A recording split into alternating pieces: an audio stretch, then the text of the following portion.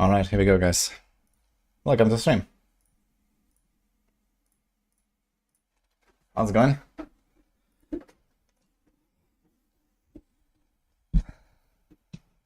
I was in the Warcraft category all this time. Whoops. I'm gonna do that later. Because I forgot to change it.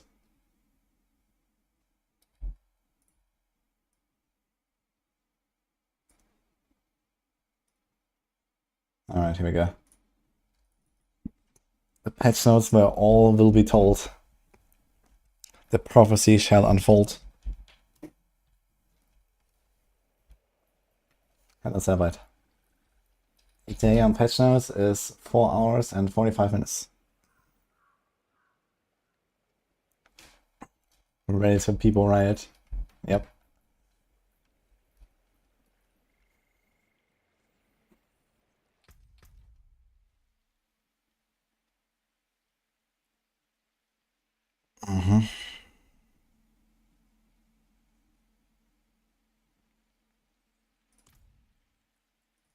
Log in. They wanted to wait till Friday. You watched the M's new video and now I can't trust any of you. Wait, what happened with DM? Oh, by the way, DM, on Sunday we're gonna have a stream. DM, Rax, Chronix, and me. It's gonna be fun.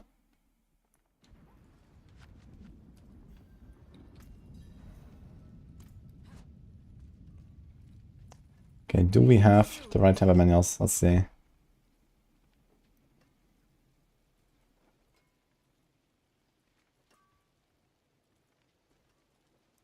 I actually don't. Oh my god. I'm missing like that one recipe, dude. Don't even have like a magic version. F. Okay. We only have Eagle, but we need the, what is the other one? Skies, I think, or something. Okay, what about this one?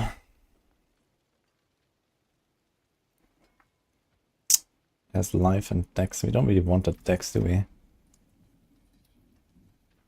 We have attack speed, crit. We also want a starters, actually. Where's the starters? Here's a crit starters, that's it. Why do I have so many arenas?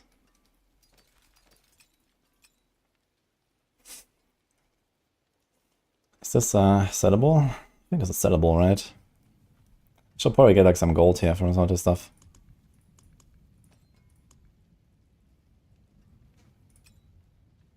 Attack speed. Crit, life. I think something like this is okay.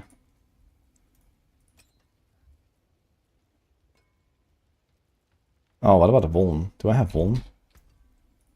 Do we make Vuln with this? Okay.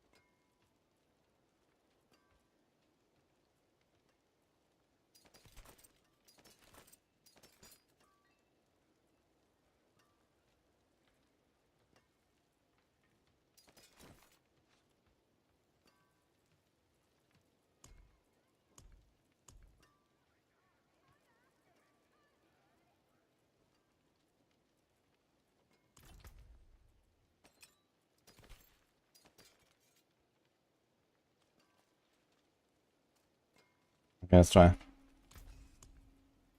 Does it get 2 class requirements? Right now it has a barb requirement. Wait, for what reason?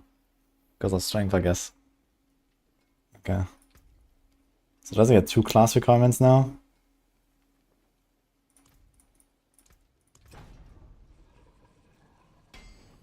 Wait. It overrode.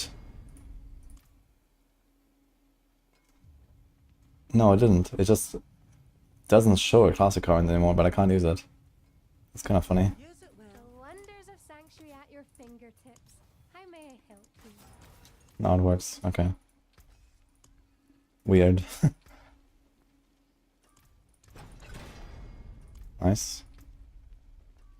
And I think I wanted to go crit, but it can also go like eagle. This is 80. This is 85, so it's almost the same. But it's a 1 and 3, and this is a 1 and 4.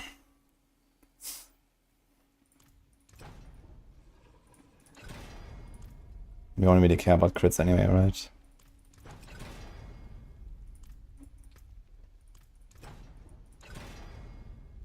Okay, this is good.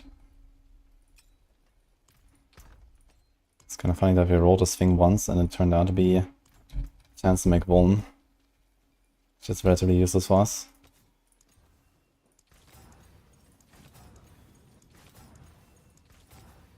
I'm not sure if I need to auras right now, actually. Yeah, I have movement, armor. I'm gonna do like furnace or potency. Probably furnace, actually. But I don't think we have that. And then GA armor.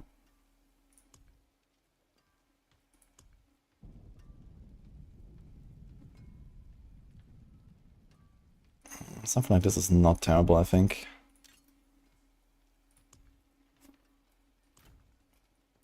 My speed, though. Okay.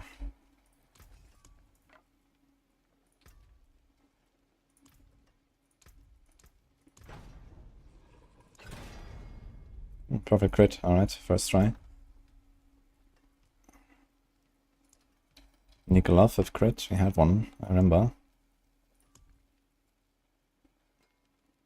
We can do this.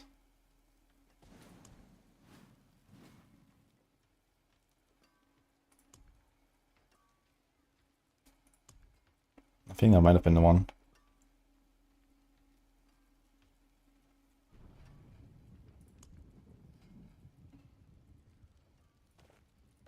No life though, just stacks. Has to restore resource. I don't really want to give that up actually. But it is what it is, I guess. Okay, we need our shroud. Let's get it from a barb.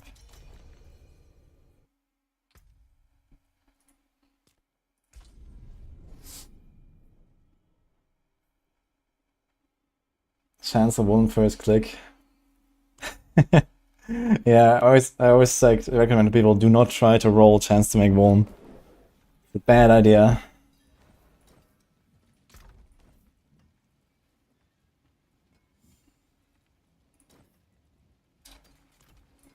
I guess I have enough of this, right? I need to save this thing. Get whole 3 Paragon points here. Wait, how did I get only 3 points? Really?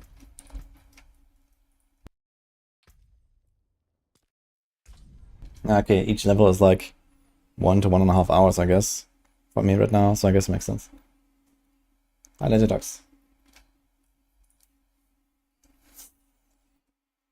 What to do with the pre-expansion classes? Do we delete them? What do you mean? I mean, your old characters, you can delete them, yeah. Okay, Navi. Where is she? Offline again. Okay, goodbye, I guess. Unlucky. Okay, we do not do Rakonos, right? We do normal boots. With big movement.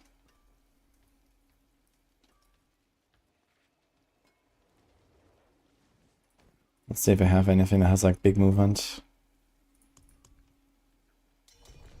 Oh, there she is. What the? It just closes my stash.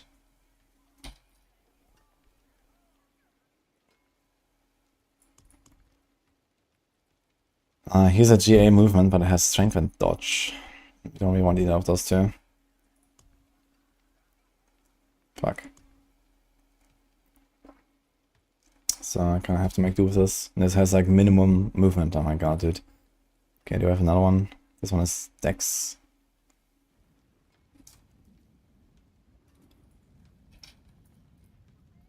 Great.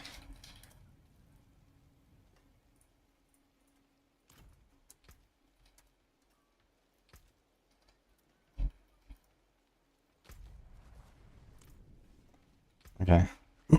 So let's make some space here.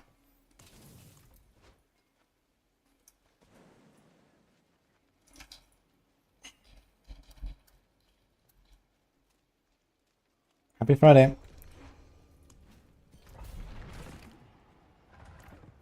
Okay.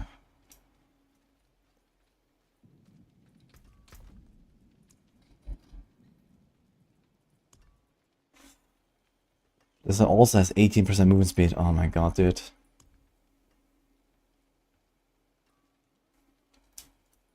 So I want movement, life, res.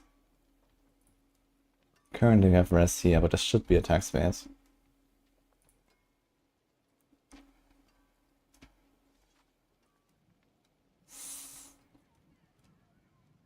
We also need other pants. I think I found some yesterday though.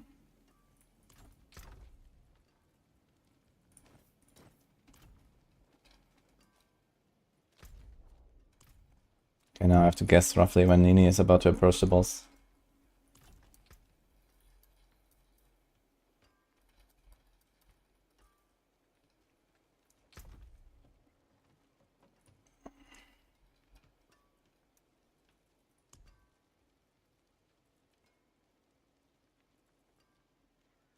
These are actually the same boots.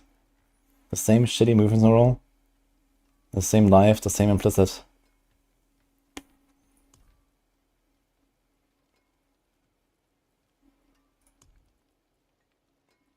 Amazing. Okay, then. I'm going to put the vortex size and movement speed.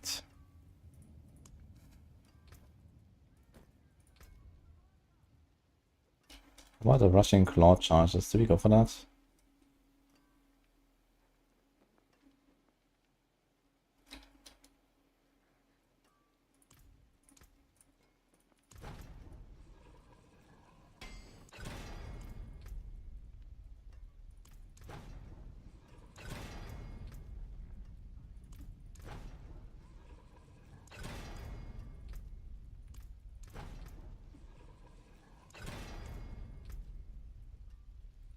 I wonder how Thunderspike size actually works. Not actually tried that ever.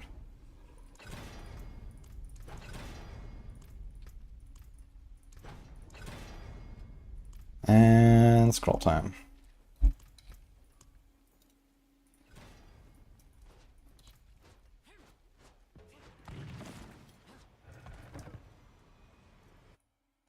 Okay. Why is Diablo so disconnected from the community?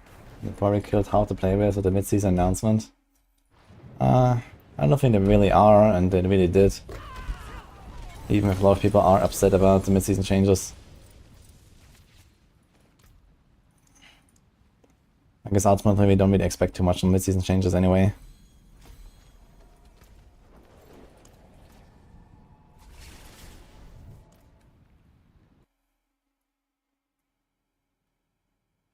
More time on the patch notes? Probably in 4.5 hours.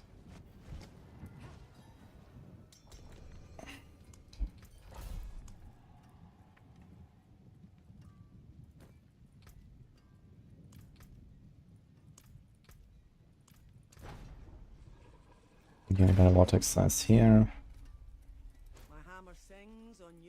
Put duelist. I don't think I have a 5 duelist, right? But you have 4. Okay. So I have some speed. I have to roll all rest on this thing. Alright. And I do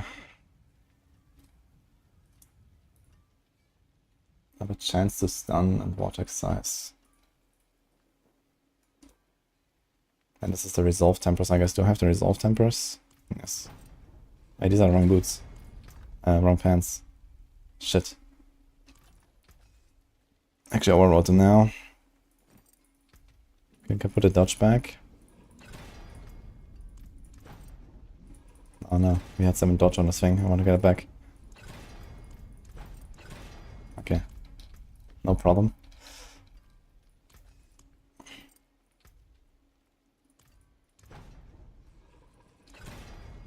Okay.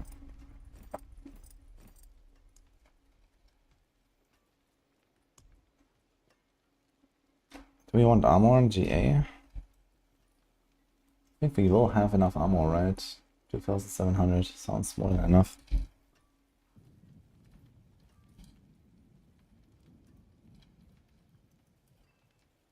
Oh, not if I don't have like a high roll on unyielding hits, but okay. What is this GA live? Normal armor roll. Okay, let's see what he got there.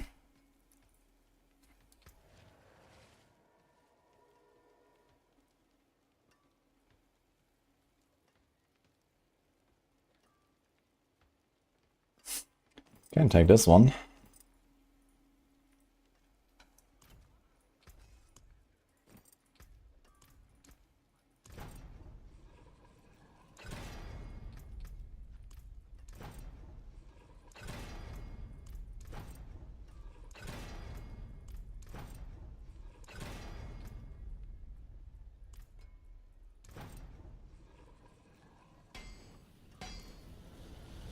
Good, warte. Ich möchte ganz close. Okay. Alright. Let's do it. Actually, I realized instead of Dex on the pants, I could go for res on the pants and Dex on the boots. Would it make a difference? Maybe. Can I actually TP on someone like this? Does that work? What happens? It's just in the pit. Oh, you can. What the fuck? Interesting.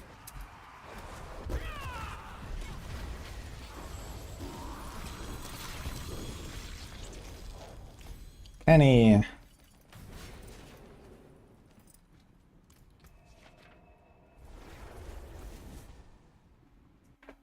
How's the situation with Gauntlet and Ladder? There is no situation. Gauntlet no longer exists. Auto armored hide, huh? Glaive is not something you want for any builds. Neither is this.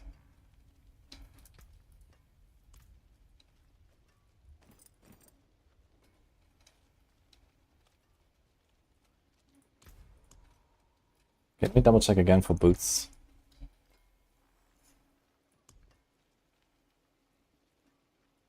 Now it's a bit more movement speed. This has armor. Could also get the armor roll here. And then roll high movement. And not have armor on the pants, but I have the GA pants now, so it is what it is. Here's Dex and life. Wrong implicit. Okay, so nothing I can do in here, I think.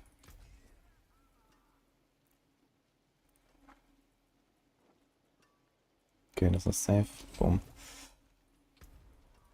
May your road be filled with wonders.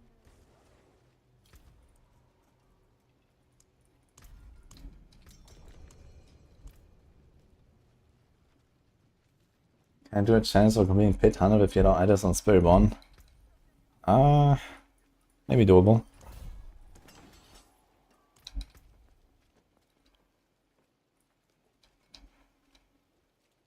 Alright.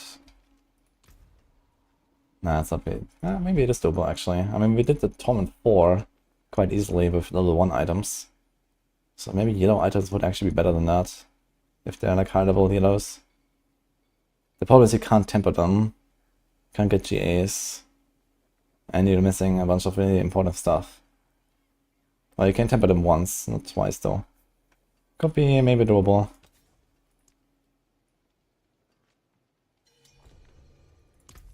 Uh-oh. Hello, Fiddy.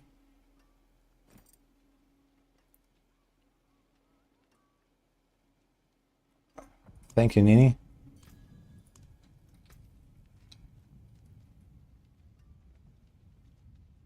I forge more than than horseshoes and nails. Okay. Been starting from nothing. If you don't get Vest of Hater, can you play the season? You can play the season, but it's not gonna be a very good experience, I think. Okay, let's do this.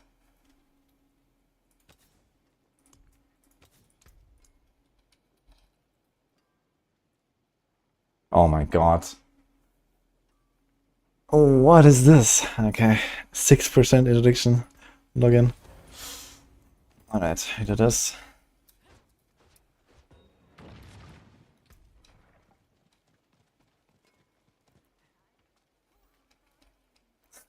Beautiful, man. 2 GA, insane pants, perfect perfect tempers. I didn't even scroll it. And I have 6% interdiction aspect, man. Why does the interdiction aspect start at 1? Like, it's crazy, actually, right? It goes from 1 to 15. It's like the largest range of any aspect, right? In terms of, like, how much better is the Maxroll over the Minroll. It's actually crazy. Alright, well, I need to put some attack speed here. Oh my god, here's the third roll. And I get the second time vulnerable. This is insane. I also have Always on his ring that I don't want, man. Lustig, ey. Actually, maybe in groups for now I'm gonna keep it.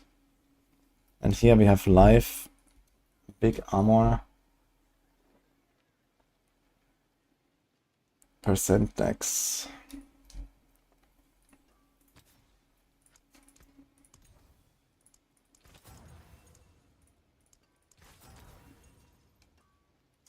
Let me try to...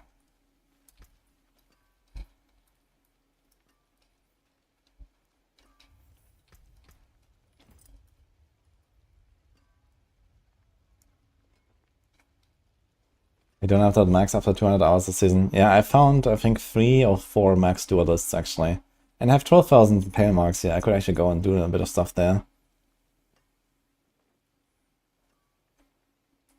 Okay, so I need to temper this thing. That's my crit chance, yeah. Ah, yeah. Okay.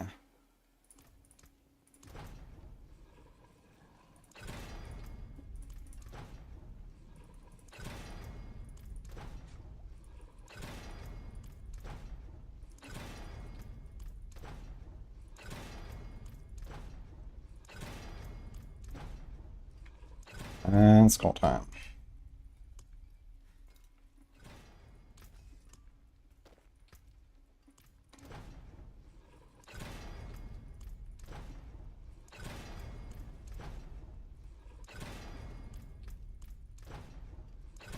Oh my god, dude. What the hell? Any crits? I actually break the fucking gloves. With 13 attempts to get a 1 and 3. Alright then. What else we got? Here's a big life glove you could do.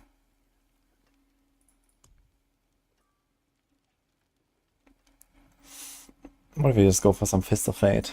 Good old Fist of Fate. What do I have in a planner?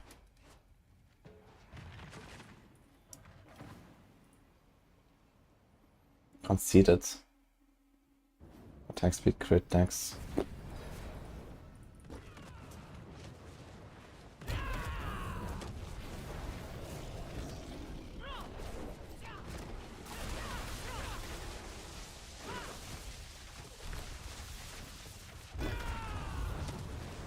I don't have any other crit gloves, man.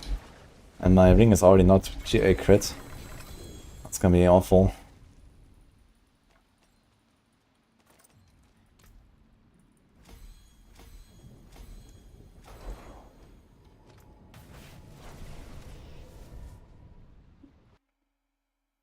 What mythic ring am I running? There is not that many mythic rings in this game.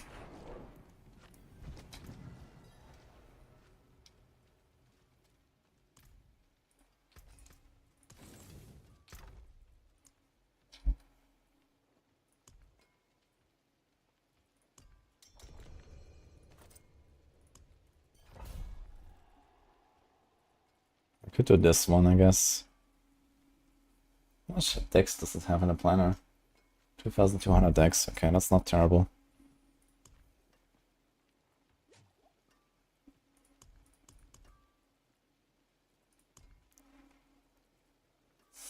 So I guess just take these here.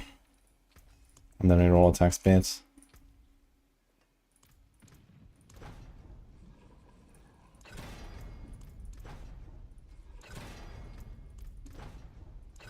Oh my god, history repeats itself, guys.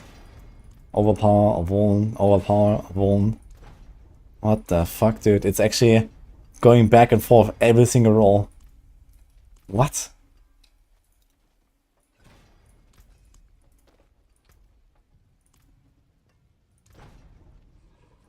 That's insane.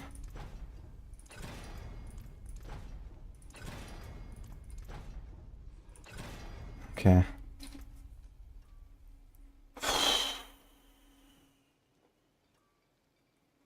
Okay, do we care about ACC?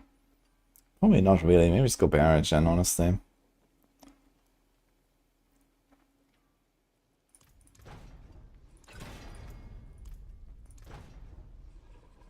Oh my god. Whole 8.5 Barrage then.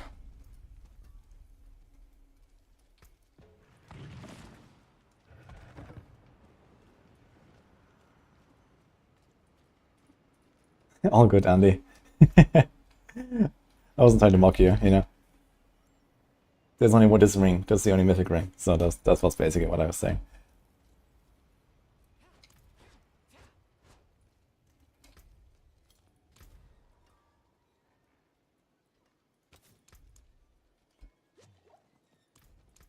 I got a 19 considered.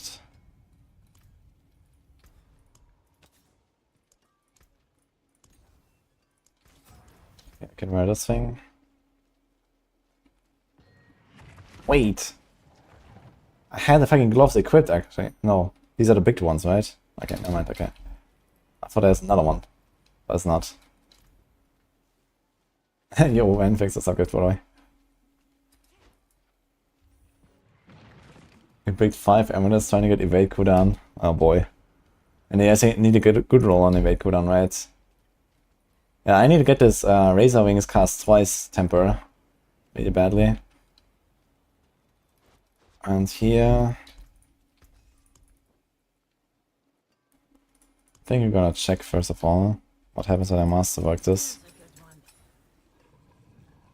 That's fine. That's fine. Do we want to masterwork it further is the question. Okay. Razor Wing charges.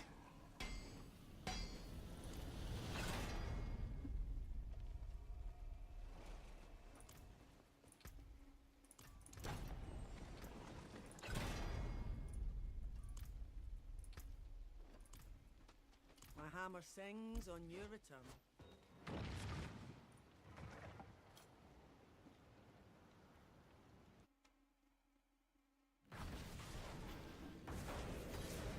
Greetings. Greetings.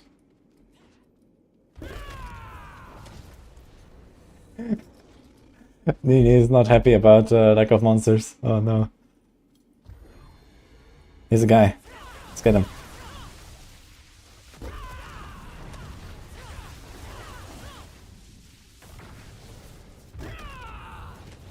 This guy. No. Wonder how much damage I'm gonna do with this. But you have 21k life. That's like pre-masterworking.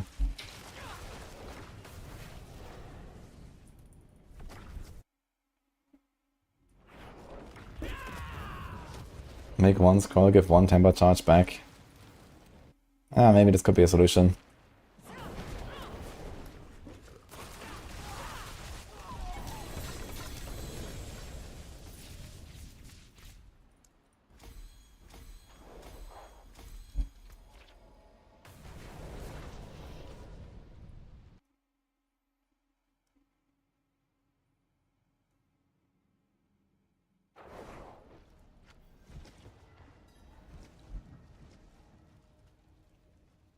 The reroll on tempering scroll is from Dark Citadel and from Infernal Hordes.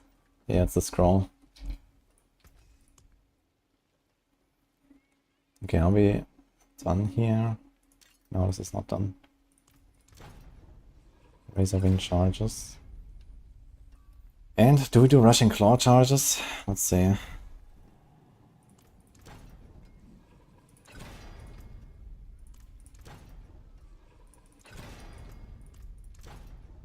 Not sure if we really need it.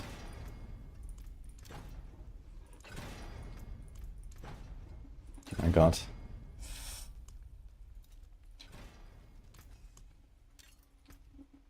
I would also like to redo the other temple.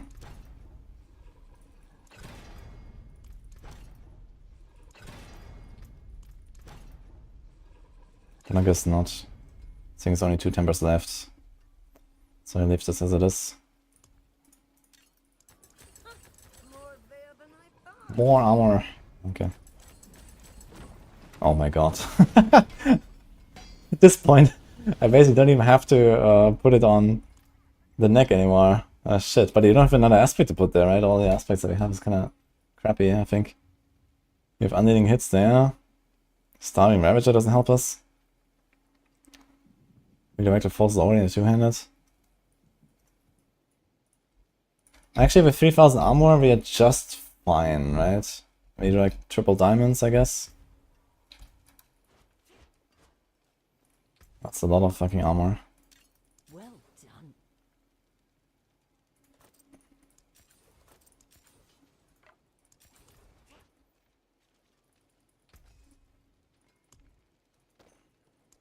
There's a good one.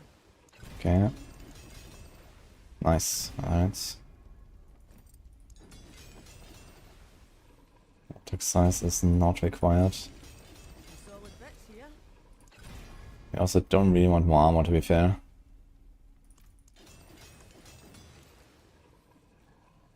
Oh my god, dude. I have way too much armor, actually, at this point. Don't need a rest here. Do we need that rest, though? Hammer sings on your return. In the plan, I actually even have a skull in my neck. There is power in these stones.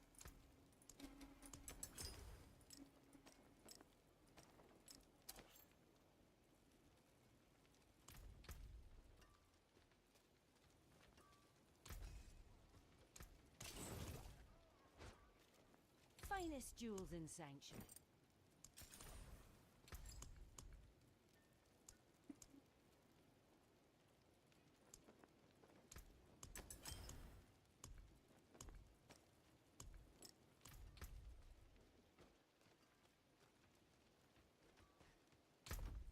Okay, we need a... I think this is like a Yule. Yes, Yule. Q. And what is the other?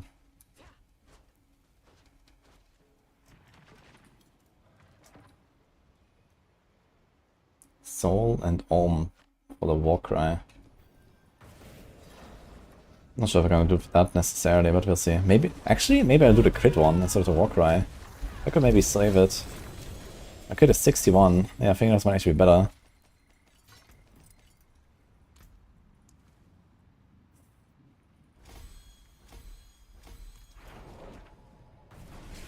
What? And now we get this. That's actually hilarious, dude. What the fuck? 2GA with life and dex. Really now?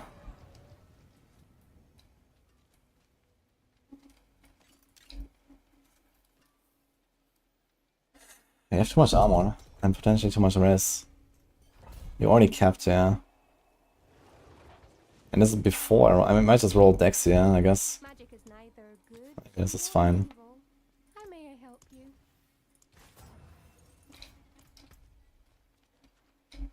20B plus amulet, really? Well, this is 20B? Oh my god, man. I have softcore. Well, it goes into the trash stash here. That's the trash.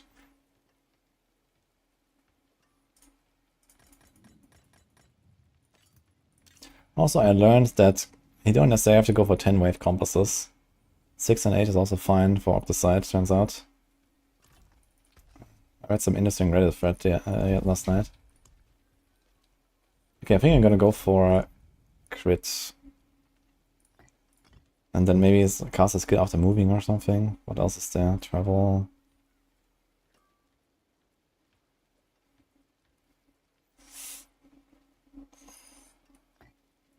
Yeah, that should be fine, I think. As long as you move every 5 seconds. I mean, if you want to get a bulwark every 3 seconds, maybe it's gonna do a soul anyway. So we get like many at once. What are the Vex? It's also not terrible. What about Jar? Why is Eom so crappy, by the way?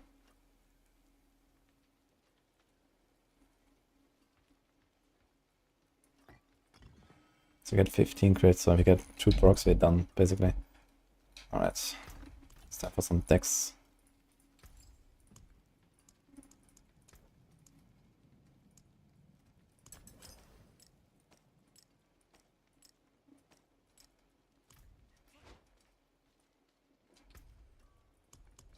Okay, let's see what happens if I just advertise this amulet.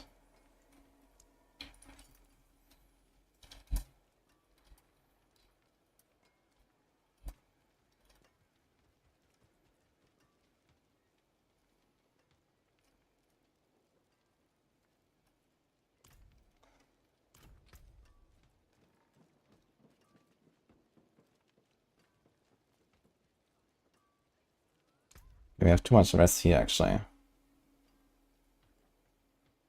So yeah, we should do attack speed and rest. Let's see if we can get it.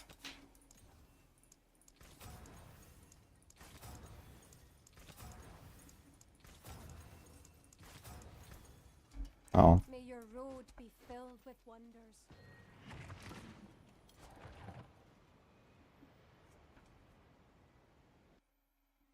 I think Druid Companion build is bugged. We played and it's great. Yeah, I mean, bugged doesn't mean it's weak. If you take a look at Spiritborn, bugged just means it doesn't work as it should. And Companion Druid does not do that in many ways.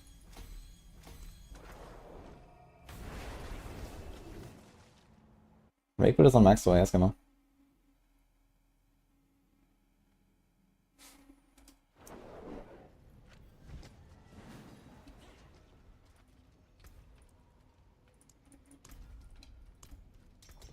Okay, no one in Twitch replied to my desire of selling the amulet. Unlucky. Big Pestilence aspect here, by the way. I like it. Better than starting from nothing. Okay, what do we gamble? This guy gamble rings or something? Amulets? I'm just gonna go for amulets. Not a bad. Actually, I should do rings, I think, for the aspects as well. I had that in my bag.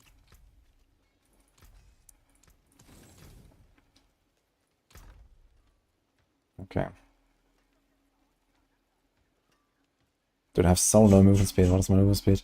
132, man, lockout. Maybe I like to have movement speed on my neck here, so it's to be honest. Or something like that. Instead of rushing claw charges. Maybe I should have gone the rushing claw charges. We still have 2 tempers left and it's a mobility, so I can change it to movement if you get lucky. There's a 1 in 4 to get movement. Okay. I can't masterwork my weapon yet, but I can actually roll it. Since you got a perfect crit roll on the first attempt, shouldn't be a problem.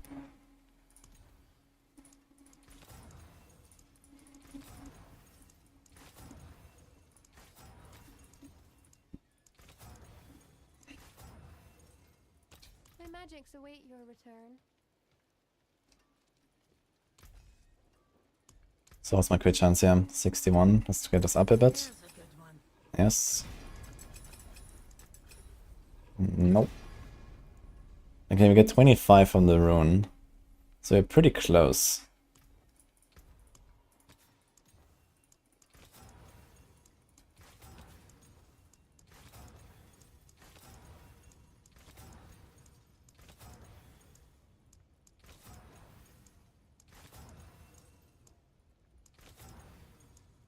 There's rest. Okay. So I got attack speed. Okay. See some steel you need. Hit a small movement speed. Not sure if I like this.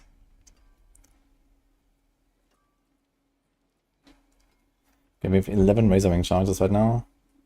Not sure when this upgrades. It says 3 out of 5, man, that's wild. Oh, it's 4, okay. So we got one more.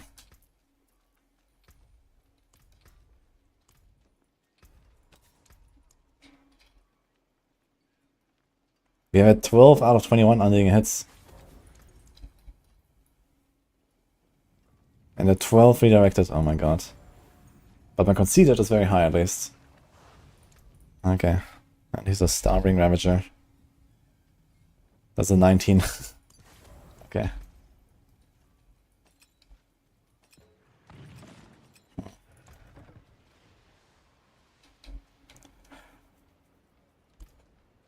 Let's see if I can do anything. Oh wait, I can't. I have to do my class quest. Hello, Nico.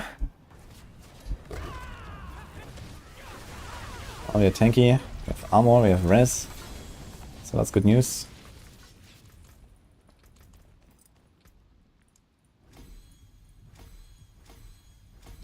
Okay, we're also missing a glyph, I think. Kenny goes on sapping. Is that the last glyph?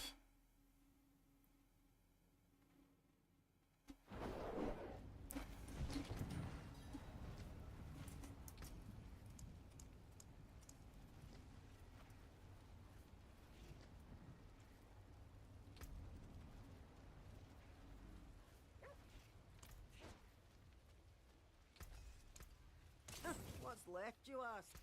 Alright.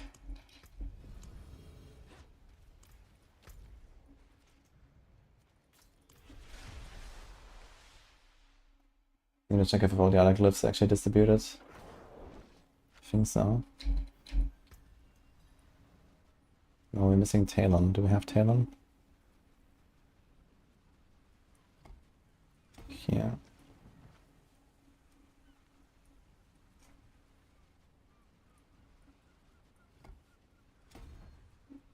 Okay. Alright.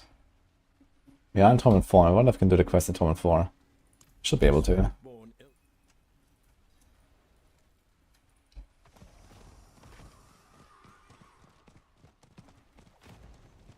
Is anyone excited about Tyson vs Jake fight tonight? I am not, actually. Why is there a Helltide chest showing here? What the hell? Wait, why the Helltide chest showing? Over here, Spiritborn. Look at this. World Boss in 2. Let's get our Shan there. We go for the World Boss.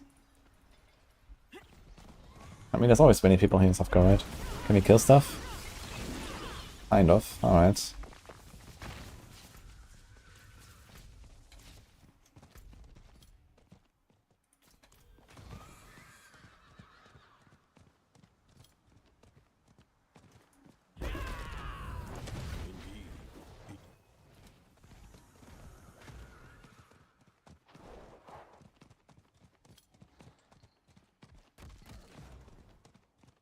Frost damage procs. Azure Wrath and the Frostburn stuff is actually one of the best builds on Sorg, I think.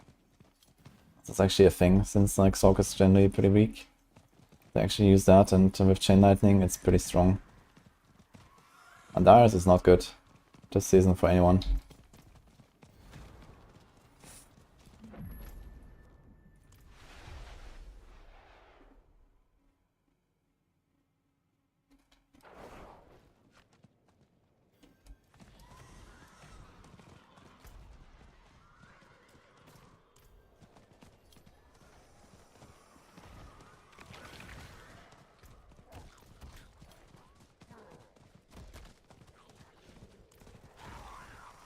Okay.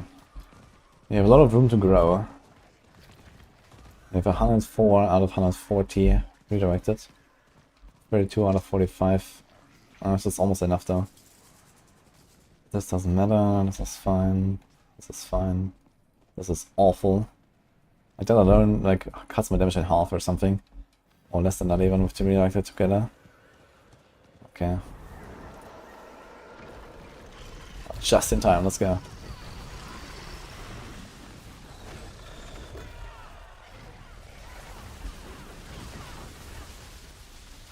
Well, I am running out of charges, which is not good. Oof.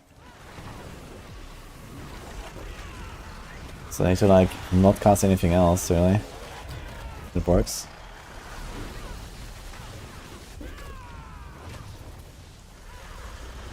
Nini is back.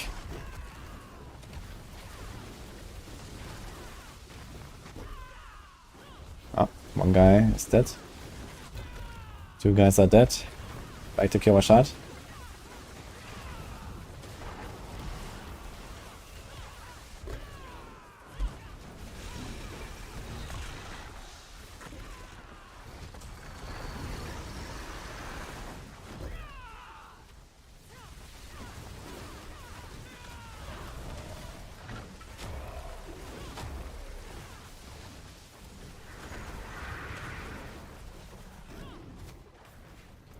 Okay, we have a problem with our consistency here.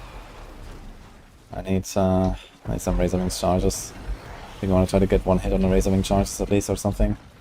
It's not convenient.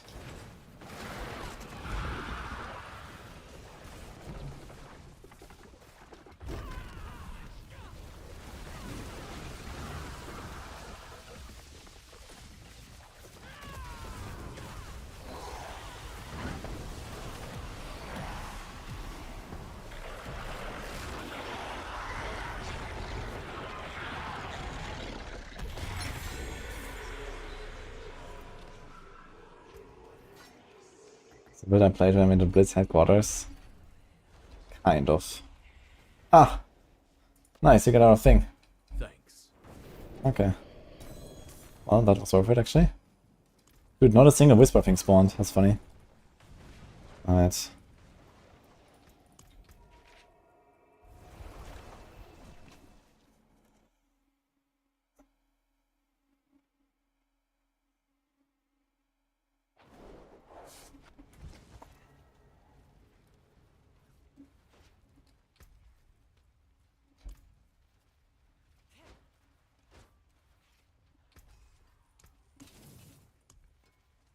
Alright, let's go. This is Sky Augments. Chance of Vortex to extra Hitman. Water Temper.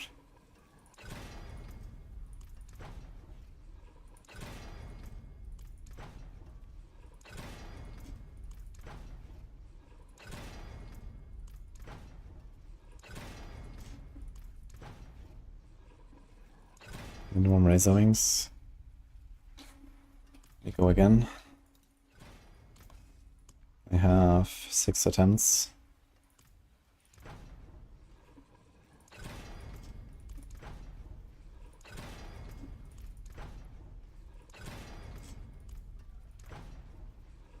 Okay. 39 out of 40. That's good. Let's try to hit it.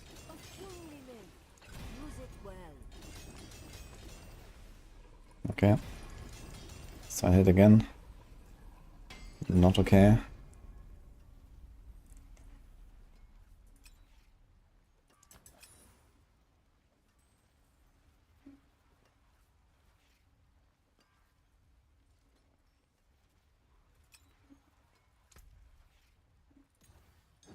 Rare to have something so fine. Okay. Okay. I got us a 12. Yo. Easy clap. Okay. This is how I do it. I think I'm gonna reset this thing now. Never seen something finer. Here's the Razorwing charges.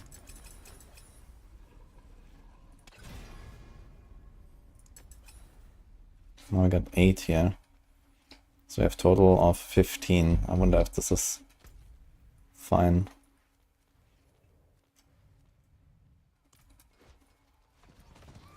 Okay, Nini wants to go Realm Walker. Let's do it.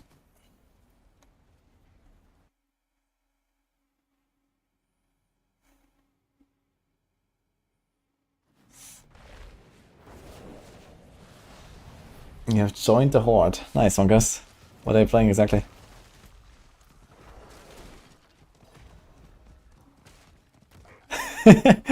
Nini is very dumbfounded. Where did I see the mouse button? I played some Warcraft yesterday already, Noniverse. It did like the first 3 missions in the Orc campaign. And it's kind of janky for sure. But I might just play through the campaign once and, you know, that's it or something. Let's see how this will go. So, I think we're gonna go and spend our pay marks a little bit.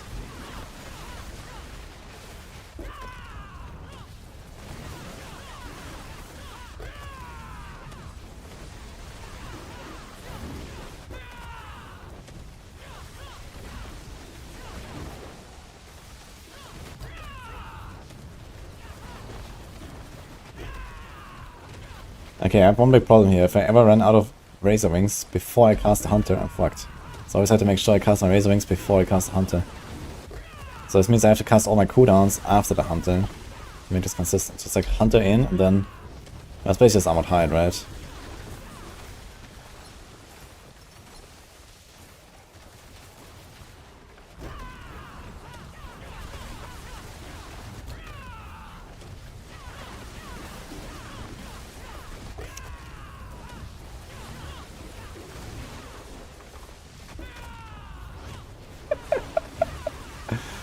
Yeah, Nini likes Warcraft, but does not like World of Warcraft.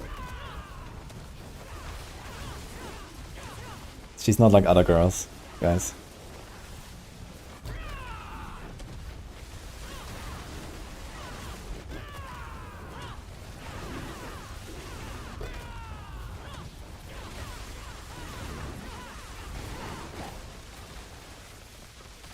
I'm waiting to hear Woody make random orc noises.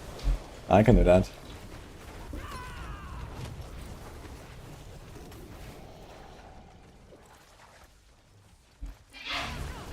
Just better as other girls. True.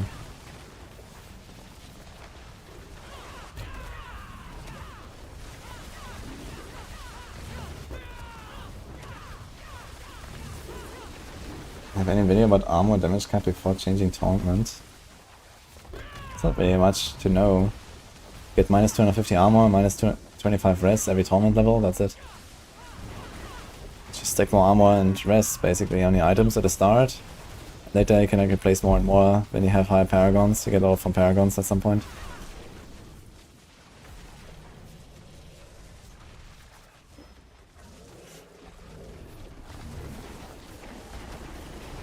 We're being attacked. Sukvuk.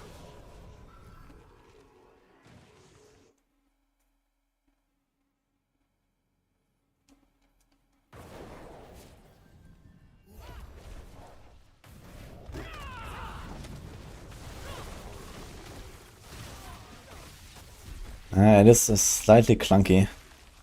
I think I want more Razor Wing charges to make it less clunky. Because if I run out of Razor Wing charges, I just can't do anything for 10 seconds. So like here, when I do like my Hunter, and if I get to cast my Razor Wings before, it's just kind of fucked.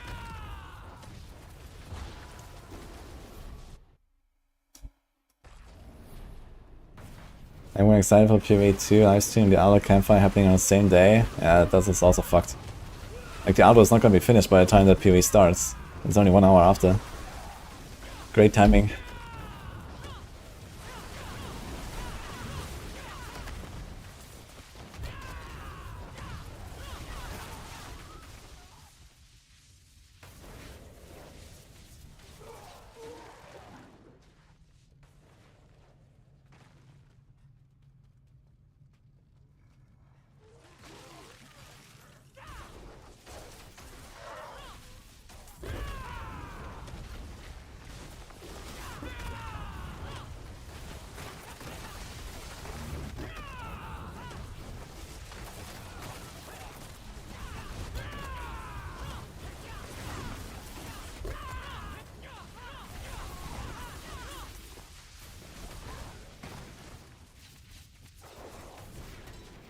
I need more move speed, man.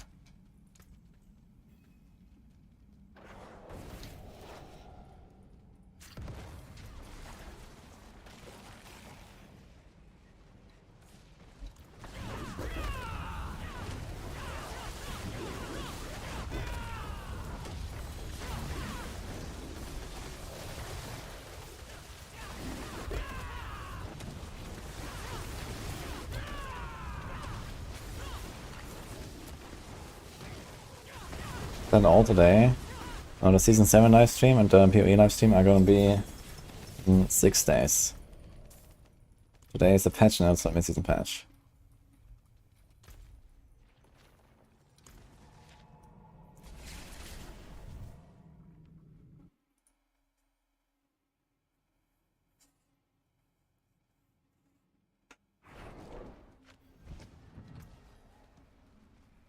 How can I help? You can still use these.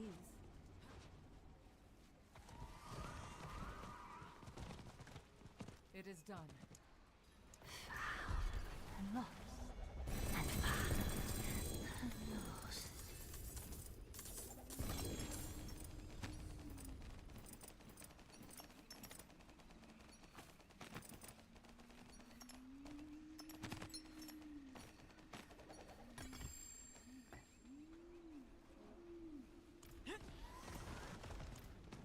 Alright, let's see.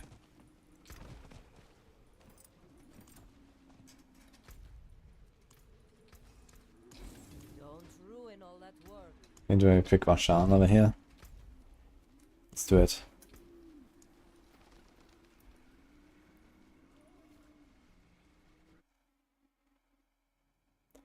The confirmed patch notes are today. Well, last time I checked, this is the last workday in this week. So, yes.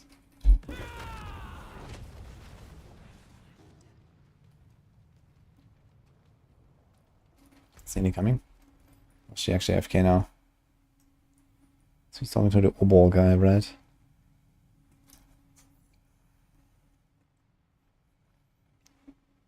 Power up Whirlwind Barb. I mean, Whirlwind Barb is doing like T100 plus, right? I don't think it really needs much of powering up.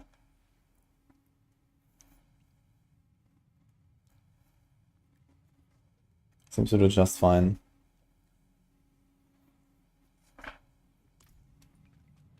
Other classes just like the Rogue.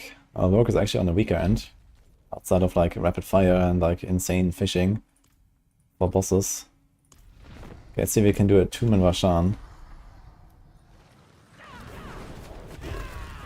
And I fucked up. Okay. Yeah, boss damage is not what it should be.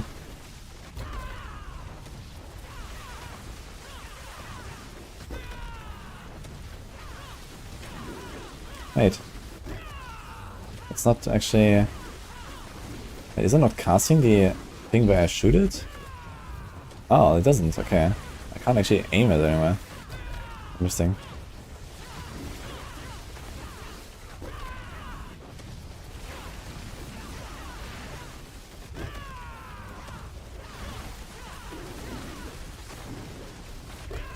Oh shit. Oh, now we have 20 seconds of nothing. Let's run. It's gonna eat the guys. I can't do anything. I really want to get a few more Razor Wing charges, I feel. But we already have one hit here, and we have a Tempered Air.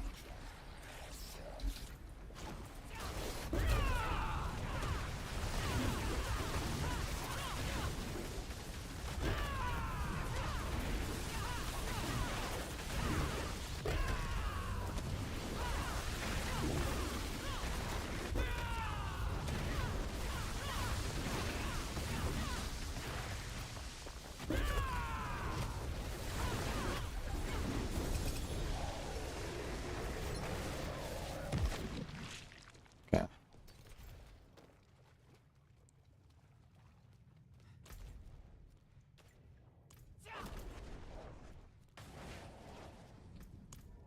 Let's try a run and see what happens. Well, first you have to do the quest, I guess. Astaroth login. I wonder when they're gonna bring us Astaroth. Would be kind of weird now that the expansion's not bring Astaroth as a boss, but I guess they could still do it. You also got a Chorus Whisper.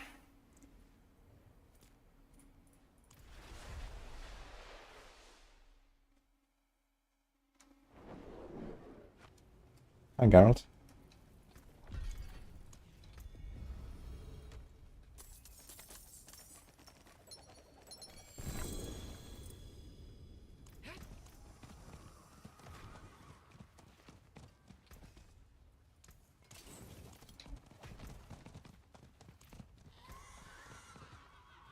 Is my skill tree correct? Don't have vehemence right now. We have to put that at the very least. That's also a lot of damage. Anything else I'm missing? Don't have supremacy. What this?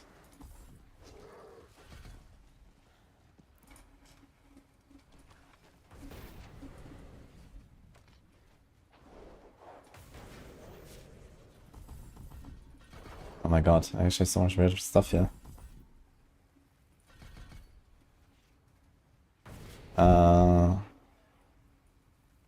Okay, should be fine.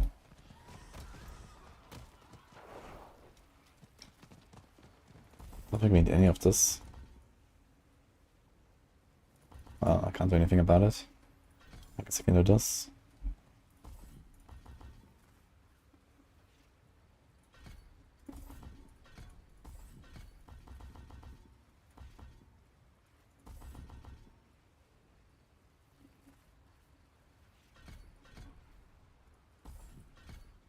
Okay, that's a lot more damage now. Don't do dominant. Shit, we need brilliance as well. Dude, I need more move speed. Brilliance is gonna be like giga low actually, I just realized. How to get more move speed?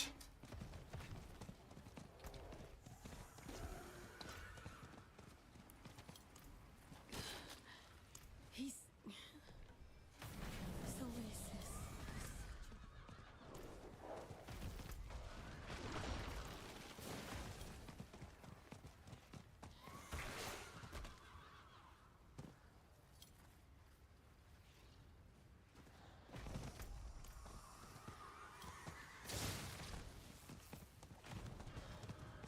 Oh, this guy's dead.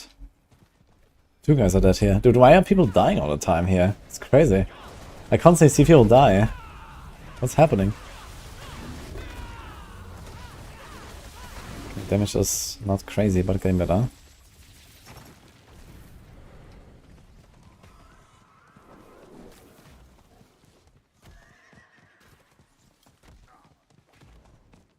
Patch are not out yet.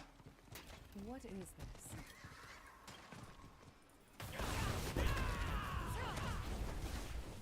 More tracks. Seems I'm going the right way.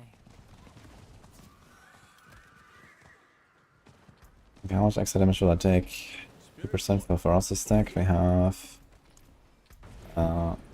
13 ferocity.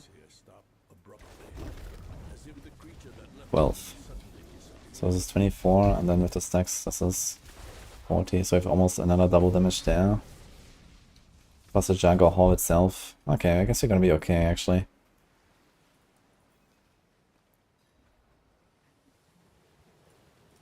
This carnage.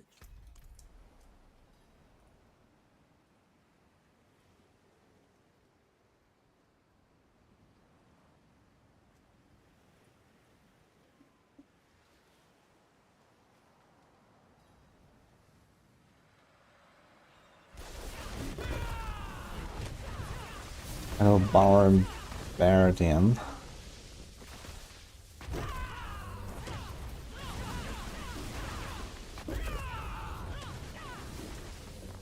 I don't think you can remove the confirmation box after picking a waypoint. Only if you are already at the waypoint and then want to teleport to another waypoint.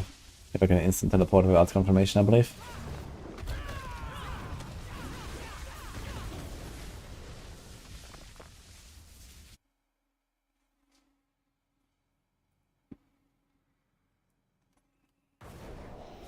The disorientation will soon wear off. This place, at least, is more familiar to me than the last. Come, walk with me. This is your path. What are the odds Razor Wings build ever comes close to Quill Body? Well, the way I know Blizzard balancing, I guess the odds are around 99%. You just have to wait like half a decade, and then eventually Quill Body will suck and Razor Wings will be somehow really OP. Summoning the sacred fire. When I give the word, It's the highest build I've cleared this build. So far 0. spirits feel generous. I'm just trying to do my class quest. Way.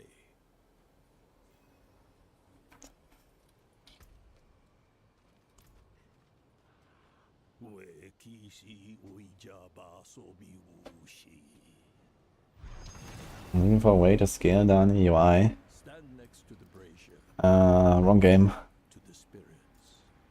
Ask them for help.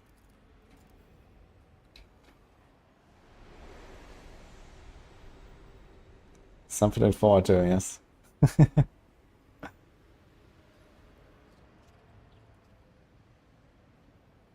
In this place, this is your time. This is as far as my physical form can go. But I shall not leave you entirely alone. Go now. Hunt.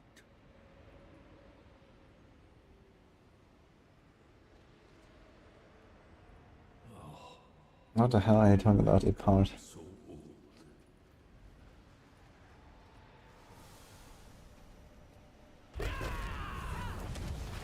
Your quarry was in this place.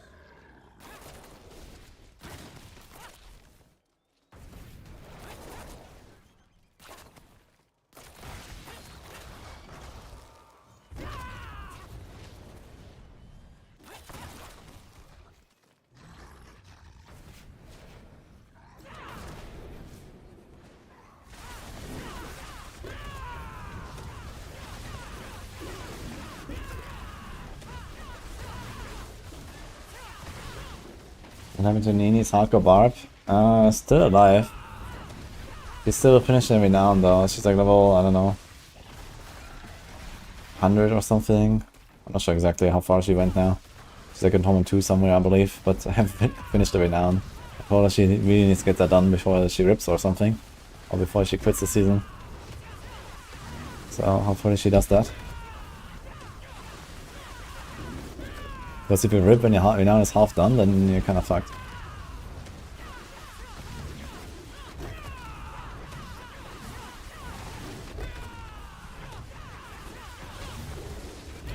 You have big hopes? Okay. We got one, guys. Alright, Lucifers. Can't use Eternal Boost for Renown. Well, the boost is just for the altars, not for the Renown. It may unlock the map as well, but that's probably about it.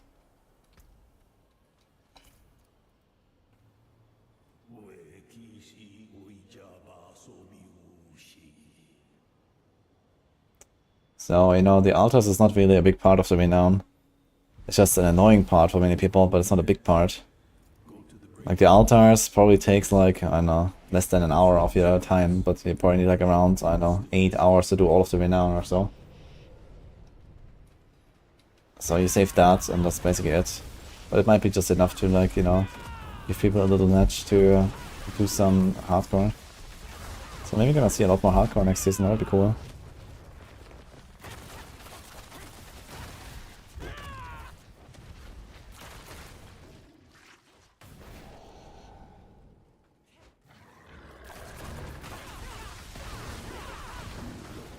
Look, the beast regains its strength. Tether it to the spirit totems. Weaken its resilience. The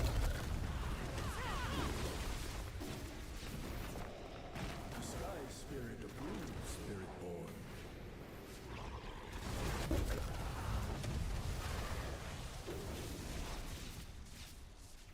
Congratulations. I should give all the renown, holy. Big altars is nice.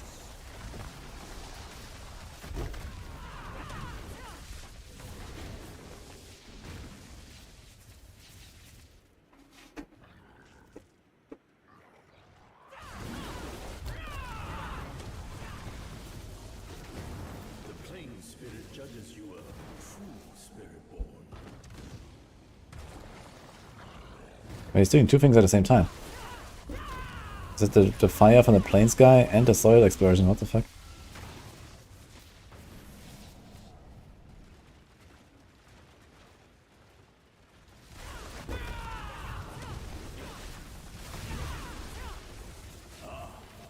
The forest spirit deems you worthy, Spiritborn. The boost is you get an eternal 50 character with 1 out of 3 chosen builds for that class, with legendaries, a bunch of mods, and all the altars. And you get 2 of them and you have Festival of Haters. So I guess TLDR for most people, it's 3 altars on hardcore. Which is nice. It's something. Can I do this? This. Let's try Kurast actually. It's a whisper. Also, I realized we are alone, and for some reason, I don't have a mercenary. What the fuck happened there? Why did it not come back? Oh. I guess it didn't work because I first hired it when I was in a party, and it just like never counted as being hired. Interesting. My shield is yours.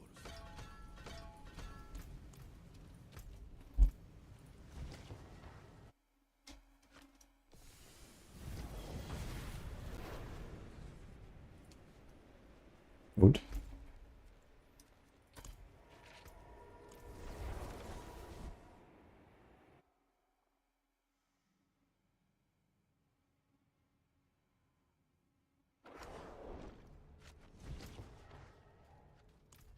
I can actually salvage my other pants so that they put us here.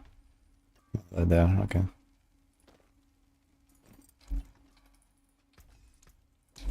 Okay, let's do some random Titans, I guess.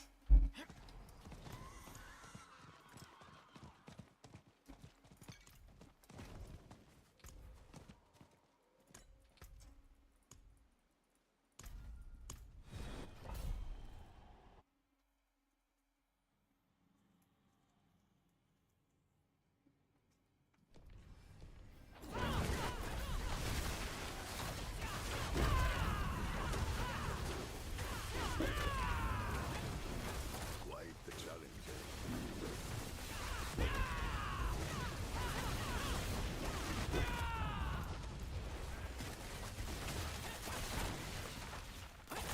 Dude, just rushing claw being so fast is ridiculous.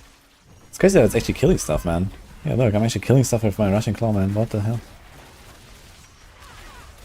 How does that happen? How much damage does that do? 70%. This is 80%. Like, the rushing claw is actually almost the same damage. If I invest the same points, I would actually have more, I guess. So I guess there we go.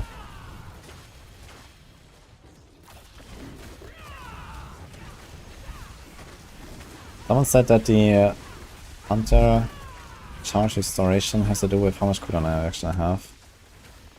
Okay. So maybe I'm gonna masterwork my Shaco to 12.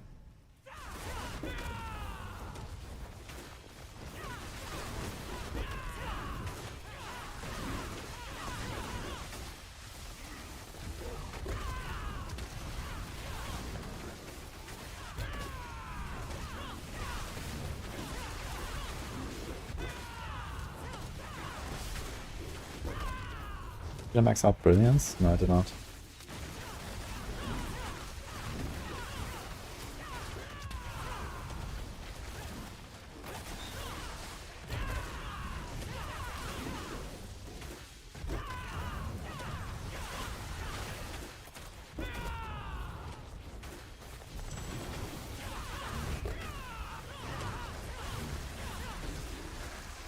So weird that I can't like shoot my Razor Wings anywhere.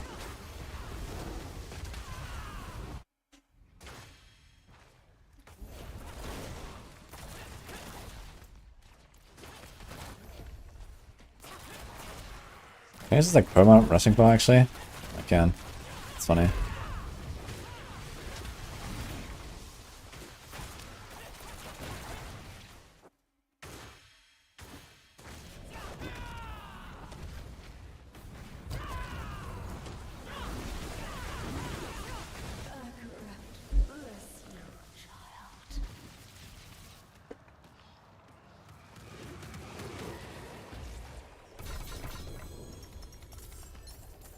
Whisper.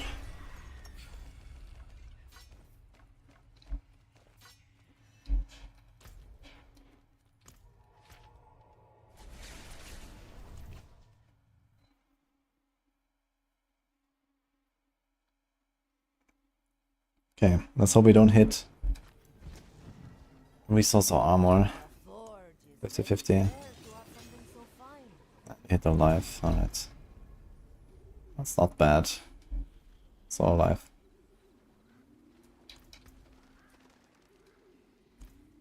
It is done. I think I'm gonna try to barter a little bit.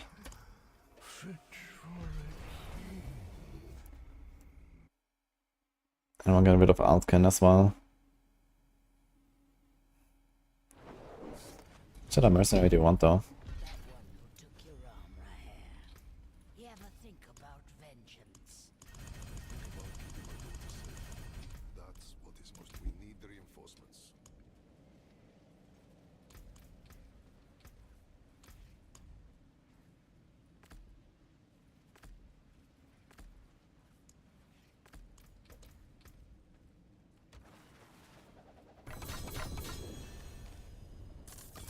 Okay. Boom.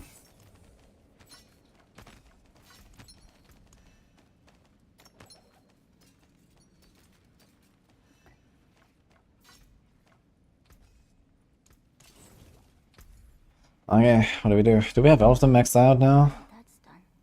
We need reinforcements. Okay. We need reinforcements. Okay, that should be fine. We are stronger together. Master we can cash. This is just like some random bullshit, right? 40 Opticide. Incredible, okay. That's what Papa Let's get a prison and gem fragments. Okay, restock for free. At that carry What about the salvage material?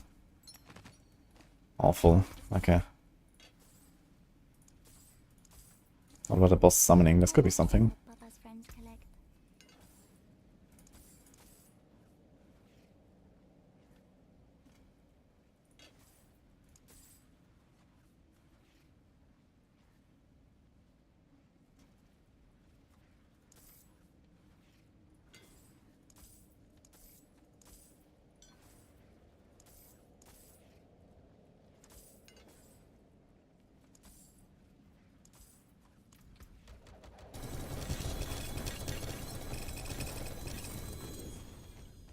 One blood.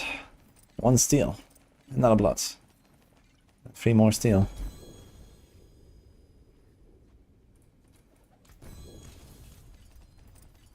Huge. It's not terrible, this neck.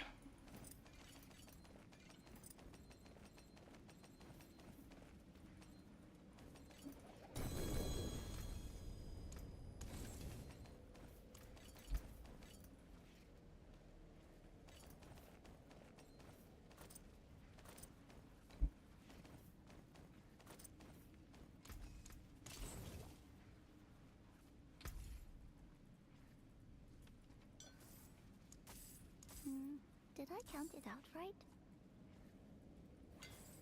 At that carry the 1.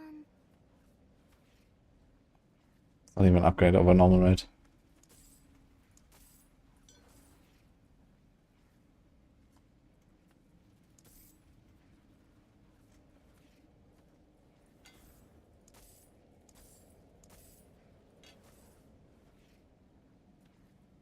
You love the system. Yeah, I like seeing what it's not bad. You know, it can just keep piling up until, you know, at some point you feel like you need it, and then you just go, right? count it out right? I wish I would be less like random bullshit. Because all these like random uniques, man, they're just like useless. You just can't buy the caches anyway. And some of them not even.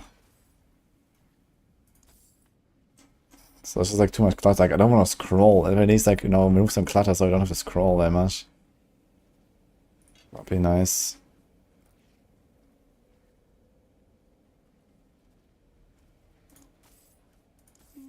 Did I count it out right?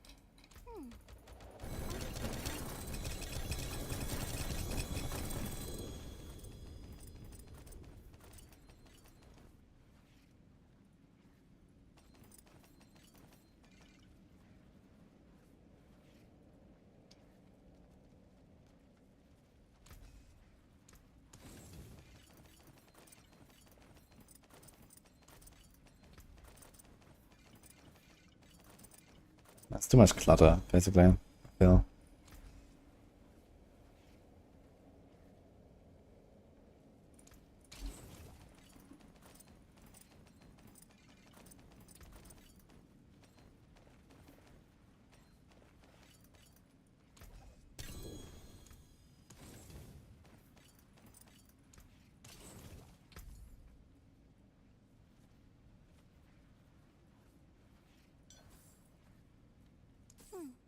I like seeing what Papa's friends collect.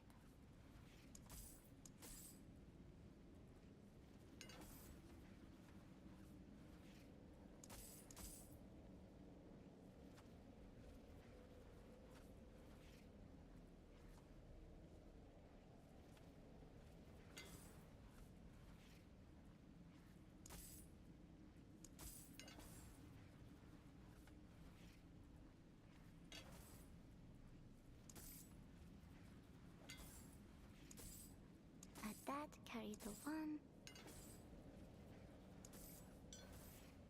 Yes. Silverus, thank you, man. Papa's friends collect.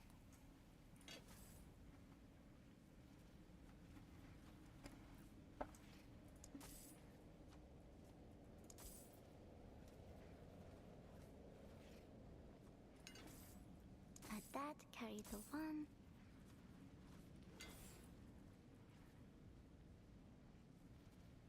Follow through, huh?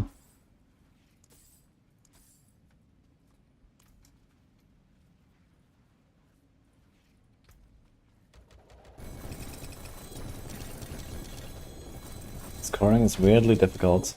Yeah, the scoring is difficult because some items have a scroll of their own. So if you mouse over an item and then you start scrolling, it will scroll the item and it will not scroll the, you know, the entire thing basically. Because the tooltip on the individual item is too big. So, because there's like so much, like, look at how much unused space there is. Look at the bottom, right, where you have like all these like hotkeys. And then you have like all these like, you know, okay, requires level 60, account bound, whatever. Like all the stuff is just like so large, right? So these tutors are like fucking insanely large.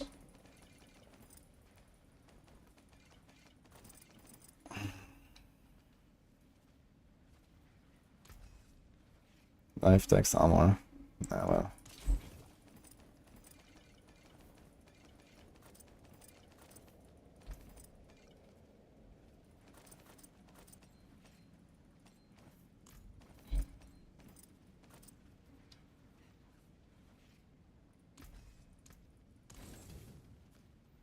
Where's the stash? Yeah.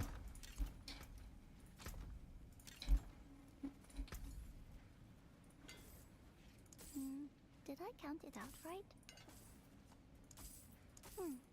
I like seeing what Papa's friends collect. Add that, carry the one. Did I count it out right?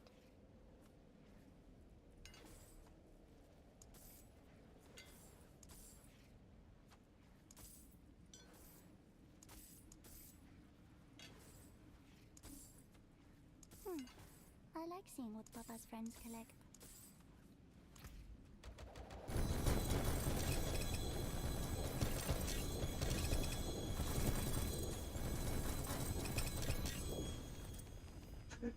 Playing on TV 50 meters away. Oh my god. Do we want to save this? That's not bad, I guess. What this?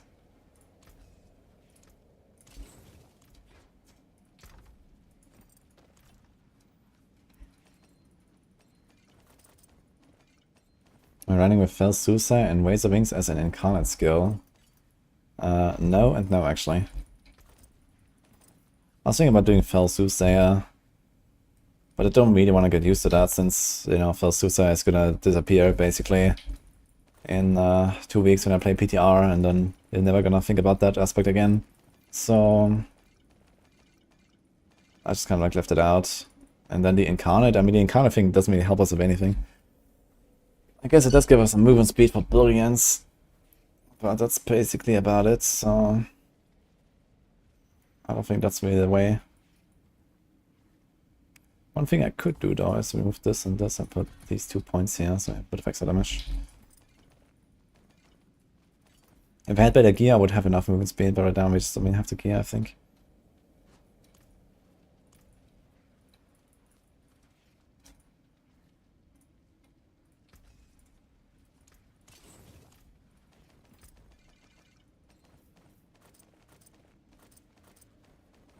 What are you gonna get from the incarnate aspect besides a bit of movement speed?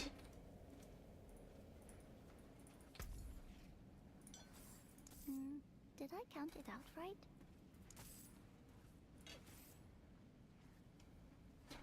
Okay, here's Dex, Life, Crits. Should we buy this? Not sure if this is settable. Dex, Crit could be good something for like a Rogue, but a Rogue doesn't want life, yeah? Only Spiritborn might want life. There's a Maxroll Recalling Feathers though. Let's go buy it for that. Add that, carry the 1.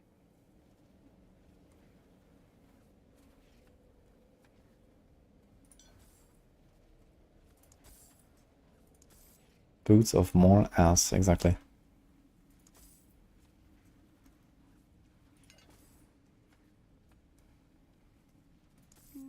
Did I count it out right?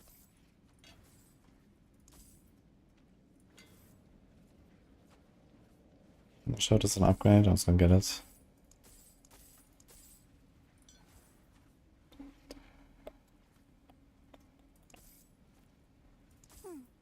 I like seeing what Papa's friends collect.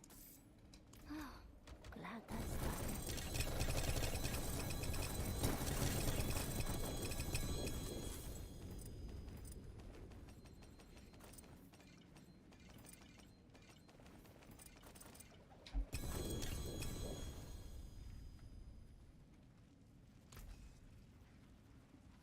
Nah, it's just so much shit.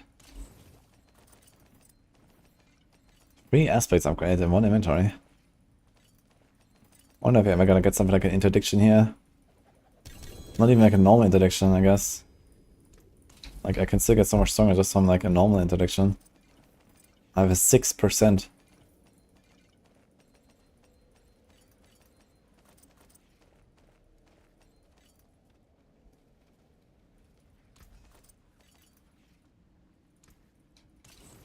I've been practicing.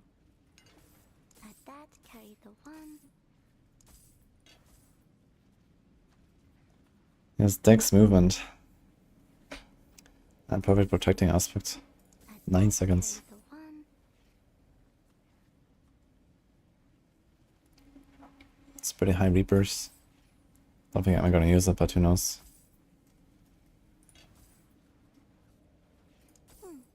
I like seeing what Papa's friends collect.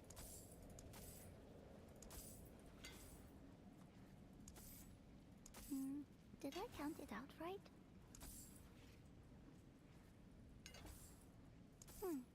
I like seeing what Papa's friends collect.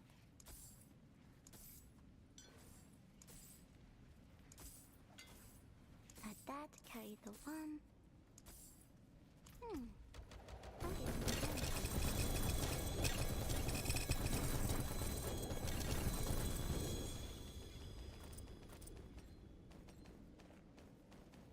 I'm trying to make a reusable Razorwings build where your friends all play OP Quill Volley.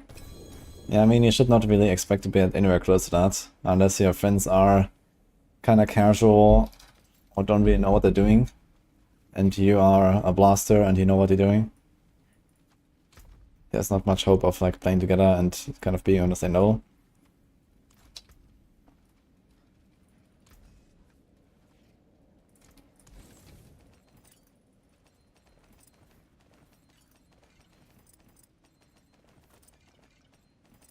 You don't know what you're doing, and you're playing Razorwings. Then I have bad news, man.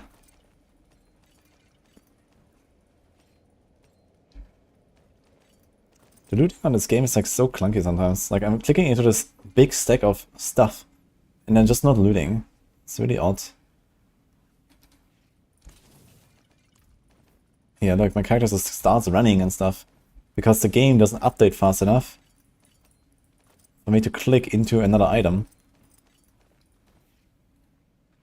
It's stupid.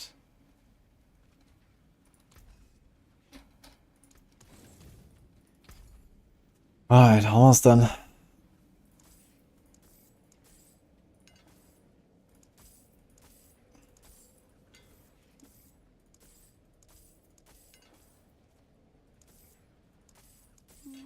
Did I count it out right?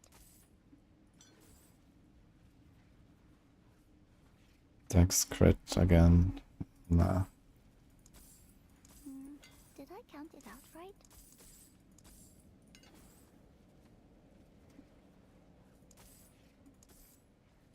Woohoo! We did it.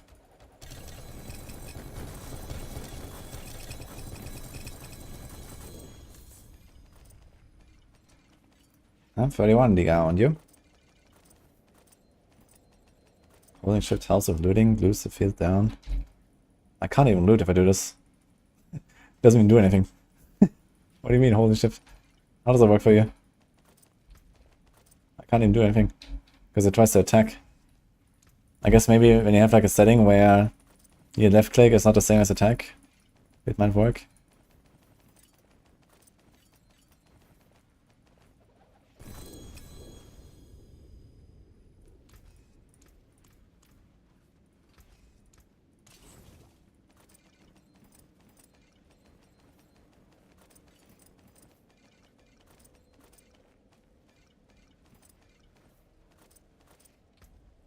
Why is it that max exhaust tax gives more damage?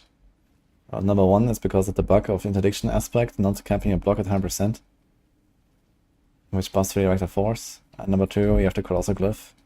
That gives you more damage per resolve.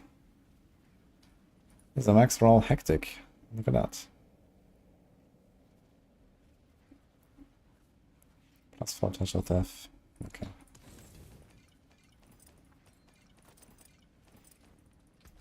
Can't see if we got an upgrade to any of our important stuff.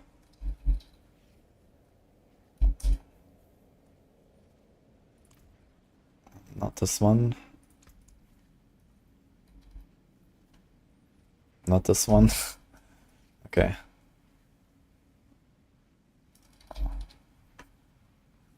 Yay! We got 3% more on the interdiction though. That's something.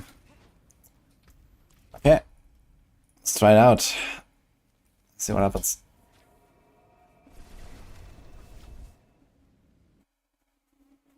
After campaign, Strongholds is the fastest, yeah. Also do the Deeds of a Champion. They're somewhat slow, but you still get a few levels. And this unlocks your Whispers in the Hunter, because else you don't get Whispers in the Hunter, if you care about that. Okay, Nini is back as well. Well, let's see if I can kill stuff in an 82 in 2-man. Bonkers.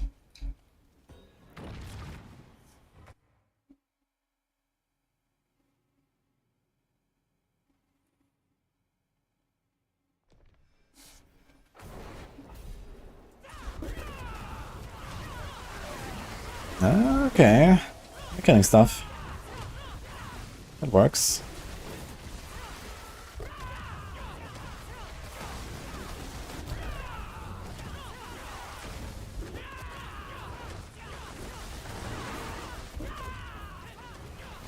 That's super fast, but it works.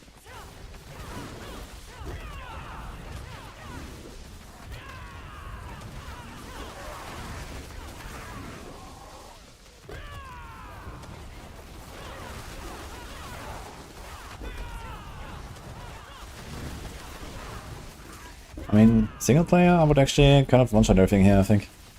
An 80.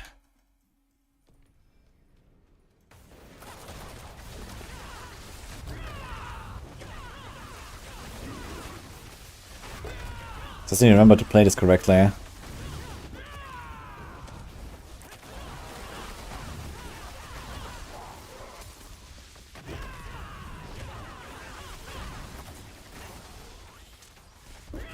I always have to do a Razor Wing before I do the Hunter. This is like the most important part of this.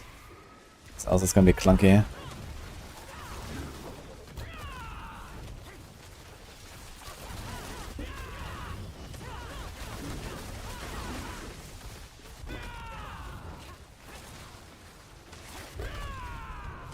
And now I didn't. Do I have enough though? Barely.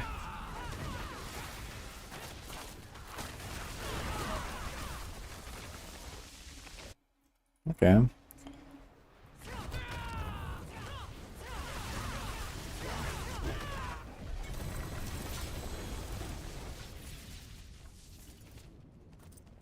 Nice, man. For the first time, I'm not getting carried in softcore. And I still have 2 blizzards out of 1. How often am I hitting Vortex? I can see it. Yeah, Vortex Rune. You can do that too. I just like run in, press Vortex. I have it on a bar anyway. I mean, what else should I put there? We can do the Scourge, but it's kind of annoying for speedruns sometimes. Let's try this.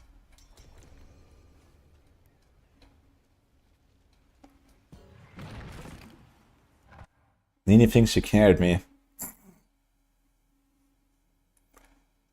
Simulating Season 7 Spiritborn power level. Hell yeah.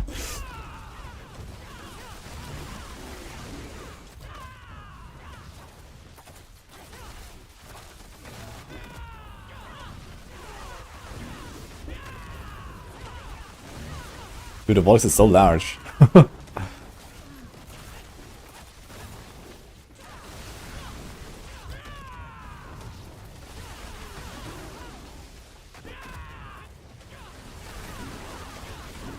Yeah, I kind of like that big vortex, man.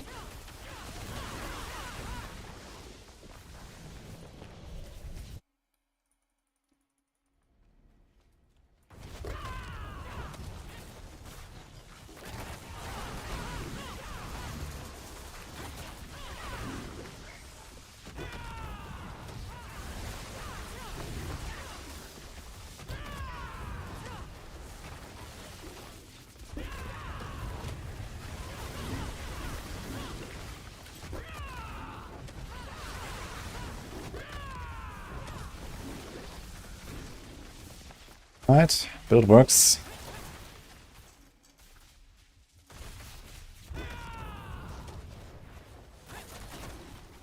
Dude, Rushing Claw behaves so weirdly though. It's just like kind of dashes to like a random target without me actually targeting that guy. So that's kind of weird.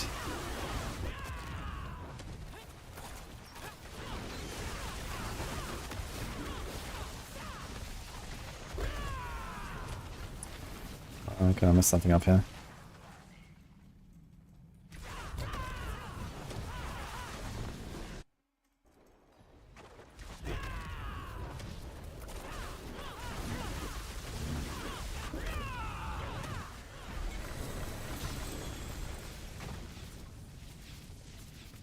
Okay. Kapow. Nini says, not bad. Look at that, guys. We got a stamp of approval.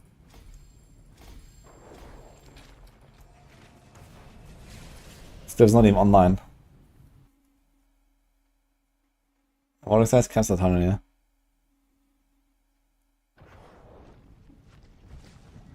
If you uncheck combine, move, interact, or base attack, combined, move, interact, on mouse, you can pick up items and move with the same input. Yeah, but then I can't attack anymore with my left click. So, I don't really want to do that.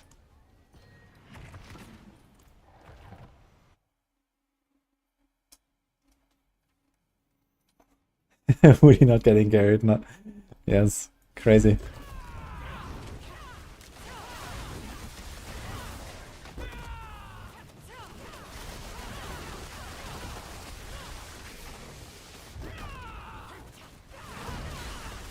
Yeah, what is in the entire room together is actually pretty nutty, man, for these speedruns.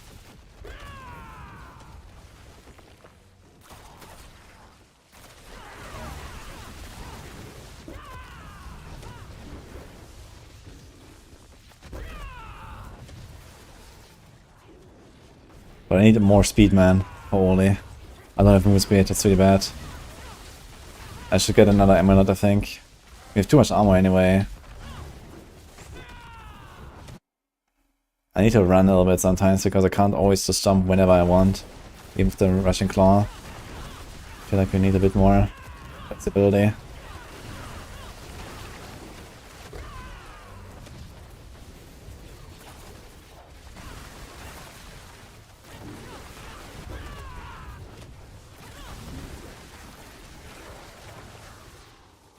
Dude, why is one charge 8 seconds on this Razor Wing? It's actually crazy.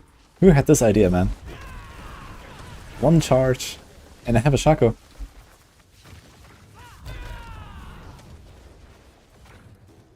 Okay, 1 minute for this.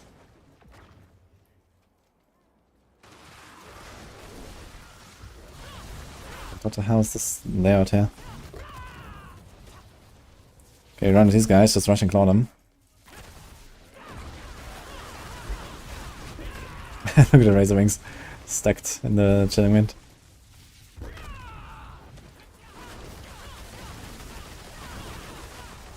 It's kind of weird. Sometimes I do like ridiculous damage, and sometimes I do nothing. And we messed up. Uh-oh, 28 seconds for my Opal.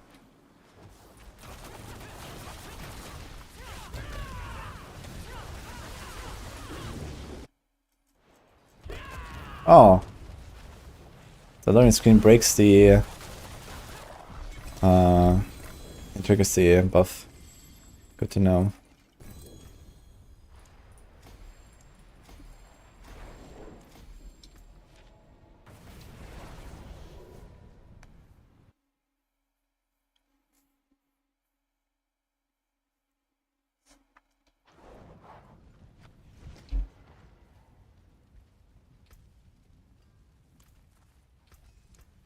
Use it well.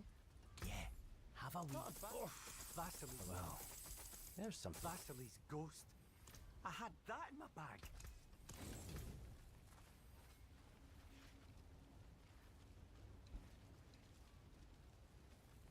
Maybe we're gonna remove Dex and put move speed. I think that's actually the way. Because it will give me more damage as well. I'll have slightly less, I guess.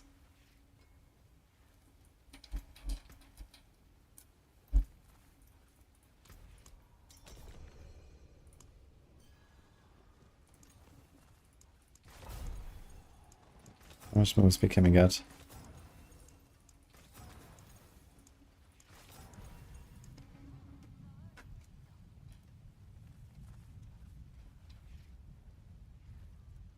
So I'm gonna have 1700.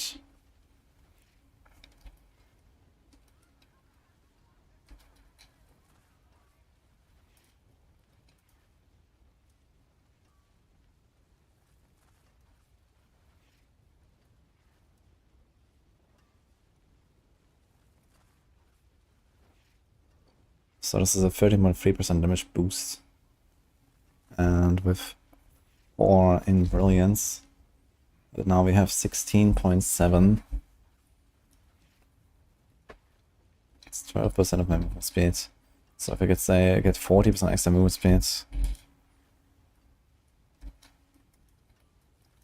actually not that much. I'm getting a bit less damage, but I'm gonna have a lot more movement speed. I think I'm gonna do it. Perfect 20% dex. Okay, it's 26 movement speed. It's not that crazy, actually. Maybe I want to YOLO tempering.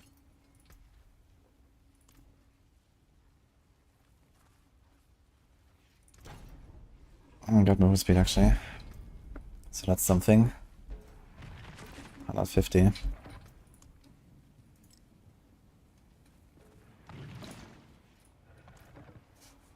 Let's see.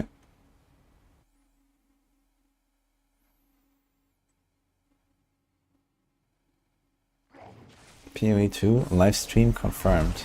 Yeah, it's on the 21st.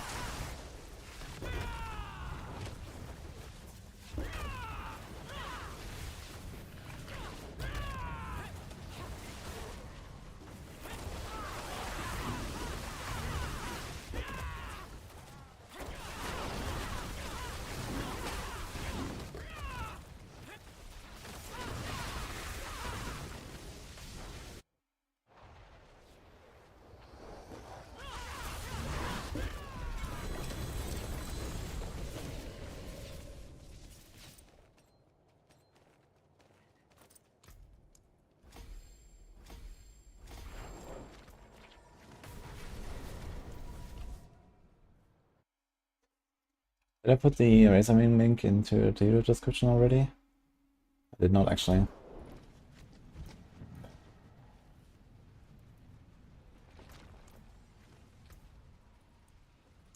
It's kind of funny that the game doesn't save the last tier that the group opened. It just saved the last tier that I opened.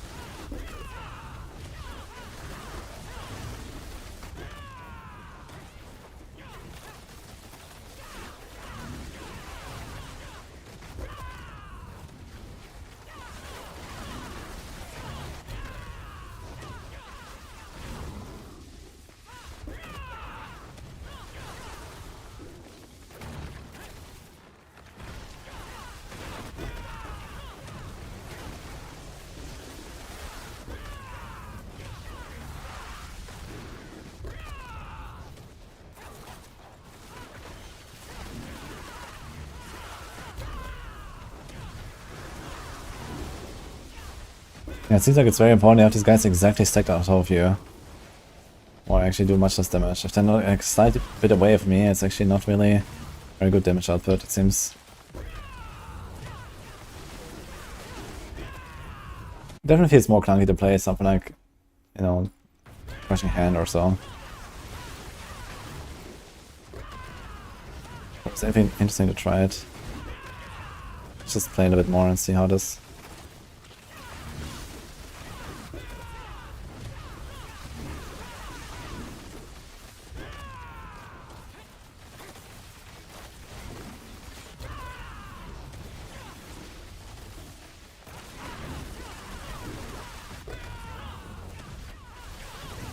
So many.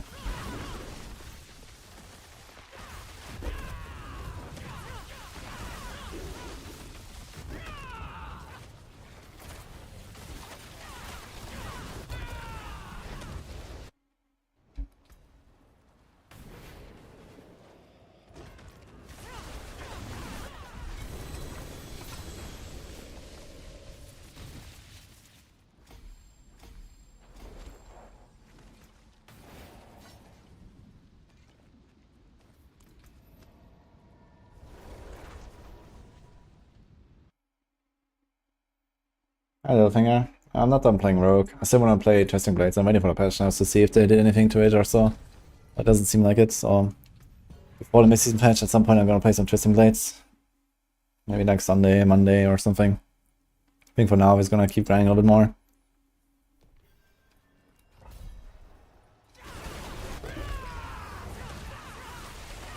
Everyone is vortexing the enemies.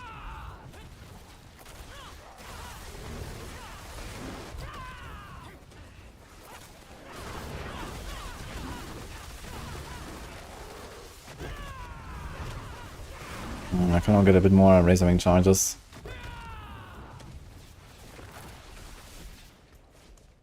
We have to stuff at 4, yes.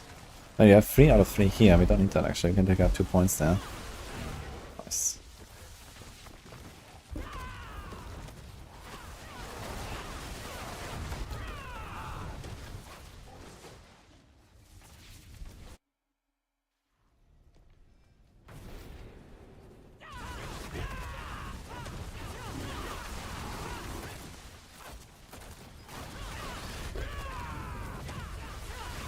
Wait, the Razorwings are returning to me?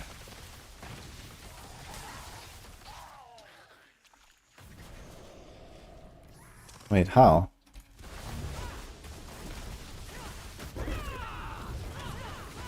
Saw them like fly after me. Are they hitting stuff on their way back?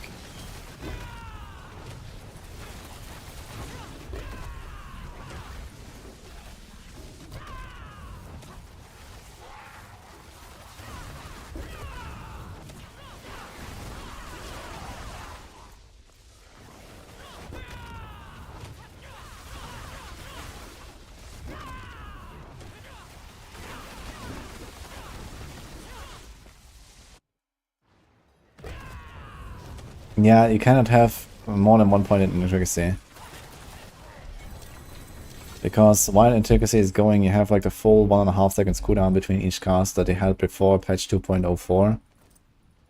And since 2.04, basically it's bugged out. They can just cast Razor Wings super quickly. But not when intricacy is running, you can see the full cooldown still.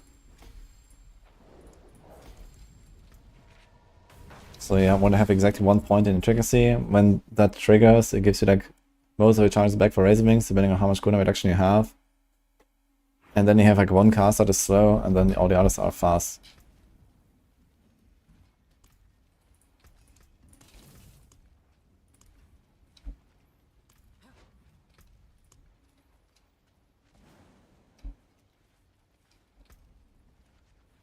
Okay, what do we do with those 2 points here? Wait, we don't have Razor Wings maxed out. Whoops. Okay. I don't need 7 out of 9. Ravager is for stacking Starter Skies.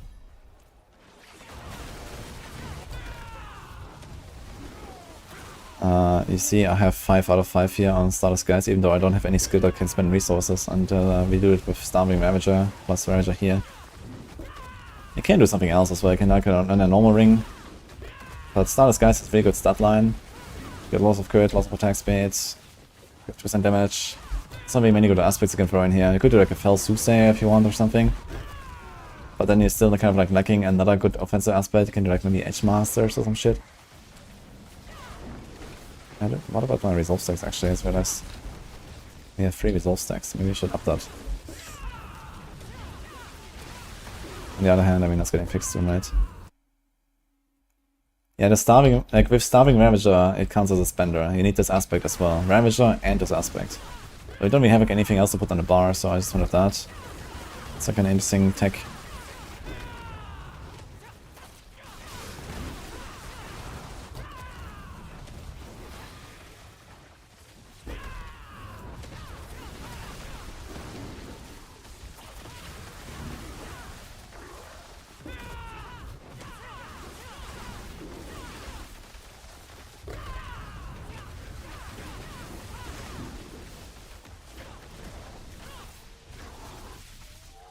Yeah, I'm very surprised that these Razor Wings keep coming back. I wonder if they do damage on their return. Why are they coming back?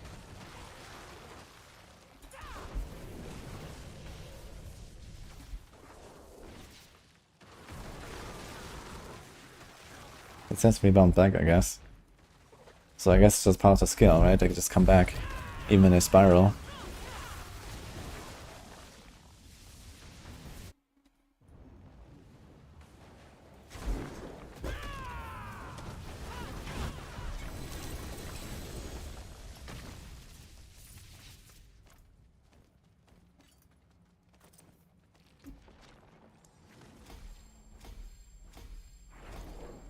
Yeah, one more run, we have our glyphs at least.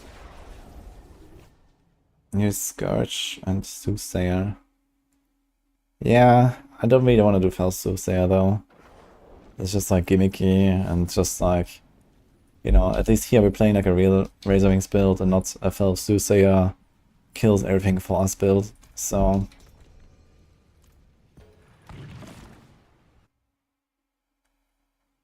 And in 2 weeks I'm gonna be playing PTR, whereas Fell Soothsayer is just not a thing anymore, so... kinda don't wanna do it.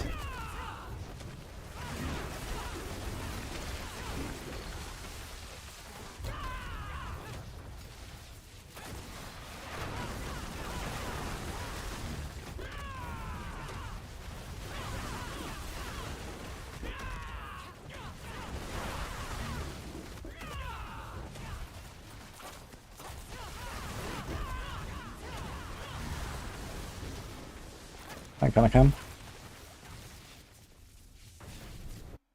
Good. It's a bit nice to pit 100. I mean, doing like 2-man 82s and then just like blasting packs in 2 seconds, I think pit 100 will be just fine.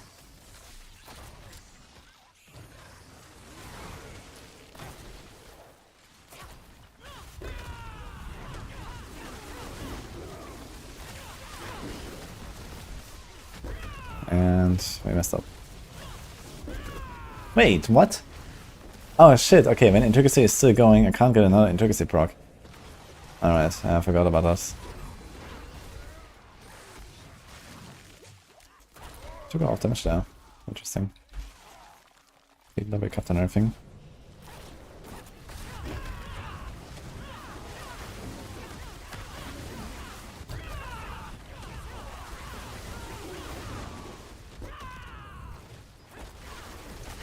It's so weird to play this compared to other Spiritborn builds. Because I always have to press his stuff in the right order. Or else...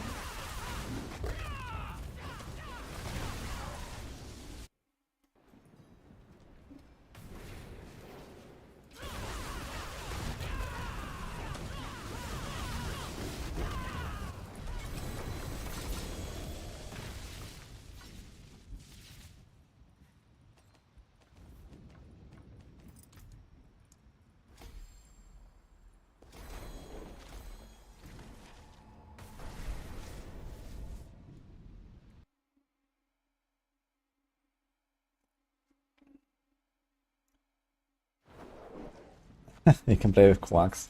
Does it trigger starters? I guess that's pretty strong actually. You can definitely get like a proc every 5 seconds. No, wait, every 3 seconds? Every 3 seconds. Should be doable, I think.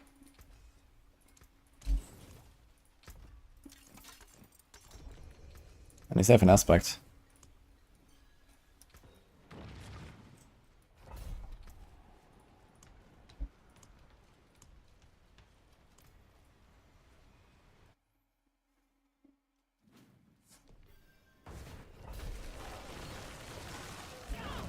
I'm surprised I'm not a PoE main creator. I mean, it's a lot to figure out in Diablo games too. And the gameplay is just better, I think, in Diablo games generally. You know, PoE is more about like the, you know, strategies for your farming and like the character creation and the, you know, the progression. Like PoE does all that a lot better, but the gameplay itself is usually better in Diablo. And I mean, for me, both is important. But I've played like, you know, 4,000 hours of PoE, so I'm excited for another 4,000 soon. It's fine.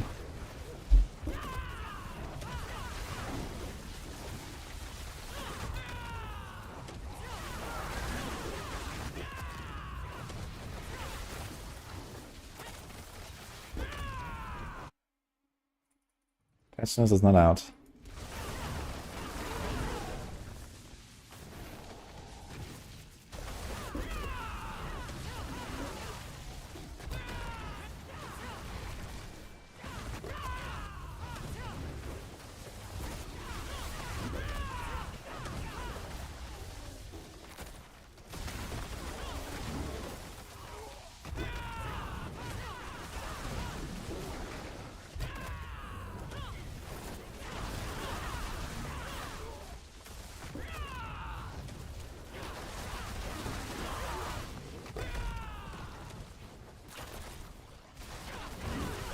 So PoE gameplay does not seem appealing. Oh, PoE 2 gameplay is very cool.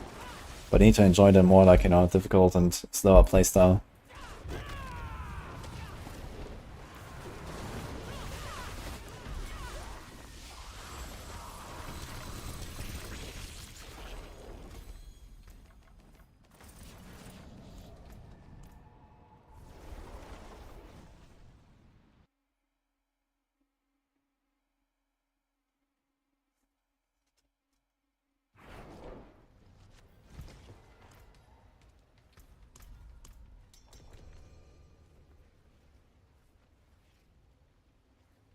Year 2 will be the first time we ever play that game. Any advice? Yeah, download PoE 1 right now and get used to it.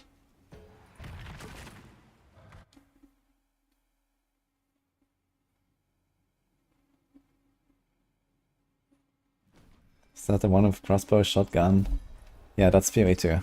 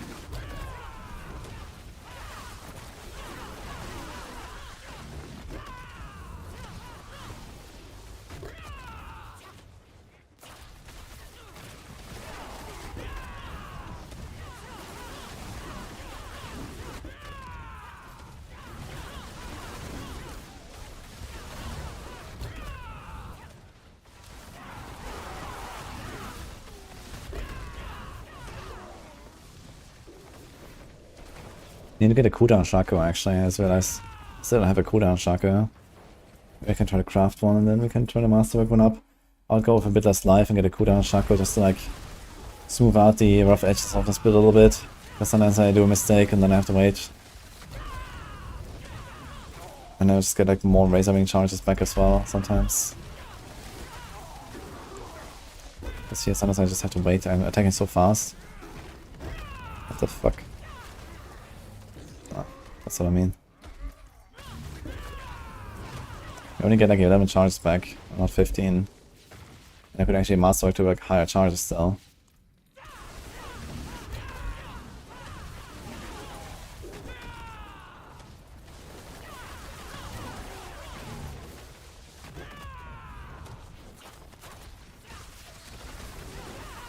Looks like the returning Razor Wings don't actually do damage.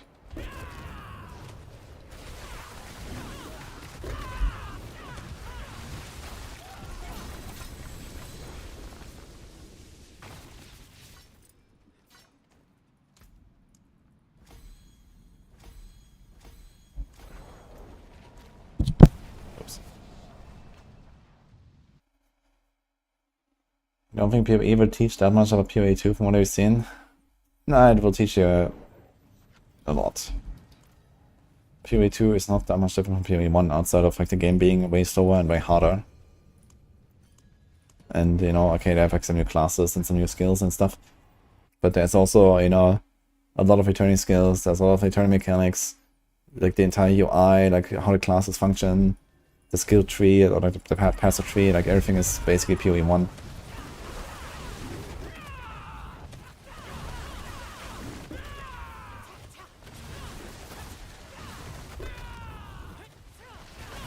Playing PoE 1 now will help you a great deal to understand stuff a lot quicker in the PoE 2.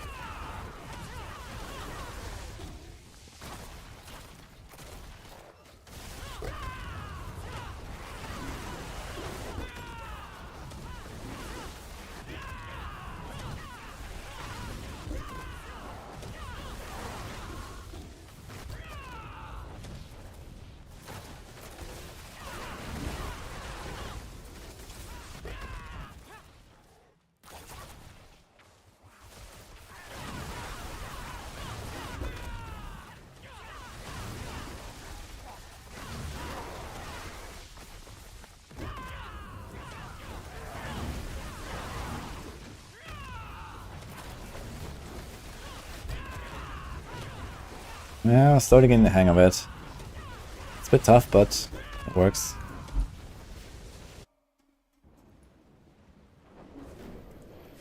What are those? Circling is an aspect. No, that's Razor Wings. That's a skill.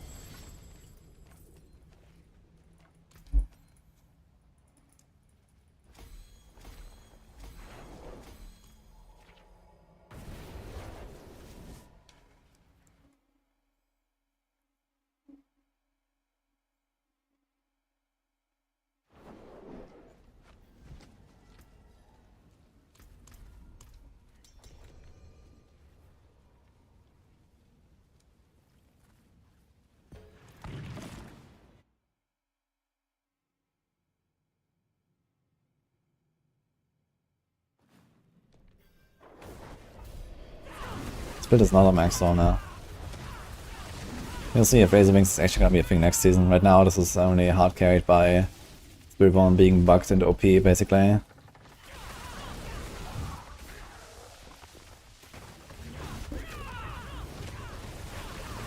So maybe for season 7 we might make a build for Razor Wings if there's any potential. But since they want to bug fix and nerf Spiritborn next season, I know there's only like a mild chance that Razor Wings will exist.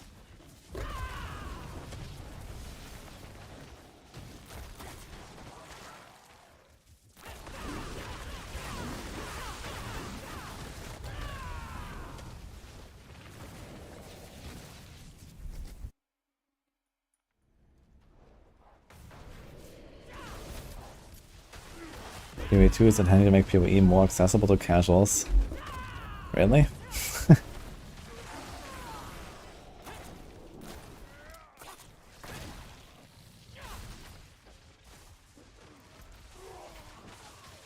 I think this is what they should be doing, but it doesn't really look like this is what they're trying to do. But I'm not sure if they talked about this somewhere.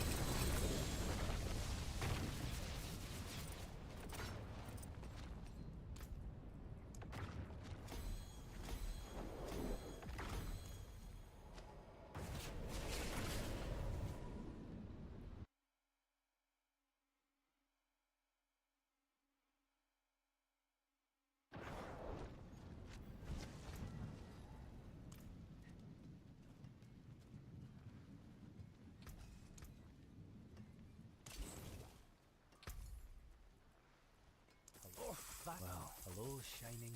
Shame that. Go one more?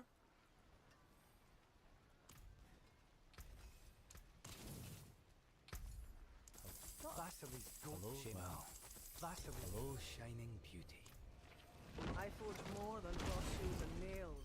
What you need? Yeah, the good thing about something like Dark Souls, Elden Ring and so on, you know, these games are very simple to understand, right?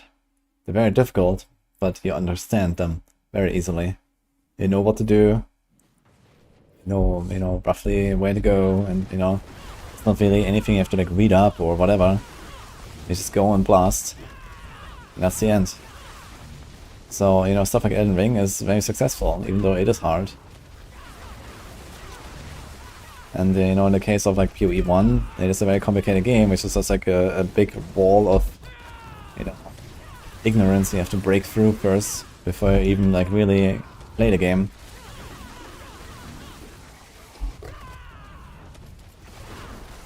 But I don't really see that getting a lot better in PoE 2. Okay, it's a start with like fewer league mechanics and probably like, you know, less crafting and whatever. And then it will get more complicated over time again. But I don't think it will take very long to get to the point where it will be very overwhelming. The way I know GG.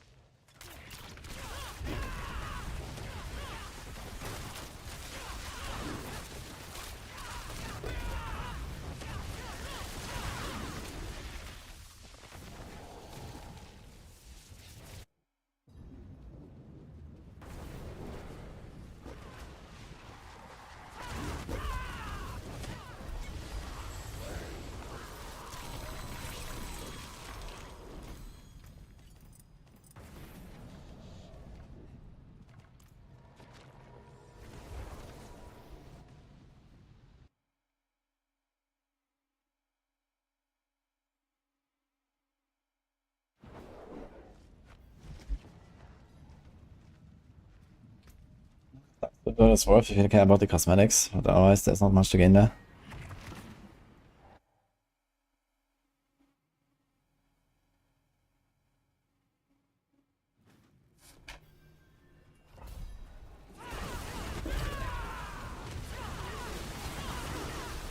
Yeah, okay, I guess it's kind of fair to say that, you know, most people that play PoE did not play back when PoE had almost nothing.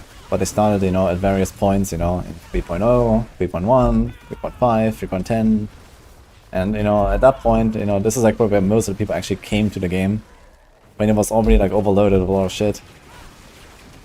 And so people never really got to the point where they actually like kind of like, you know, waded through the morass of everything that was already existed before they started the game, right? It's like very easy to play PoE from like beta up till now than it is to start PoE sometime in like patch 3.15 with like 20 league mechanics you have to go through.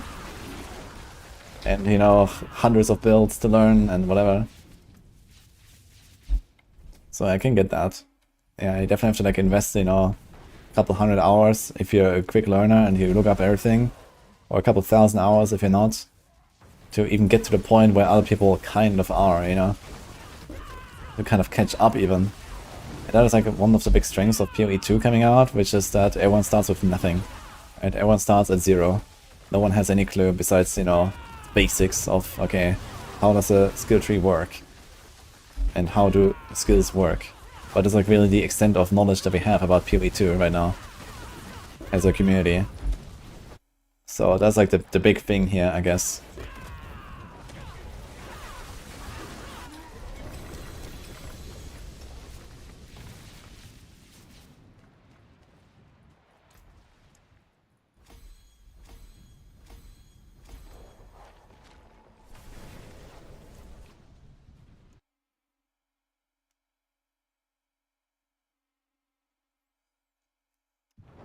It could be because you're comparing Razor Wings with the other builds, but this build looks significantly weaker.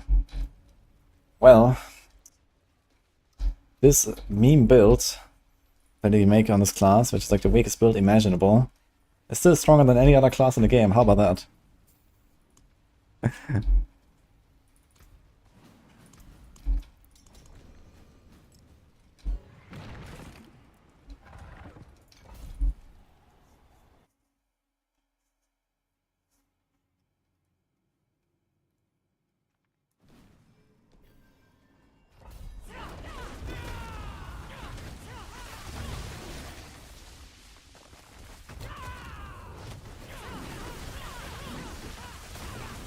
And the new patch notes where every class will become better than Spiritborn, of course. Overnight.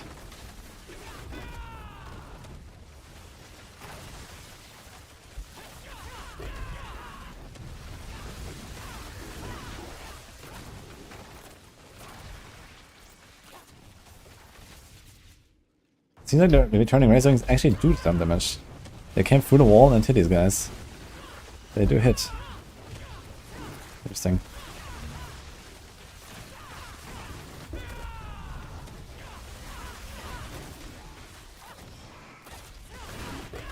Oh shit.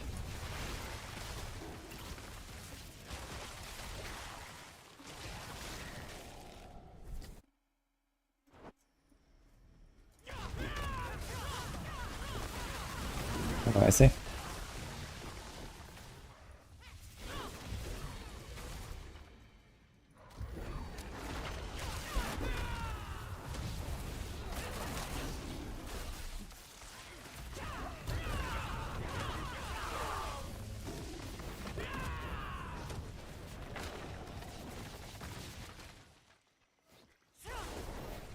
Razor Wings about to be buffed. Yeah, by 50%. Which is actually kind of noticeable, I guess. It's like 2.5 pit tiers or something. But I mean, it will still remain mostly a meme build until, you know, other things happen. Like a Cappadocia nerf and these kind of things. And I think like just the playstyle of how it works right now is also not the most enjoyable, you know. I don't think I would make this build a second time, as long as it works as it does right now. For now, I'm gonna play it and stuff, but it is somewhat clunky. Sometimes I run into this issue that I just don't have anything to cast when I press my buttons in the wrong order, and that's a bit annoying. Maybe there's like a better way out of it. I could like get some core skill in the bar and just spam a core skill. I could put like Rake or something instead of Rushing Claw, let's say. So I can like press something so that I get my Prodigy's tempo procs. But either way, it's a bit clunky still.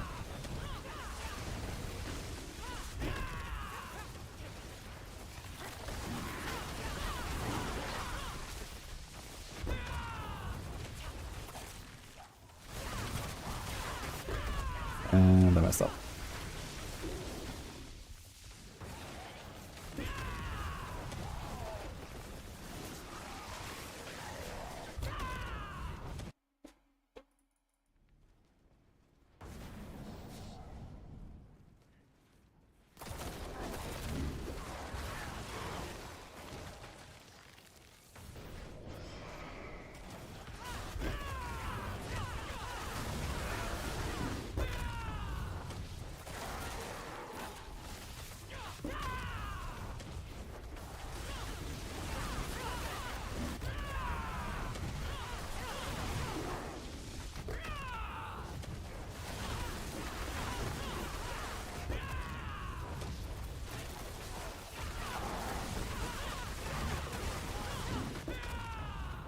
Tremble.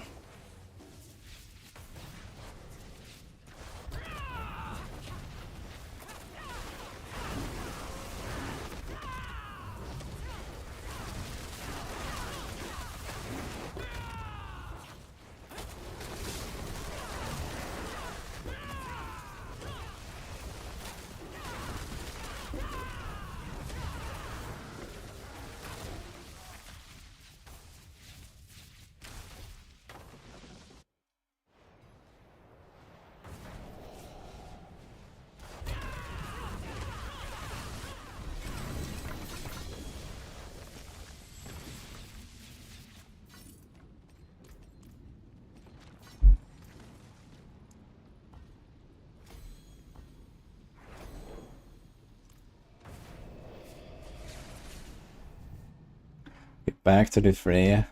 On board C4. Interesting. When are you playing any fray?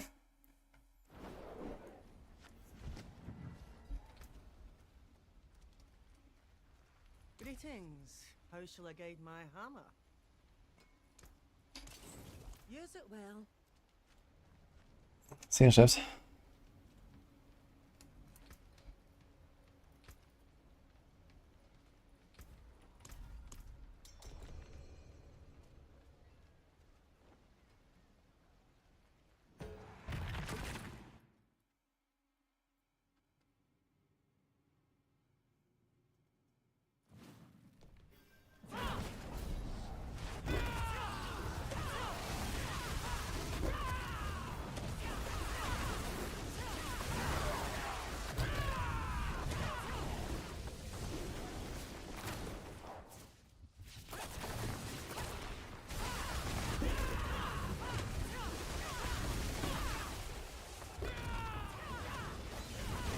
Oh my god, the vortex size is actually nutty. When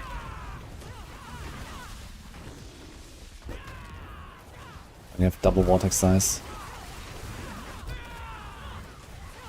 Pulls like the entire screen. Even crushing it, I think I'm gonna do this in the future. It's gonna feel really good. I would actually expect a Scourge nerf anyway next season, I would say. 50% damage permanently is kind of wild for a defensive skill. And then there's Armored Hide, which is more than that actually.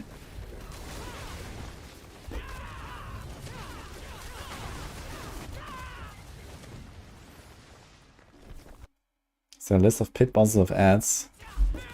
Not yet. But the pit article on Maxroll, we got a rework soon.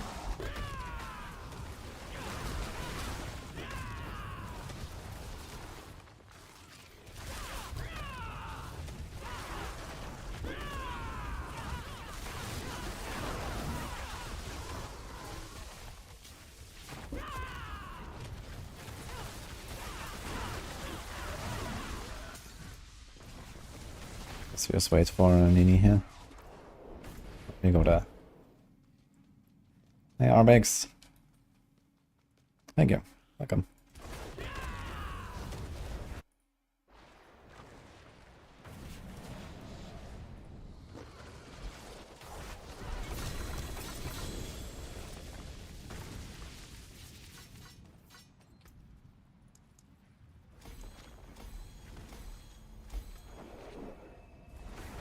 Oh. Perfect rapid aspect.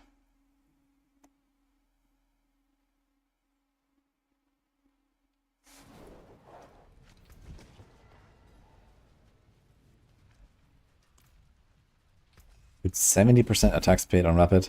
I wonder if they like power creep the aspects higher and higher every patch, and at some point a two-handed rapid is actually going to be more than 100%. It could actually happen, actually, at this point.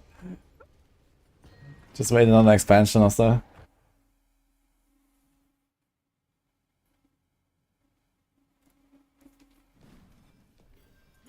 Yeah, I'm not sure why they're sticking to their design of the corner shrine, man. So much. That's a mistake, I think. I mean, it could be that corner shrine is still gonna be like really strong, but there will be a certain pit here where corner shrine will just fall off. And the thing is, a corner shrine is just not balanced between builds, right? Some builds will have a pretty powerful corner shrine, and some builds will have no damage on the corner shrine. Just because of how it scales with your attack power, you know? And the generic damage multipliers you have, you know? Some builds just don't have any.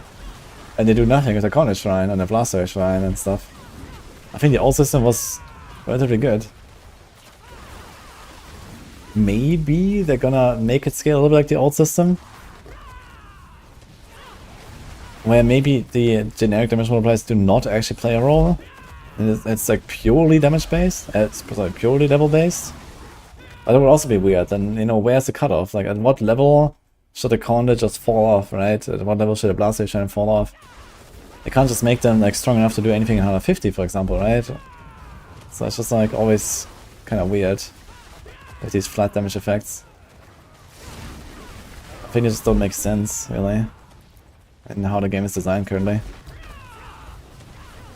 It's also the same problem with Cornet in Diablo 3, where it just did nothing in speedruns, and then it just like killed everything in the pushes.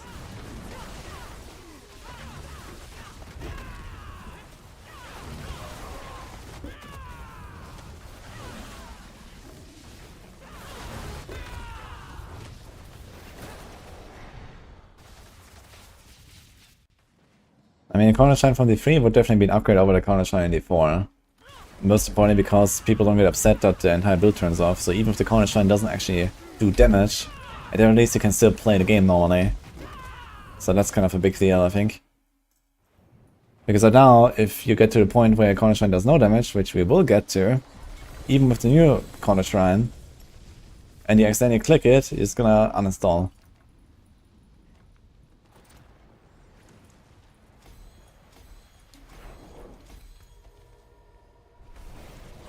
And at least that doesn't happen when you can click your button still. But with the Corner Shrine in before, you can't. And they're not even going back to like the old system.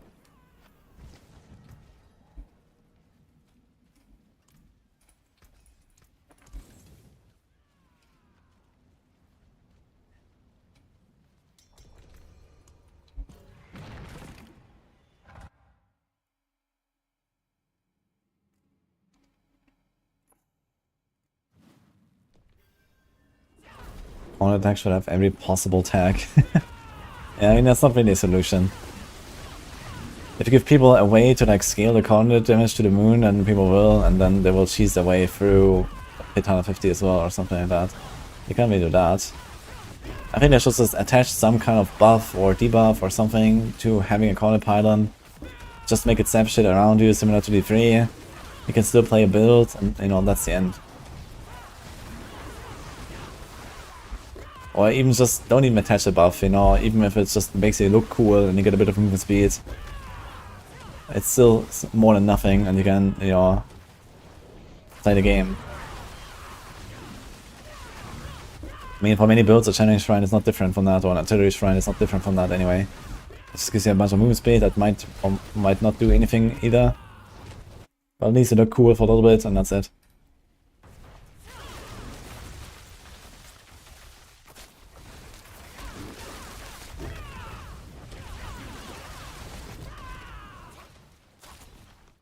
You know, it's fine that not every shrine is useful in every single situation. You know, that's okay, I think. And if, like, you know, a certain shrine is like more of a speedrun thing, and another shrine is more of a pushing thing, or if a certain shrine just doesn't work for a build because they're already attack speed capped or they're already cooldown capped, then so be it, you know, that's just like how it works. I don't think this is a problem, but you know, turning people's build off with a very serious risk of turning off their build for 20 seconds, you know, not actually allowing them to contribute is, you know, it's just like, oof. The thing is, even if Conduit, let's say, one-shots everything, in most cases you are still slower in a speedrun than you would with your own build, right? Most builds go faster than you can with a Conduit, even if you one-shot everything with a Conduit. Maybe not most builds, but there's many builds. You know, many builds go faster than a Conduit can, even when you one-shot everything. So even if you give it infinite damage, it's not necessarily an upgrade. And in pushing, it will eventually fall off and do nothing. So no matter what they do, it's just like, ugh.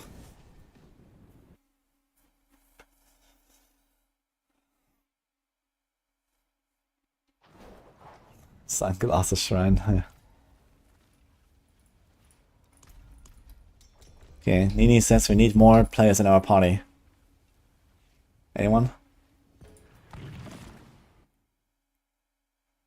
Give an evade attack like Metamorphosis and Teleport with lower cooldown so you can snap around. Yeah, but you will still run into the same problem of Conduit will eventually stop doing damage. No matter what. The question is just like, at what tier? And then maybe they're gonna balance the Conduit to, let's say, still do some damage at pit 100. You know, and it's gonna be like a kind of good thing to get a Condy. Maybe like pit 100 should be like the cutoff or something. And if after that Conduit is somewhat useless, I think that's okay. You know, pit 100 is like the last quote-unquote requirement that you have to beat with your build. And everything after that is basically completely optional. And that's okay, and, you know, if like in like a pit 110, if you actually push that high on a pit 120, the Conduit doesn't do anything, well, no shrine really does anything at that point in most cases, so...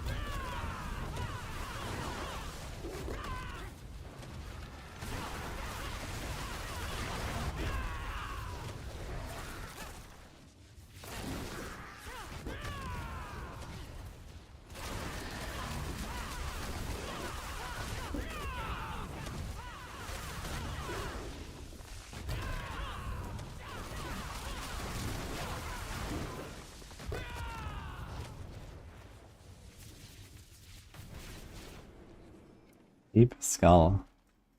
Interesting name.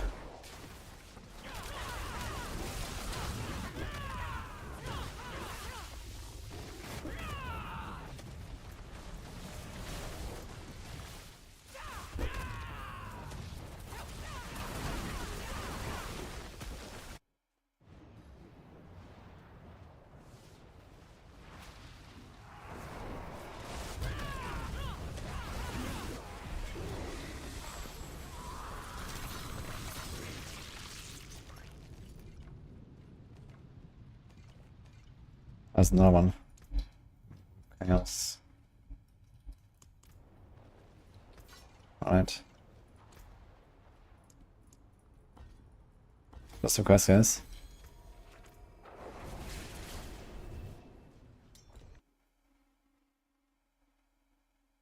Why not play higher pit? Oh, this one is pretty comfy right now.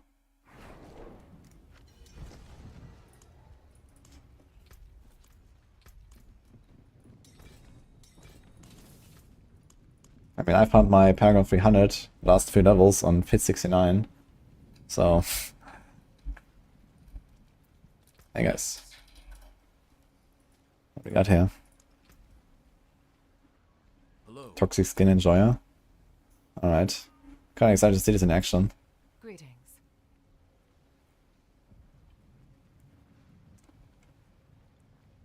He has 14 ranks, 18 ranks of Toxic Skin.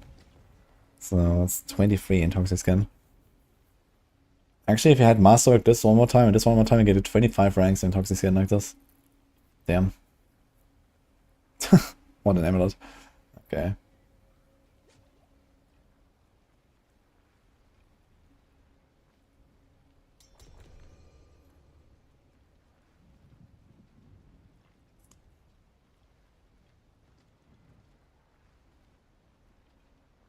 %1900% over 19 seconds. Interesting, wait a minute. I can see his upgrades. Since when can you see upgrades when you inspect someone?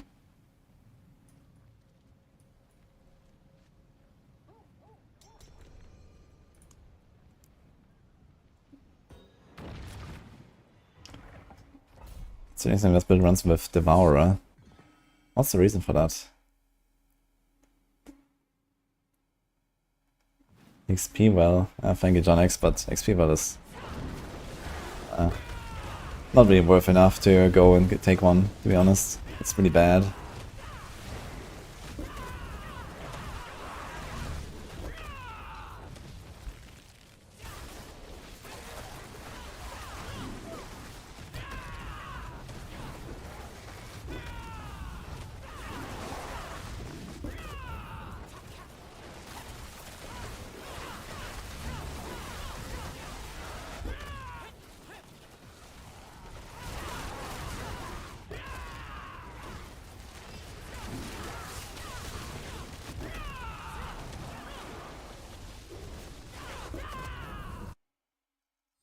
Faster than a Russian claw guy.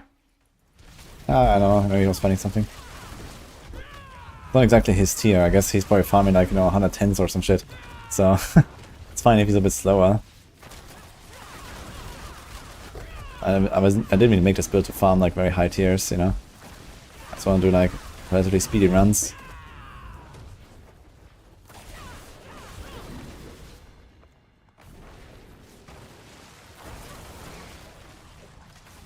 So it's basically just like activate Toxic Skin and then Rushing Claw till the end of time. Dude, sorry, portals. Oh god. It's probably like instantly one-shotting the guy. First Toxic Skin proc.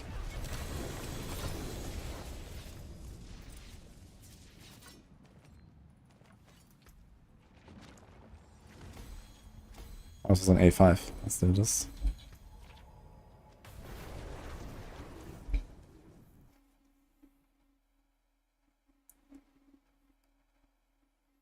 Sounds like the best place to find legendary GA. I'd say Horde, 6 wave, and Pit with Gamble.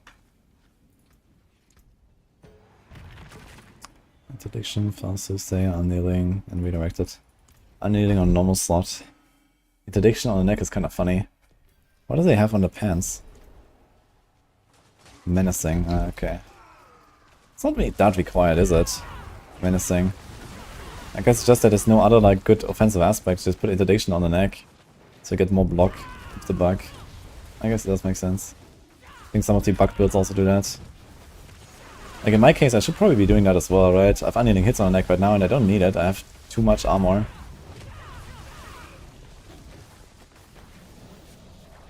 We don't have enough armor actually. I would need a bit more armor. And the better aspect, my aspect is also shit. So we're kind of fine with the unyielding hits on the neck. My interdiction is also shit, so putting it on the neck doesn't really help too much. And I have +3 resolve stacks, and that's it.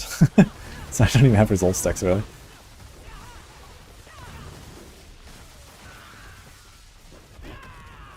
Actually I have only 11 resolve stacks. Maybe I should do something about that.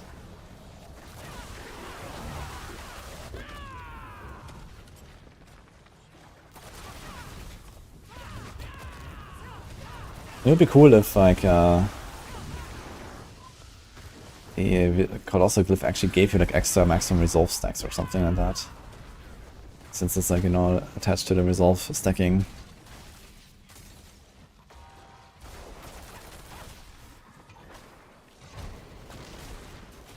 It's as people wait.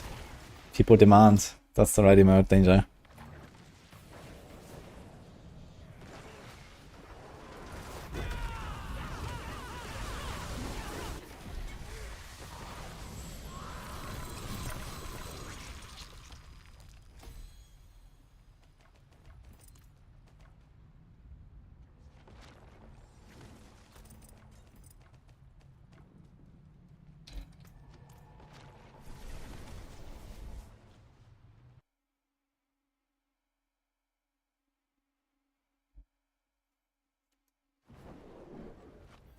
Season of Armory, Pork.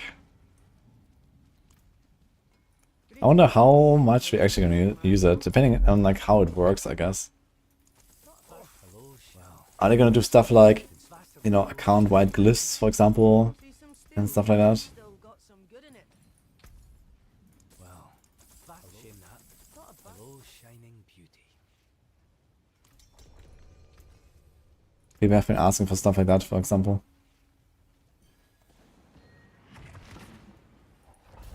Will you be able to deliver glyphs of another class? Playing a certain class?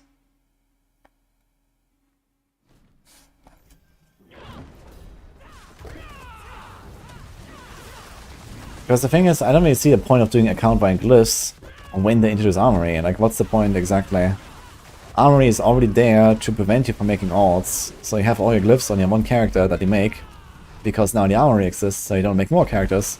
So why exactly do we need account-wide glyphs? So people still keep requesting that, and in true Blizzard fashion, I could absolutely see them like overdoing it and like doubling down on like the same thing for no reason whatsoever.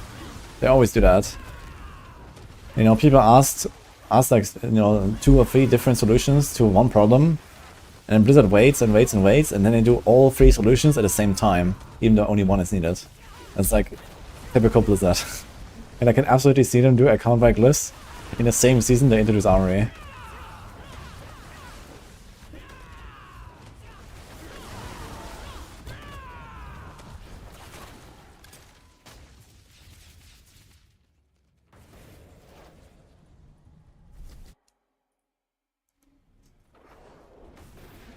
We have high hopes, Danger, huh?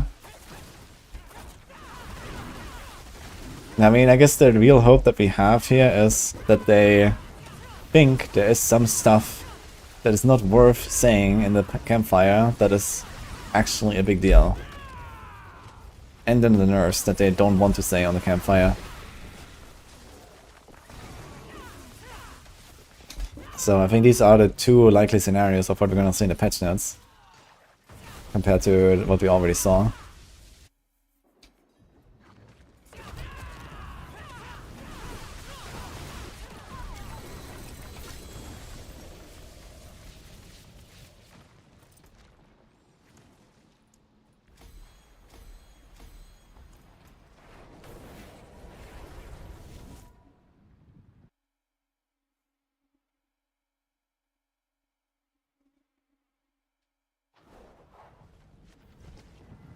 Where's the account-wide glyphs? You wouldn't need Armory as much.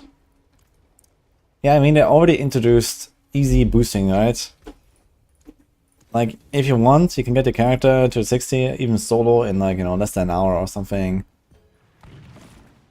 Just going out of your way a little bit, get some caches, boom, you're done, or something.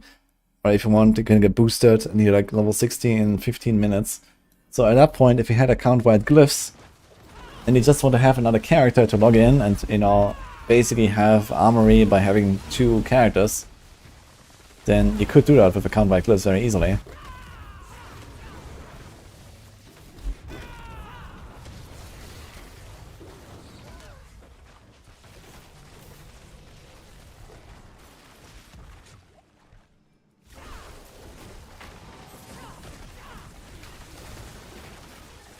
Nobody thought season of Diablo 1 would be literally just better loot and no season. You mean season theme? I don't know. I don't see the relevance of a season theme when the entire game is changing like it did in season 4 or season 5 or season 6. If they're not reworking the entire game, then yeah, there is a reason to make a season theme. I was very surprised that we got a season theme this season, to be honest. I did not expect that. And neither did I really want it.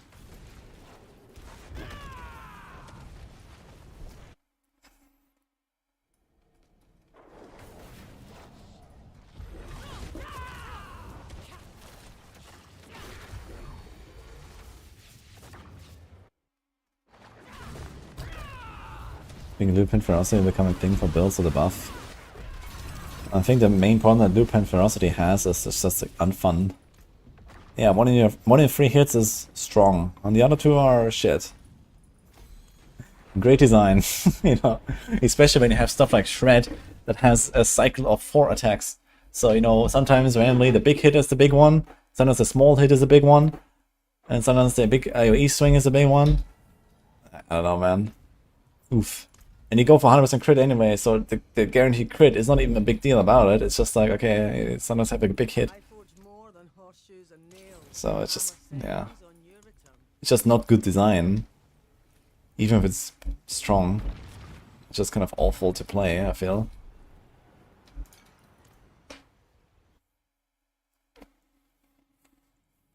How do you reset a cooldown on Razor Wings? You have 1 point in intricacy and then use it with Hunter.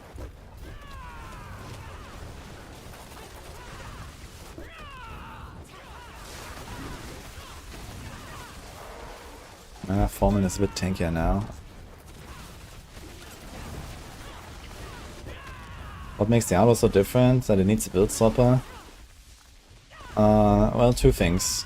Number one, the player base is much more entitled, I think, in Diablo than in other games.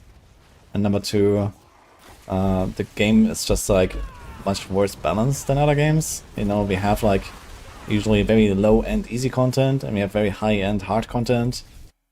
And, you know, it's not like you play the same build in both, for example. So, at the very least, you have to take your build and make some adjustments. Or in other cases, you have, like, you know, certain low-end speed farming builds and other high-end pushing builds and stuff like that. Which is not really how other games function, you know. In other games, you just, like in PoE, for example, you have one build and you keep progressing with that build. And you don't really change anything at any point to do a certain thing, you know. You just play the game, and you know you can handle a certain difficulty, and that's it. So it's just that, you know, it's the same problem in D3, I guess. D3 also we have, like, you know, many different variants. There's like a, you know, Nephilim Rift variant, there's a speed GR variant, there's a push variant, there's a, you know, group variant for every build. And other games just don't function that way, because you have a build and this is the build and that's it. But it's just like, because there's like such a broad range of content with like different requirements and, you know, different difficulties especially, that you can do these adjustments to be more successful in those modes, and then you want a build swapper.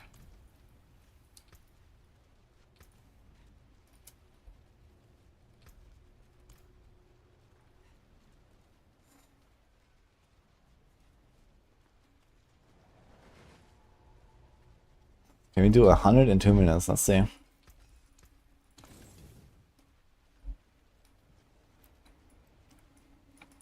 Can I kill stuff in 100 in 4 men? Boy, not with house government builders right now. Wait a minute, why is this lucky hit? I forgot to roll this.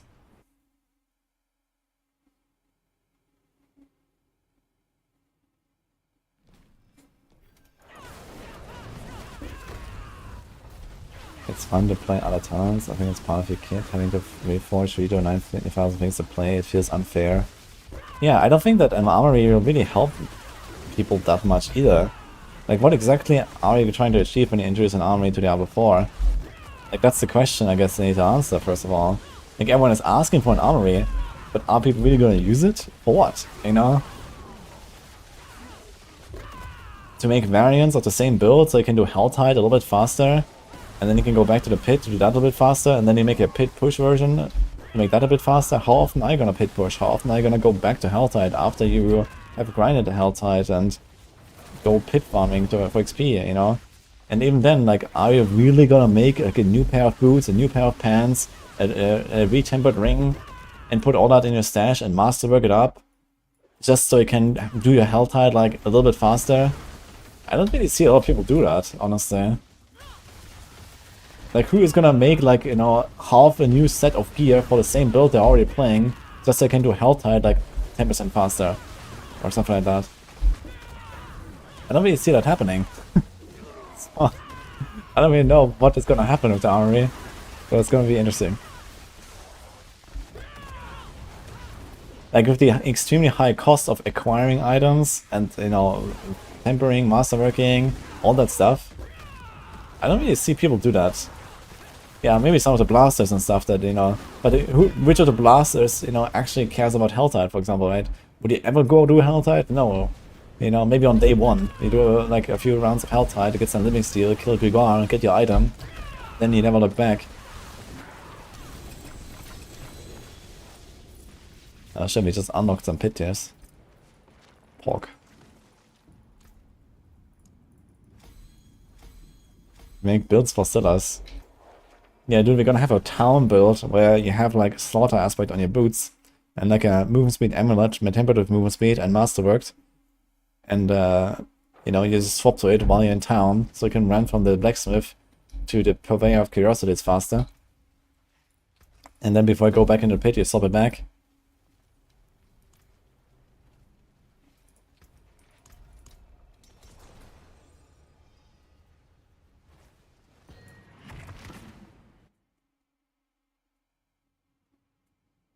You can have one build that's meant for farming and second one just for fun to try things. Yeah, I think this is something where you have like let's say a work in progress build where you like, you know, try a different build or like you swap to a different build or whatever. But then the thing is, like, this work in progress build, you also have to like save it every time you do like a change, right? Especially if it's like something that you like change frequently, you try stuff on a skill tree, you try a new aspect and whatever, you always have to go back and save it. And then you forget to save it, and then you have like your old save, and then you have to go back and you think about, oh shit, what did I save here? I forgot. And you know, there's like so many problems, I guess, that will come with that. Yeah, I guess it does allow you to like save your main build, go respec to something else, and if you don't like it, you just respec back. And I think this is really the biggest part about the armory. It's basically like a, you know, used as like a dual spec system, like in WoW. Where you have like your one main spec and then you spec to something else, and you try it and you don't like it or you don't. That's... I'm fucking dead. Wait a minute, I don't have healing in this build, right? I just realized. Yeah. Holy. Wait a minute, does this guy shoot poison arrows? What is he shooting? He's doing like a cold dot on me, I just realized. I realized.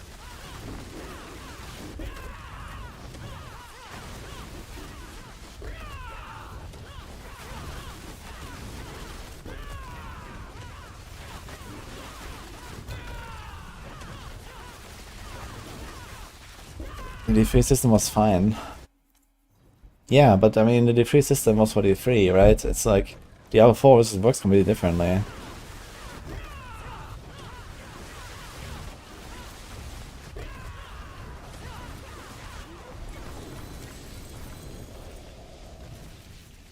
Like in D3, you know, like respecking through the armory or respecking manually took nearly the same time. Right? First of all, there was no cost attached. Second, you know, you didn't have like 300 Paragon points to click through and, you know, whatever, do the entire skill tree, and then, like, you know, double check everything. Like in Diablo 3, you just click, click, click, click, and your entire build is different. You equip a few items from your stash, and boom, you're done. Most of the time, I didn't even use the armory in Diablo 3 because doing it manually, it was not really a downside in most cases, you know.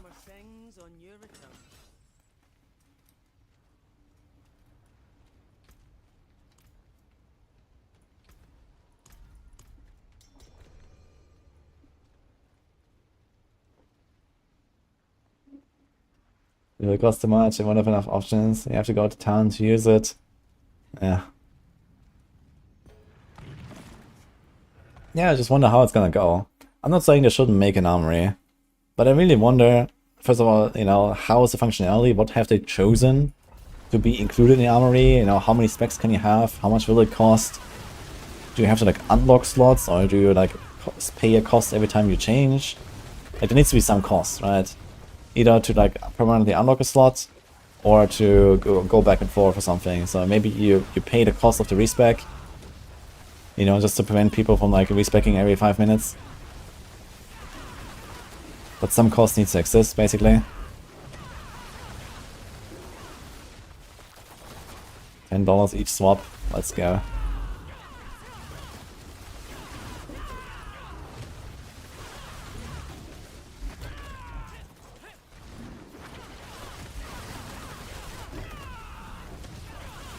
And it's a patch dropping in 2 hours and 4 days.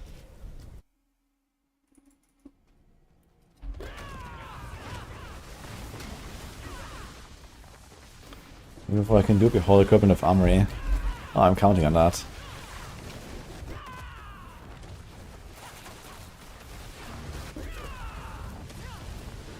Like if there's no dupe of the armory, then I don't know. Is Blizzard really still Blizzard?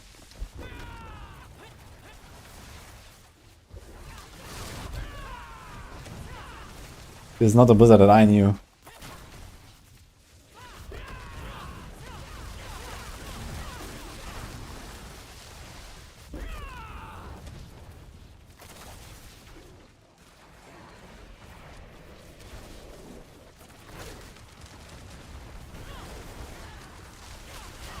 You swap to another build and delete all your shit.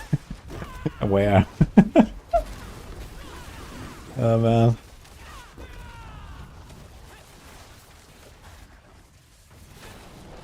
Somehow I cannot imagine a world where the armory will just work. And we get neither dupes nor deleted items when the patch goes live. Well, let's see.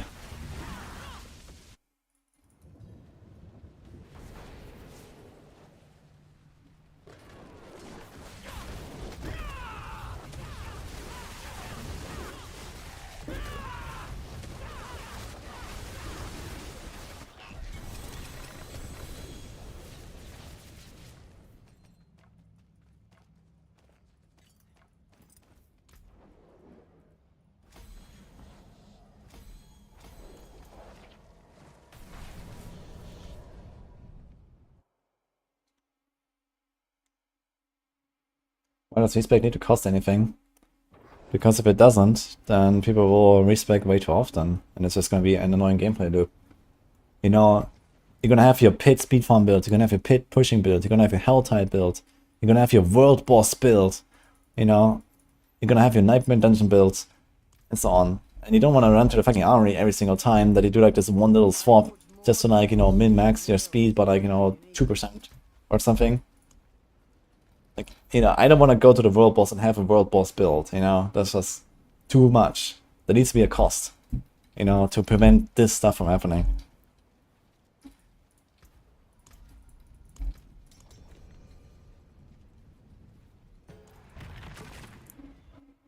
Treasure goblin hunting build. Oh man.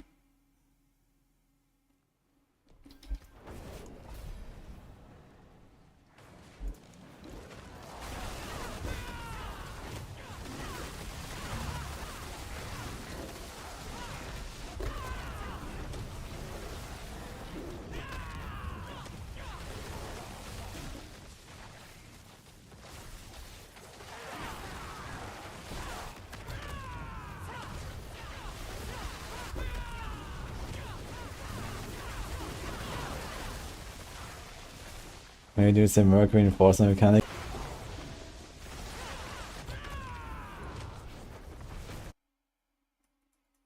It's a one button swap. Yeah, it's a one button swap, but where do you think you're gonna do it? Certainly not while standing at the world boss, but in town.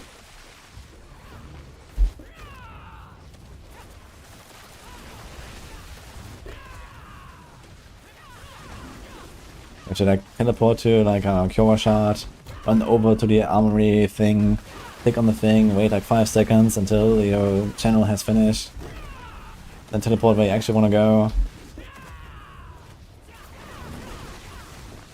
That's how it's gonna work, I think.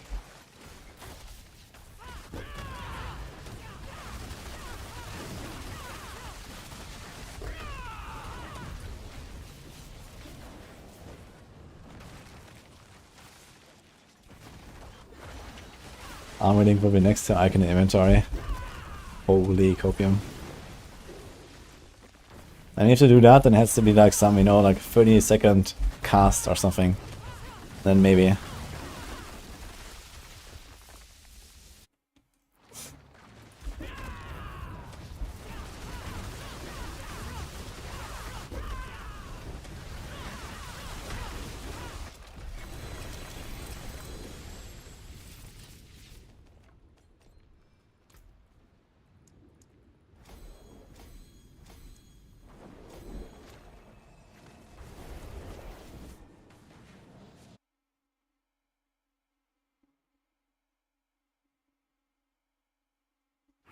The only mod was a pet armory.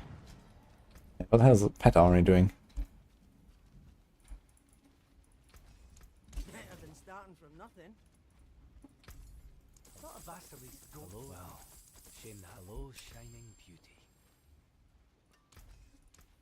My hammer sings on you. Yeah. How about a basilisk? Well, there's something special.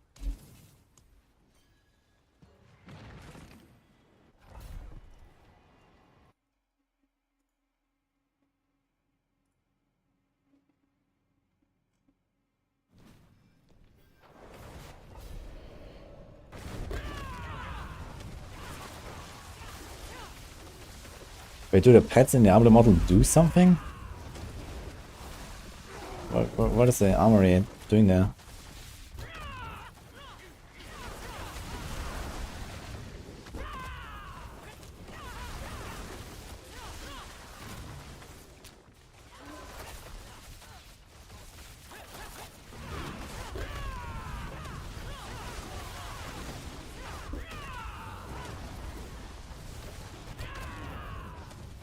Try and fall doom.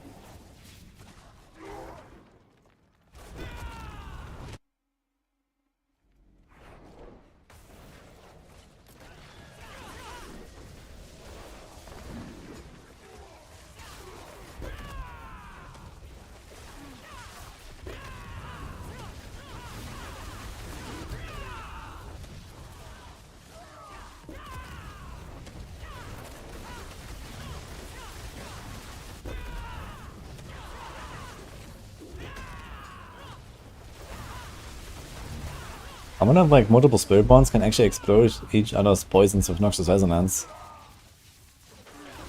Can I run Noxious Resonance and exploit his Toxic Scan?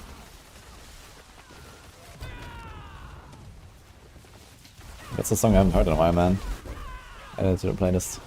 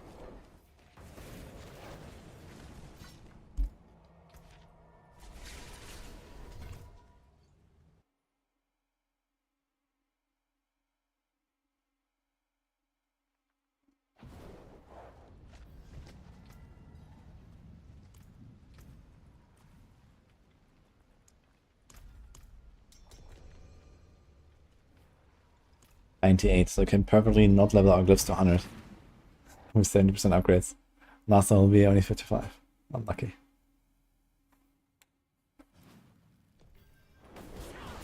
Triggered, man.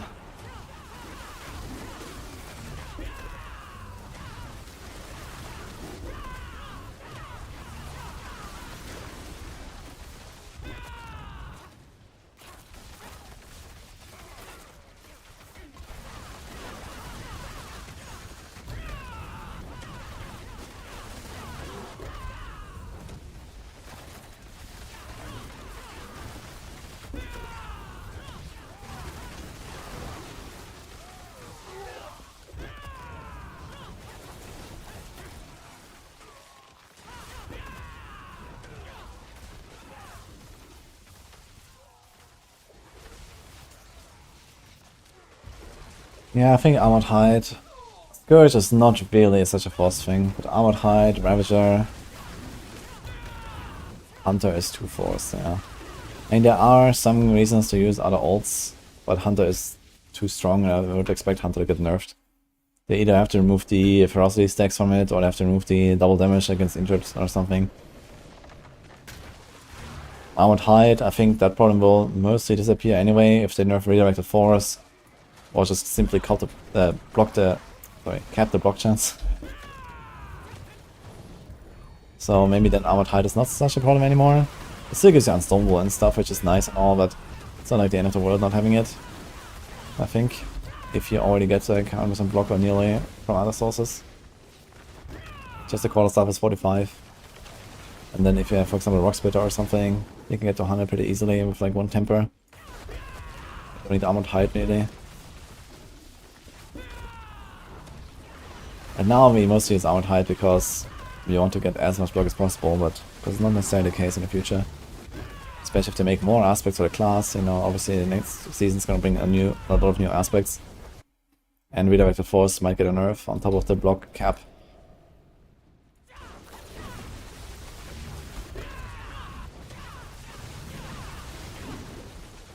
Underclass is good now, and Spiritborn is still massively OP.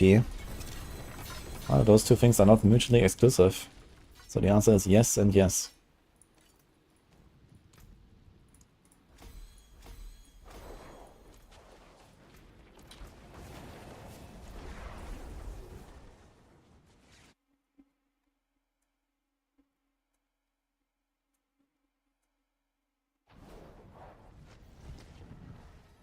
You run different pets based on what build.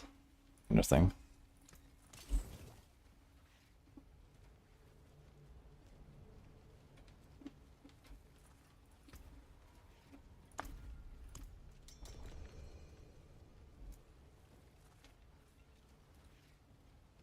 Well, for the Razor Wings build.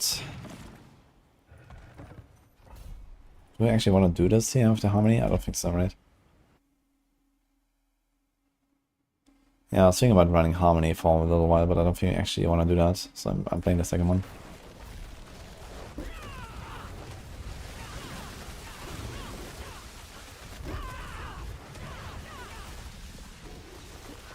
Maybe I should put a few more points into my Armored Hide, actually.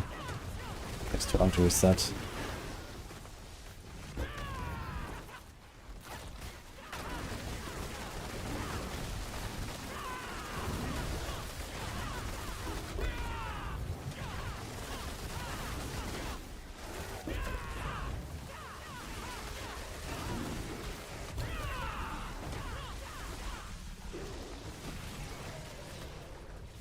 Okay, who cares? Let's leave after this. I'll talk to the skin guy. Thanks for joining. Enjoy your breakfast.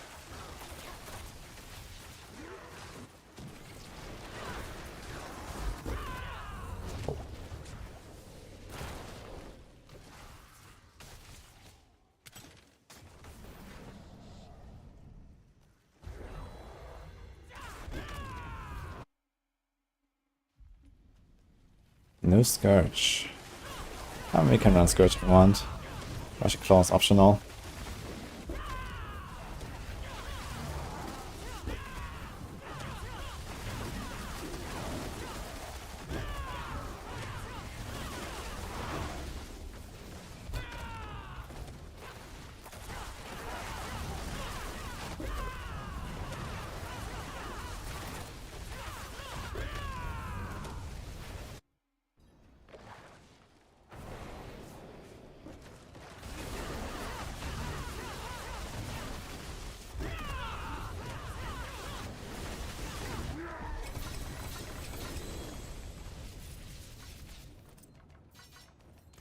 I just realized that the chat doesn't tell you who leveled up. Like I saw someone like level up and I realized there's actually no notification who leveled to what level. I'm doing soft calls to farm paragons and gear and materials for the PTRs in the future, a lot of shadow. Not because I enjoy it very much, I gotta say. And I'm not planning to ever do this again. But you do what you gotta do, so. It's also a free stash, which is nice.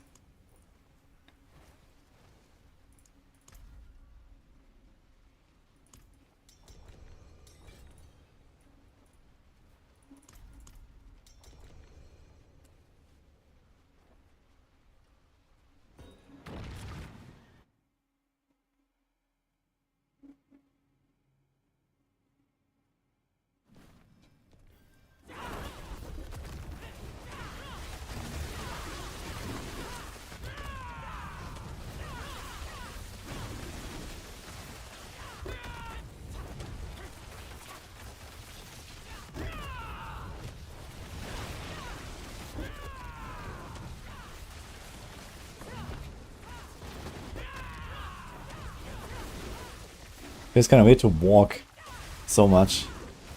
Because every basic attack moves you, and every core skill moves you. But this is neither. So I actually have to run, and then rushing claw to the target.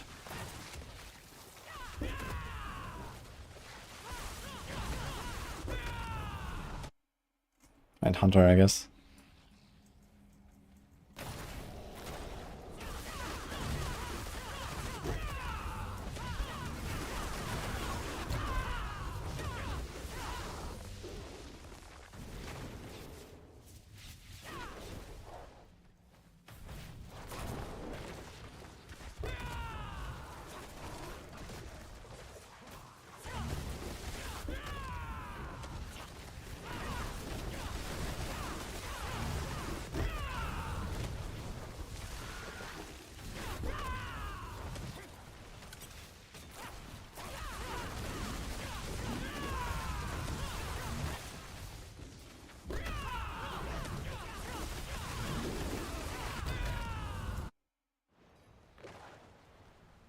Yeah, I might do 300 again.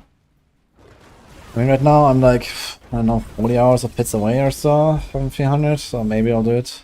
If we just do like, you know, 10 days, 4 hours a day, it doesn't sound that bad, to be honest.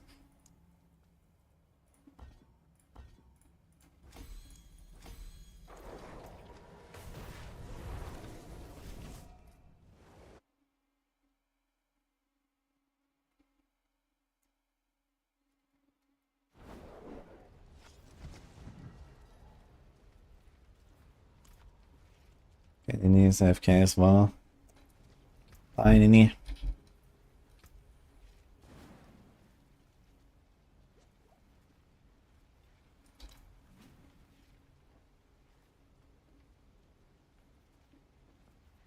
Nice, Bile.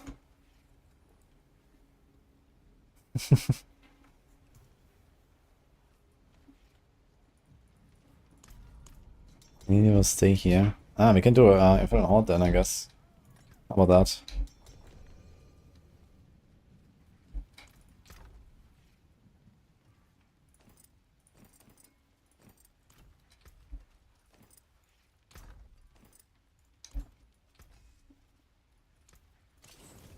F. What is he trying to do exactly?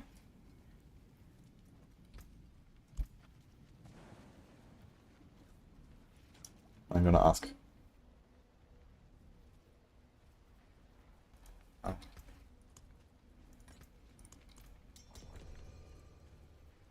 Quill and crushing, which is faster than a pit. Ah, crushing is a bit faster.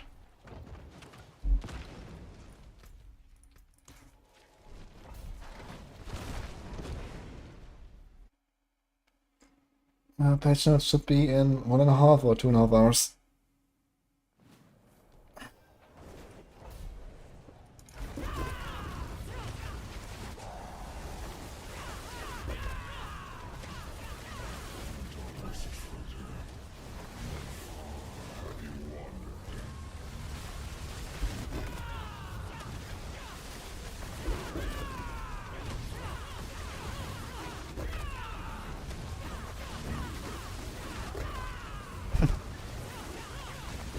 The spirals is not big enough to really cover the entire arena.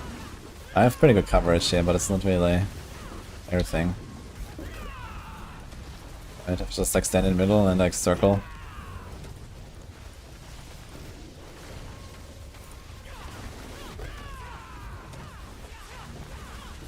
Patch notes delayed until after the patch. Just figure it out on yourself, on your own, guys.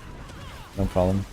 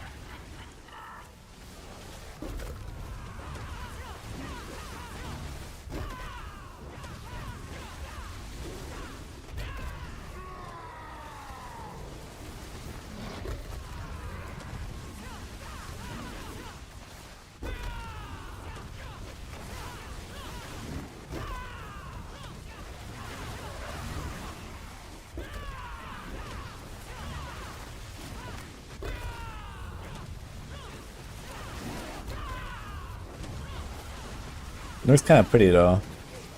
The spiraling Razor Wings man.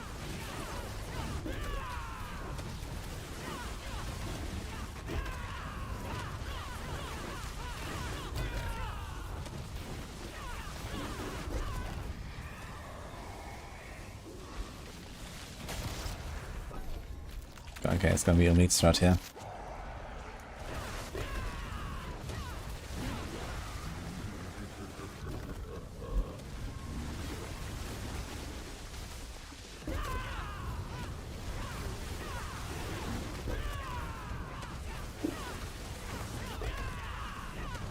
Standpoint instance.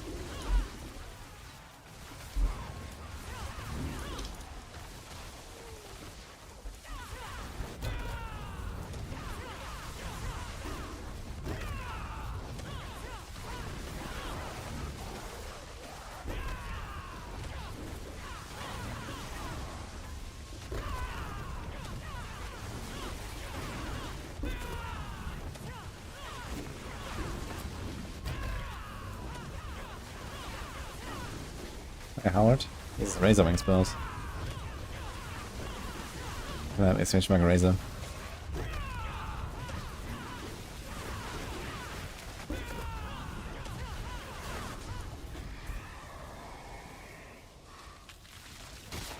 Ugh.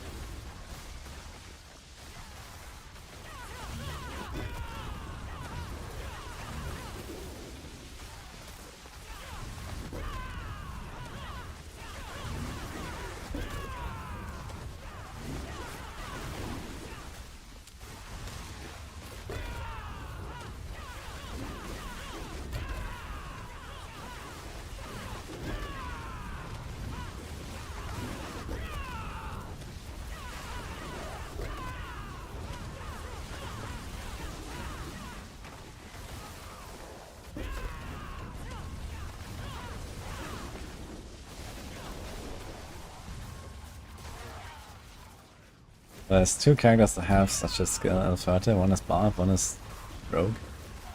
I prefer the Rogue one strongly.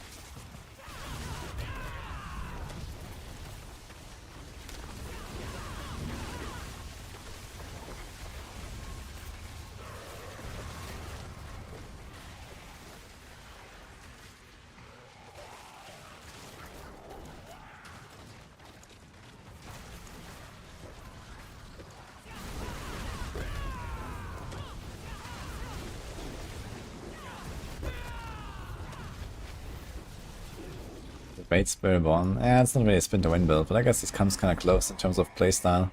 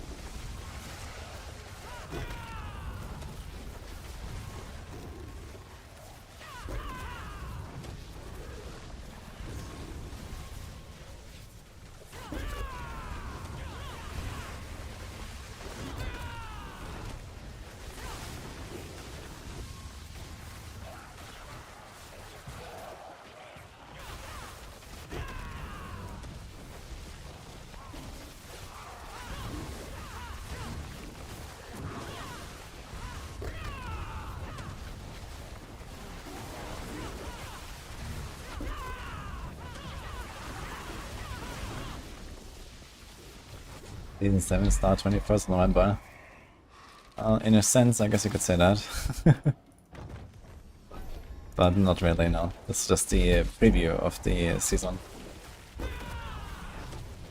But the theory crafting will start.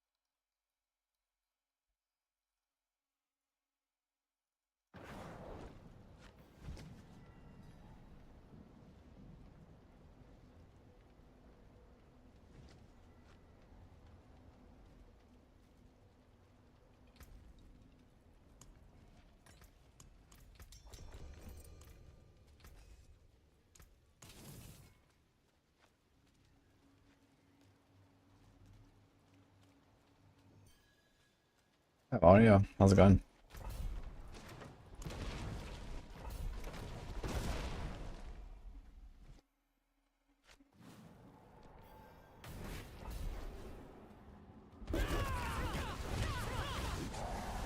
Thank you, guys, Ernie. I knew that already, but I appreciate it.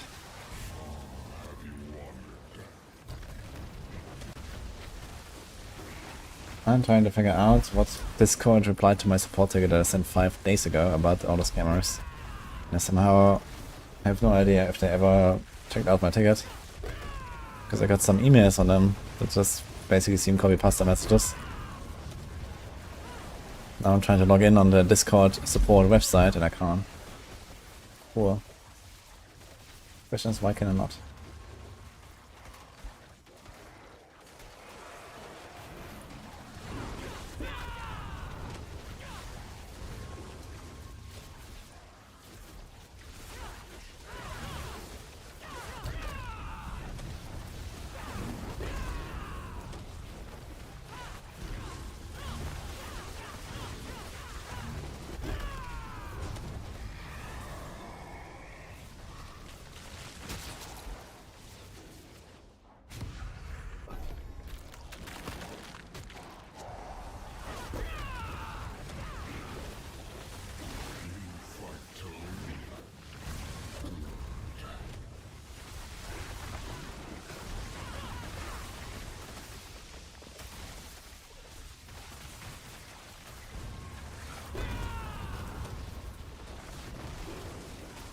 I guess I just haven't got back to it.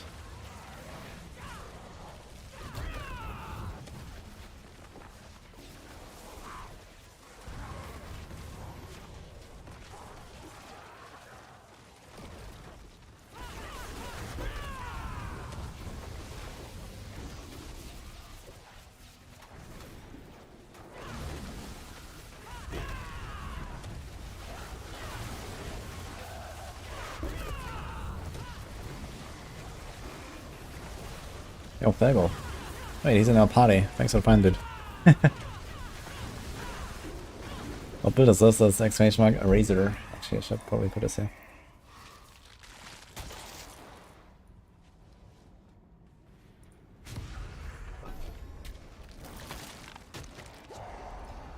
So I'm gonna update this here.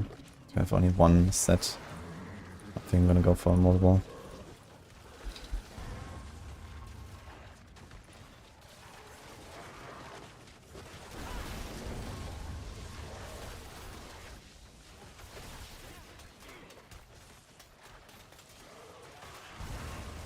Okay, there we go.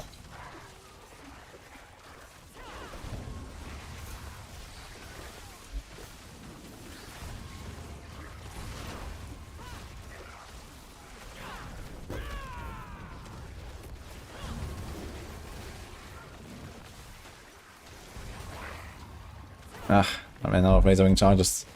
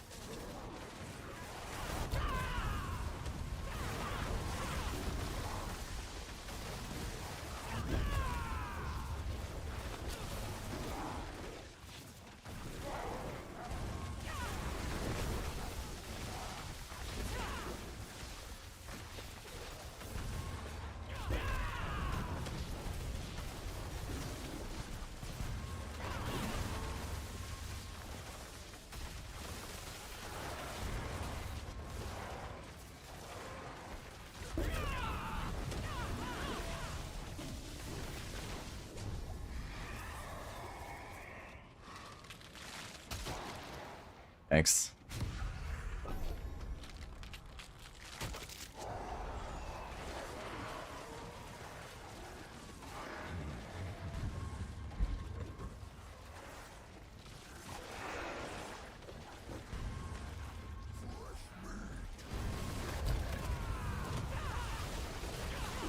This guy's the same as Crusader skills. Yeah, I mean it has like the spiral, which is like, you know, Hamilton like, I guess. At Hamilton and Crusader in D3 as well, basically. But yeah, we don't have the annoying, what's it called, falling sword that we have to press every time. Just if we press Hunter, I guess that's kind of similar.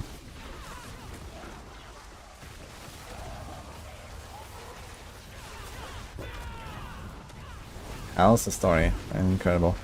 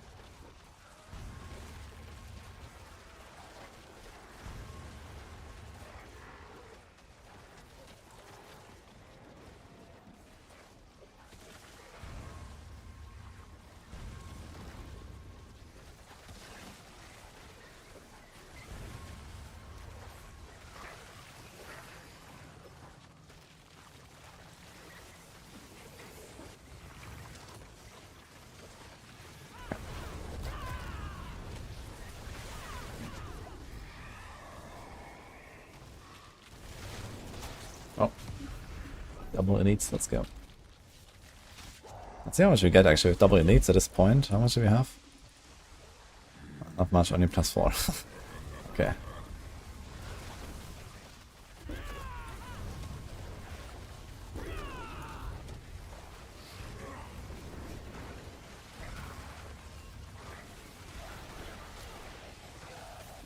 Is Razor build good? Yeah, it's alright. It's a Spiritborn, so how bad can it be? That's probably like the worst Spiritborn you can play, so... Well, it's a Spiritborn.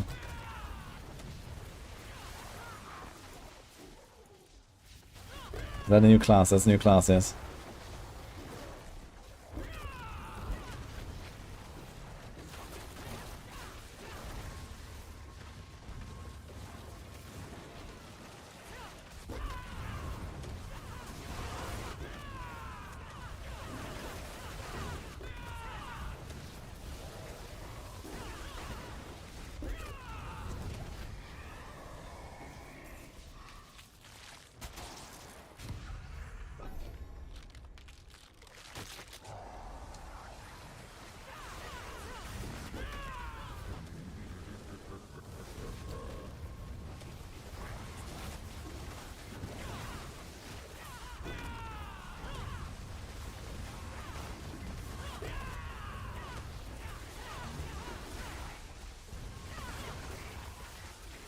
Not a core skill, to be fair. Razor Wings is not a core skill.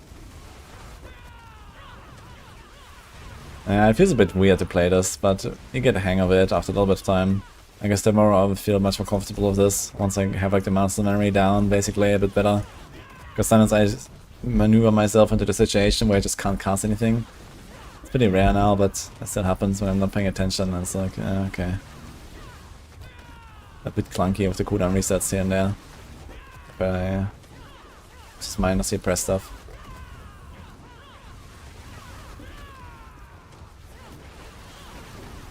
Spiritborn Lightning Hammerden. I do like the Stinger version of Hammerden a bit more, to be fair, but yeah, it's fine. I guess. Wave 10. I'm actually gonna get 1k.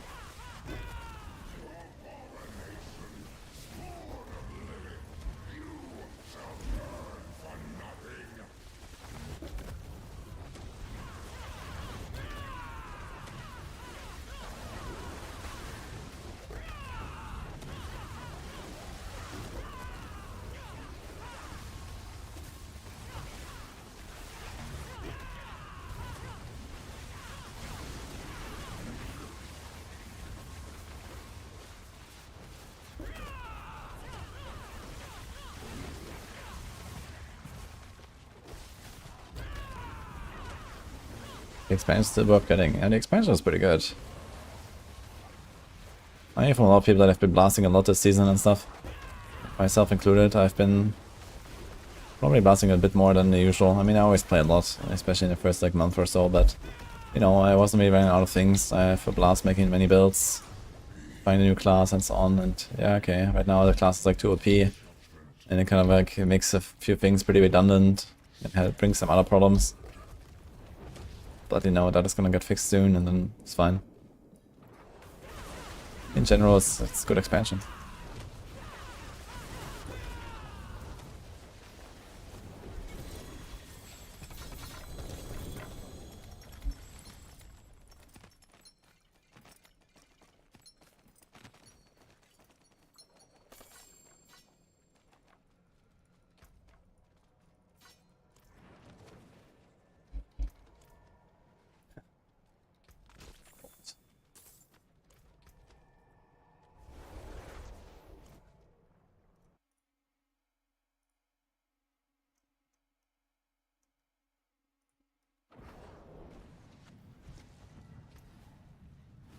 Wait, I'm in the wrong place. Go there.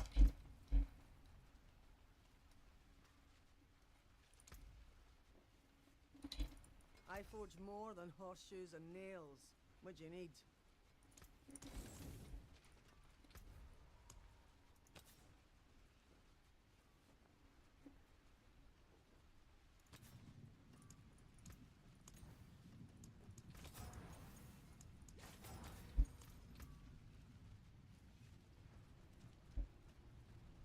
We can join a run later in Infernal Hordes, right? We can just start one. Oh, this thing still has like a hit on it.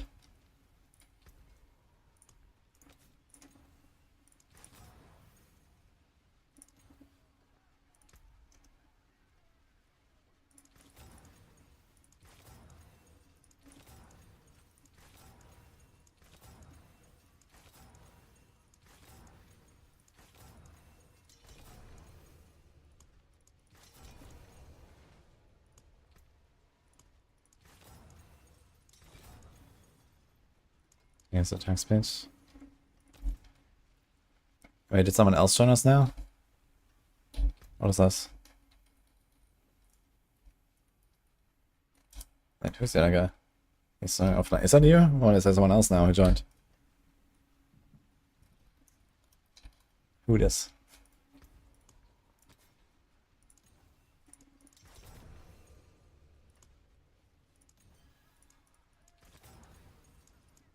Oh, he's right in the attack space. Nice.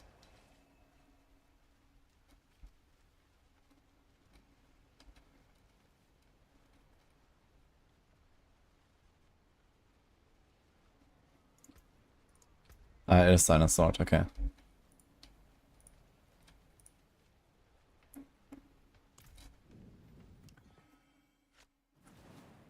Roadrunner. Das ist nur RNG. Mehr Aspekte, höhere Chance.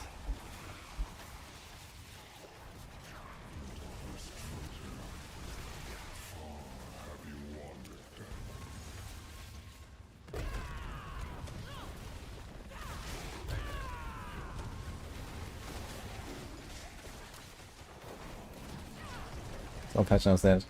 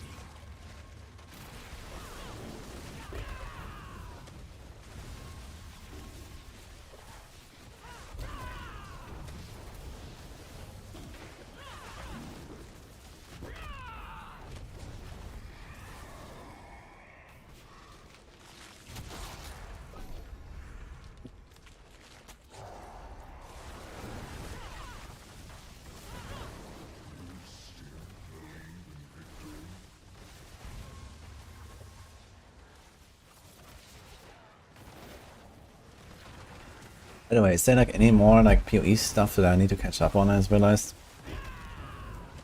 I think there was like this like Jonathan and Sony guy video that I wanted to watch. Is there anything else? Does anyone know?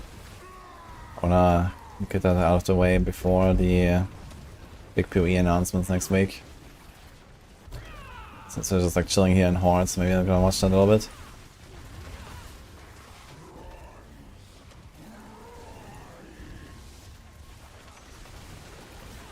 So you can check the official channel, right?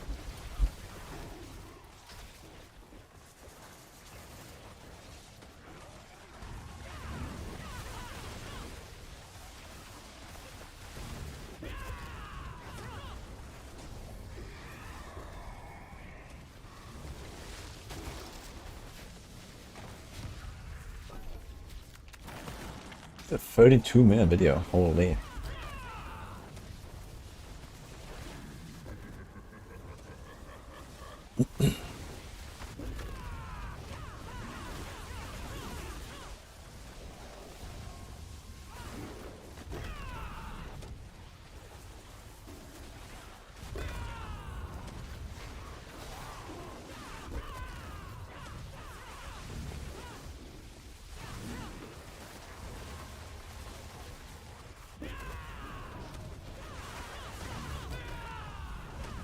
New items and skills. Oh, okay, Nickname Crucible.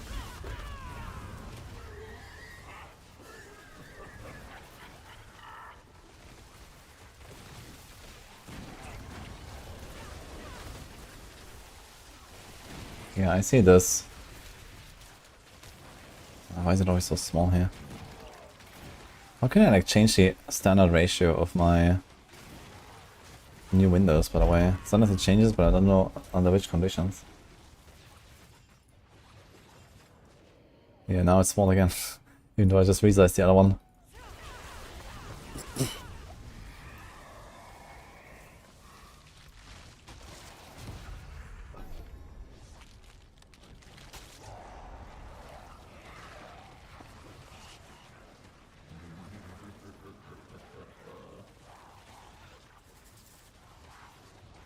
Ah. What's the title of this burst?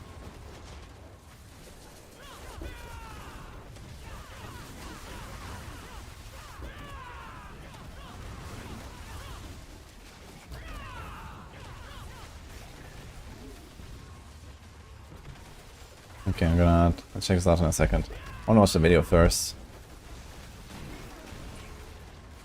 People said this was pretty good. I suppose it's on Gamescom, huh? Looking at this. 10 days ago though. Maybe not.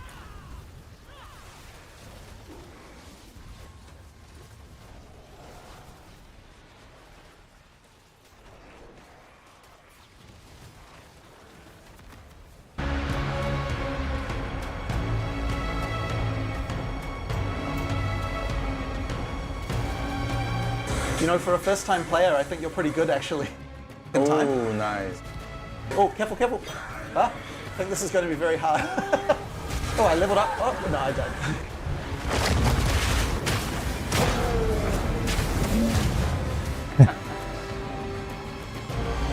A Tokyo game song. Okay. I'm very glad to hear that you played the game. Oh, and enjoyed it. yeah. I'm totally enjoying it. Well, hopefully I can impress you with PoE 2 as well. Oh, yeah, I can't wait. Now, now I know it's coming so Correct. soon. Hopefully I can show you PoE 2. Yep. So, yeah, one thing we wanted to try and make sure of is that every class feels very different from other classes. And this one is designed to feel like you're playing a shooter game. So, Is it Ranger? so this is the mercenary. Oh, okay. And it's kind of supposed to feel like you're shooting guns, you know, so you have like an assault rifle there, and then a shotgun, and then here we have an incendiary shotgun, and that kind of means that the gameplay feels very different than before. Wow, graphics look so much nicer. Thank you. Wow, it's so beautiful. But the other thing as well, you really wanted to make sure is that it feels like you can have a lot of combos. So here I've like frozen these enemies, and then if I use my other shotgun, I can shatter them. And, me too, it probably. does like an Work is AoE really around fun. the monsters. So to show you that again, you know, I can Played start it a by bunch on, freezing these monsters Gamescom. and then shatter them apart. Right. So in PoE 1, a lot of the time, you know, you just spam one skill again and again, and we really wanted to make sure that you actually have more That's variety in Jaguar PoE more. 2. Double dips on a bunch of stuff. Here I can use my assault rifle. I can shoot off the armor of these monsters. And then after I've done that, they take more damage from something like a shotgun.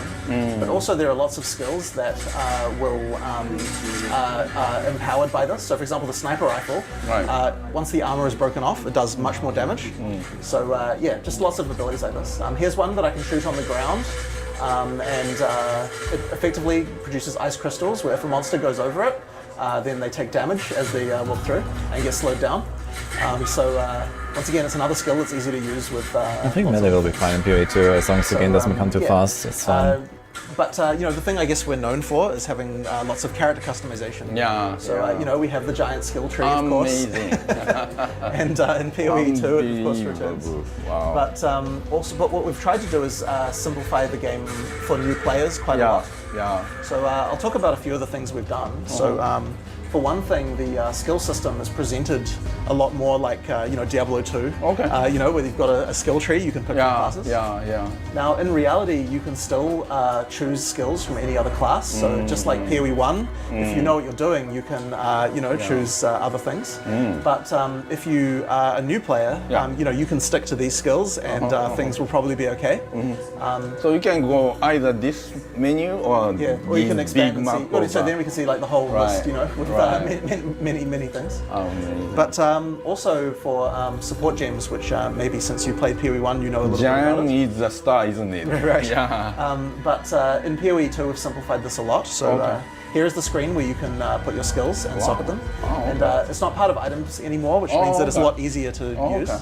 And then we also have this thing called a support gem, which lets you modify your skills further.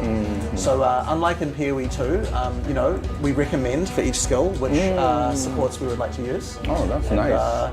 For example, for this one, if I pick multiple projectiles. Yeah, the items don't have to now jump when anymore. well, When actually, I got the new gems in Path of Exile, I didn't really know which one is better than one. So this helps a lot more. Yeah, with this one, for example, if I fire it without multiple projectiles, I just get a grenade. Yeah. If I put multiple projectiles in here. Yeah. Then when I fire it, I get 3 grenades. Oh. But you know, it works. It's still an item, and it works with any skills. So if I move, for example, to where's my sniper rifle gone? Here. Then now, when I use my sniper rifle, I get 3 shots every time. Wow, nice. So you have to be careful to choose what skill you want to have these on, and that is, you know, where a lot of the depth comes from is you know, choosing these things.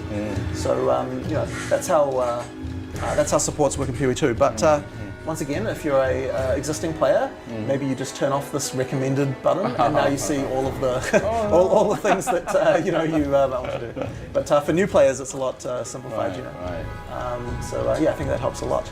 The other thing, when I was playing Path of Exile, I wasn't sure if I should keep selling the things or should I be keeping some of them, you know, for the future. Yeah. In PoE 2, it's actually a lot easier because we have gold, like a more traditional game does. So using the vendors is you know, a lot easier. You know, we did a lot of testing for new users to see you know, to see what they were having trouble with, and we changed a lot of things based on that. So that's a very unusual class, but now maybe I can show you a more traditional, you know, warrior. So you class. have added new classes. Yeah, so we actually have 12 classes in the game, and all of them. We try to make everyone feel quite different, but you know, yeah, we have many things going on with that. So I guess if I show you some of the combat right away, you can just see the quality of everything is just so much better than what we did in PoE 1. You know, you can redirect your skills after you've already done them. We also have dodge cancel, so you can cancel out and dodge roll at any time. But we still like to do a lot of skill combinations. So here, for example, is a skill that creates a magma on the ground. But if you slam that, then it re-triggers the magma, so you can use this to do more damage to monsters. Still need to charge and, yeah, we try to just build things like this into every skill where we can. So you know, if I use this, you might think, okay, well, you know, what other slams does it work with? Right. So it actually, we try to make it so it will work with anything. So for example, here I've got a skill called Stampede, which you can use to run, and it does more damage behind. And then if I attack the ground with this and then stampede that, then it triggers a very large number of times. So that can be a very effective way. Now this area, you have monsters worshipping this artificial sun. And as I get closer, I start to take more and more damage. Right. So you want to hide in the shade to prevent yourself from dying. That's interesting. So you know, it's nice to have these like little area mechanics. But you know, I should probably take a different path to avoid that. We actually have random levels as well. So every time I play this, it will be different. There'll always be a sun in the center, but you know, the walls will be different, the monsters will be different, everything, you know, where the entrances are. So you know, it's familiar but different every time. So keeping in shadow is very important. Yeah. I'll show you some other skill combinations we have. So if I use armor break on a monster here, so I break their armor, and then I do a slam on top of them. It does extra stun damage. So this actually I can use with another skill here called Seismic Cry. So here I have these things called exerted attacks. So any attack I do now will be doubled. Oh, careful of the laser.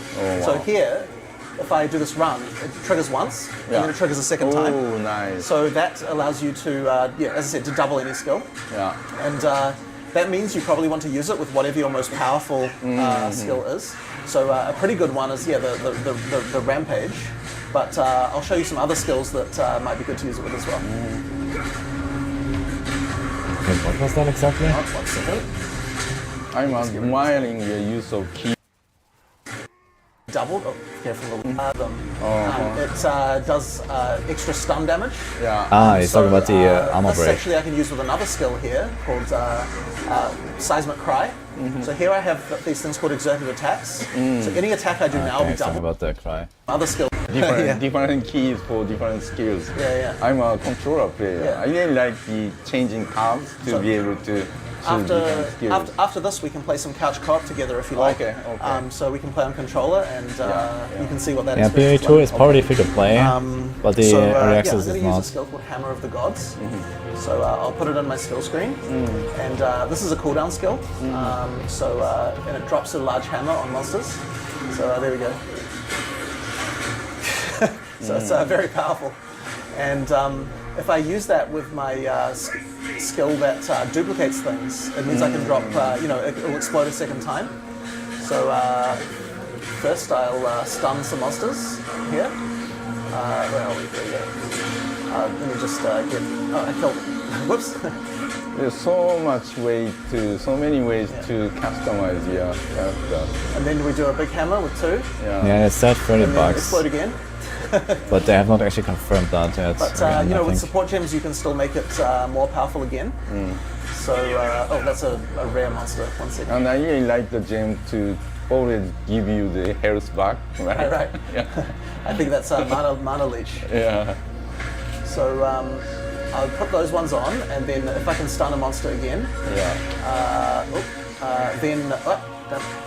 Yeah, on 21st you can hear about it. Okay, running out of mana. 6 days. And then I'll be watching it and too. then now if I drop this one, I get an empowered double hammer. So it's a red one. Nice. Yeah. So maybe what I'll do now is just show you a boss. So PoE 2 actually has 100 bosses. Oh wow. And 100 areas. Wow. So it's a very big game. Amazing. So here's one in the middle of Act 3. So how much bigger it is than the prequel? I think that PoE 1 has grown very large in a long time. So PoE 2 will probably be, it's the start, be a bit smaller. Oh, okay. But still, I think will be around 50 hours to get through the campaign, and still with many, many features in Endgame. And the reason it has to be so big is because, Are you guys ready? 50 hours campaign, boss on every character. With PoE 1 being so large, we have to make sure that we can still. I mean, it won't be that bad on the second playthrough, but such a large game. And I'm sure so many different classes, people want to create different. Oh yes. Yeah, it's gonna be really cool to play through the campaign the first time, I guess. Is because of the fact that there are so many different things to do with character builds. I can do it in 5. I think Act 3 though, not all the campaign. I think the campaign is 6 acts, and only the first 3 are playable. A lot of stuff to do. 12 hours of blasters, something like that, I guess. Oh, this is much more engaging, proper action game boss battle. Yeah. Okay, so if I can stun him, in a second we'll be able to use the double hammer. There we go. And then, oh no, out of mana. Okay, there we go. Okay, we have a lot of bugs. There's also bugs in PoE, of course, but now he starts compared to. Okay, this might actually change in PoE 2, I guess. In PoE 1, they usually fix shit, very fast, and especially like stuff that makes players too powerful or makes them too rich or something like that is usually getting instantly bug fixed, and potentially bans handed out in case of like exploits and stuff. So they're like much more on top of this than Blizzard is, which is a good thing. But yeah, with like PoE 2 being crossplay with console, they will not be able to do that to that degree anymore. So I guess we'll see what they will do, and they have to kind of be careful there.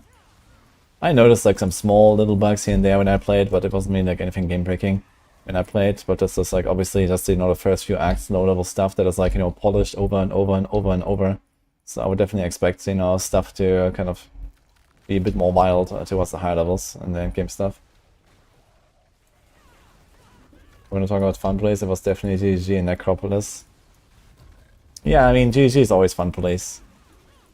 They want to make sure that the economy remains healthy, that people, play the game properly, and I think that's a good thing. That's not a bad thing to do. I think so. I'd much rather have that than whatever we experienced in Diablo 4. It's creating these wormholes which slow you down, so you have to be very careful when they're by them.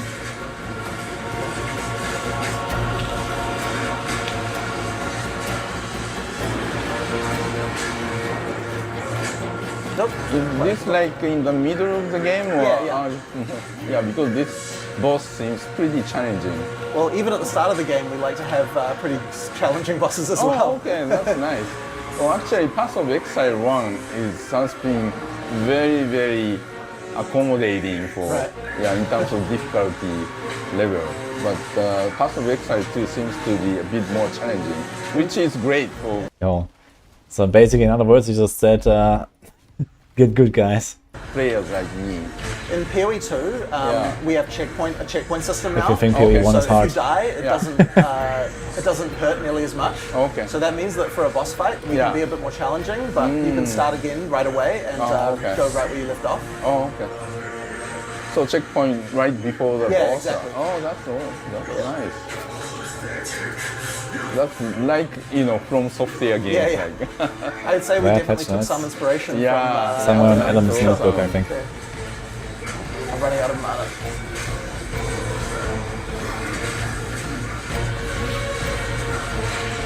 Oh! Okay, there we go. I'm out of mana. I used it too much at the start of the fight. Hopefully I can get it soon. Okay. Don't get too close to the wormholes. Nice. Yeah.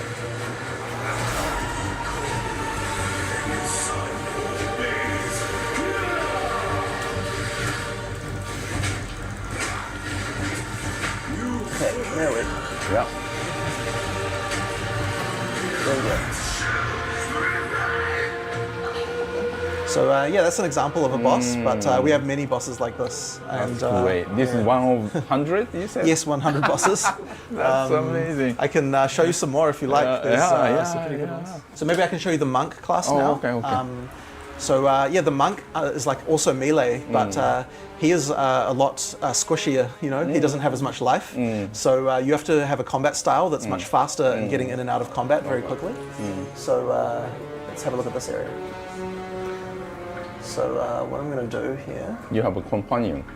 Yes, in this area. This is Alva. Oh, maybe. Oh, look at the graphics. Yeah, I'm watching. Beautiful. So this class relies a lot on combos as well. This class, if you get has a palm strike, that if you get a character low in life, like this, then you get this indicator. And then if I do a palm strike, it kills the monster and gives me these charges. And then I have attacks that get empowered significantly by that. Yeah. So this is a good part of the gameplay. There's a few different ways to get charges, but there's a lot of different types of these kind of things. So there I used a skill called Temper Spell as well. So if I hit some enemies, then there's this little bell on my staff here, and if you hit enough monsters, then you can make it expand it like this, and then when you hit the bell, it does more damage. Oh, really? Yeah. And you can even electrocute, add things like if you set the bell on fire, it will do fire damage. If you electrocute the bell, it'll do electric damage. So that's quite a fun mechanic. Yeah. Oh, there we go. Do you get that skill early enough? Or? Yeah.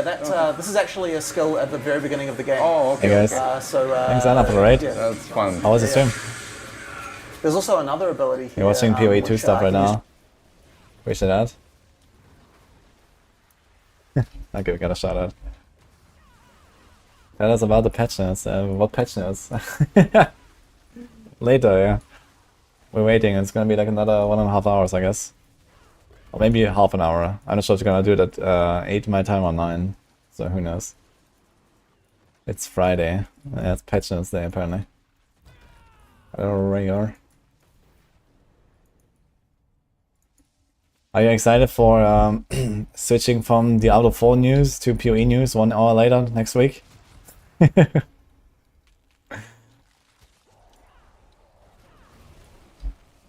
put the picture on Maxroll. Wait, what?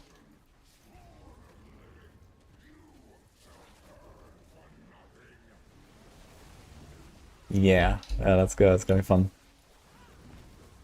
Anyway, next Thursday is gonna be big. It's gonna be exciting to see both. So I hope that the Diablo 4 guys talk fast.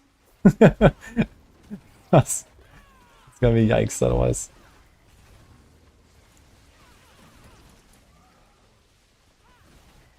Anyway, I'm just like chilling in my Spiritborn here. We're farming hordes. I'm farming materials, paragons, playing Razor Wings, which is kind of interesting. I haven't played that build yet this season. They never talk fast. No.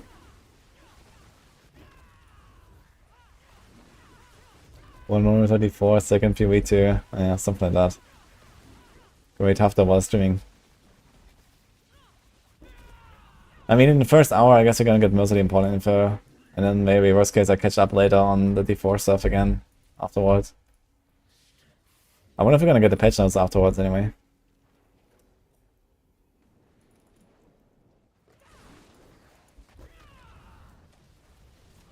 I'm not the poster child of Maxroll. Unlucky. Fine though.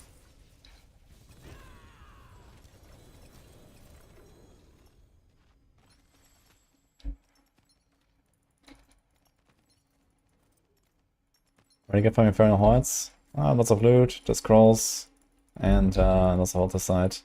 I'm just stacking up Altar. I'm at like 300,000 Altar or something right now. I'm just like stacking. How much was it actually? I wanted to see how much we got here on this. But anyway. Charges for, which charges my staff up, and now when I do any attack I get extra projectiles. So nice, you can thanks so even much. use it with a skill like this to spin projectiles away. Oh, wow, nice. So when it's not charged up, it just looks like this. I'm logging in on the 6th of December. I get a lot more projectiles. My finger wrong. And there we go. So then that's what it normally looks like. And then if I charge it up, then I can do damage to lots of monsters.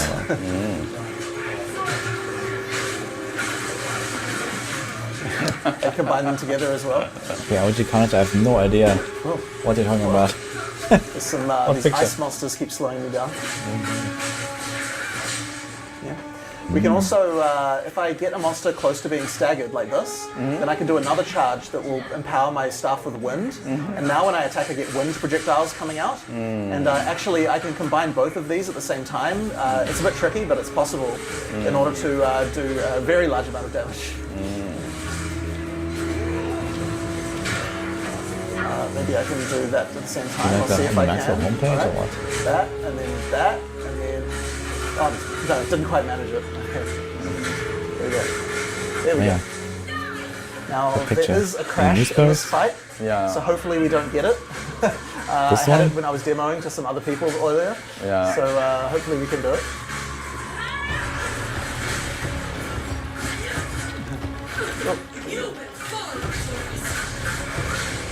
What's that blue color feeling? This is Poison. So her name is Viper Napawatsi. So she has lots of snake-based themed abilities.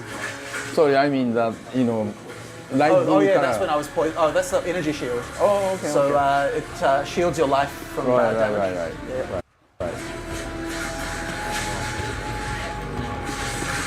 Awesome.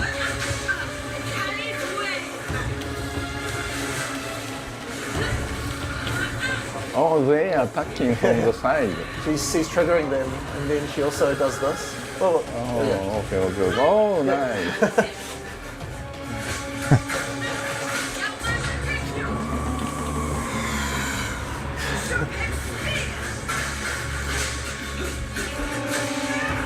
Dude, she has like early access to Hunters. Yeah, I like the variety of these boss fights. It's a cool boss though, because it actually feels like almost like a PvP, you know?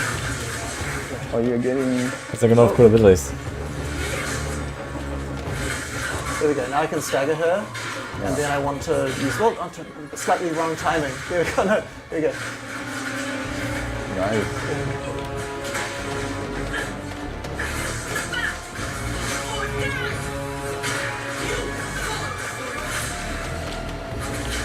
Oh no! Okay, maybe I can still get her. Let's do this again, okay. Oh, nice.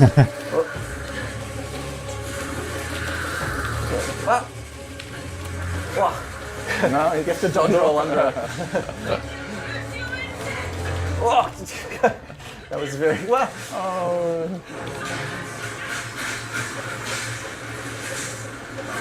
Now you have to use the potion. This arena's getting more and more restricted over time. Yeah. It makes it harder and harder. Wow. Oh no! Oh god. Yeah, it's pretty Sorry, cool the boss thing that crashes there, design. so I was a bit scared. For sure. Nice.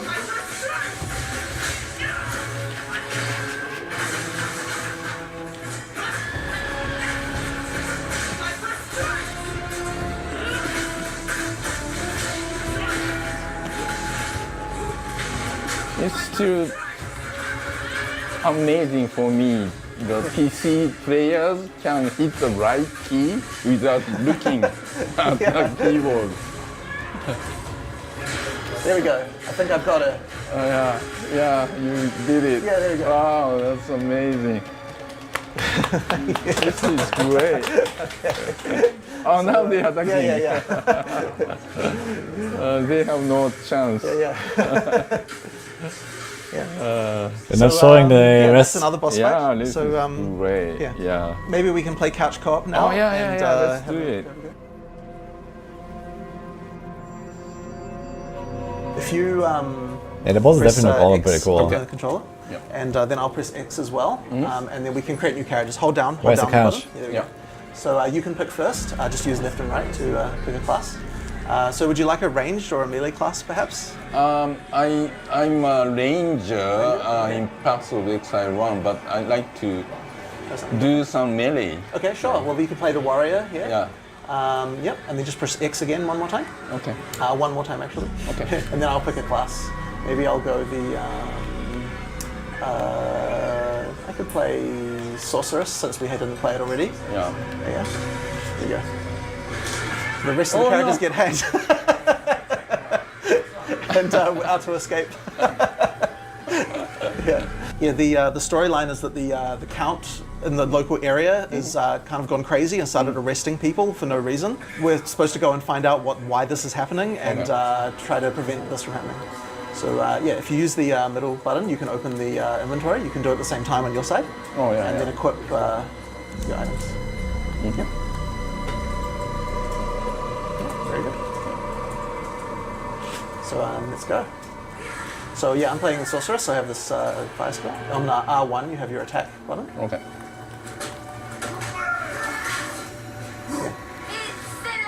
Because we have two players, they That have one's more gonna be in life than 30 usual. or in 90 minutes. So here you have a shield for you. So if you put this on, unlike in PoE 1, we have active block. So try it, yep. So if you press R1, then you hold your shield up, move a bit slower, but you, so R1, yeah. Yep, like this, so now you can block attacks. Yeah. This will be handy for the guys that shoot these projectiles just over here. So there should be some skill gems here. So one for each of us.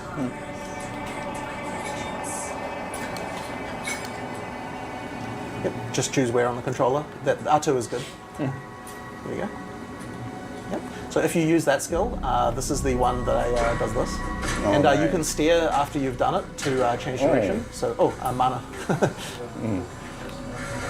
And I've got an electrical spell here that bounces off walls. There we go. There should be a boss. Yeah, that's a checkpoint. Oh, nice. There should be a boss very soon. Okay. The levels are random, so I don't know where the boss is. Oh, nice. Wow. Careful of the... Oh, there we go. Oh, I died. Oh, no. Can you kill these guys first? Catch. And then you can resurrect me. Okay. Yeah. Hold down. Yeah. Thank you. I'll try to avoid that. There's the boss up here. He's playing Sorceress. She looks very different from the first time I saw her, actually. Whoa. That's the Chainsaw Man. On circle, you can dodge roll.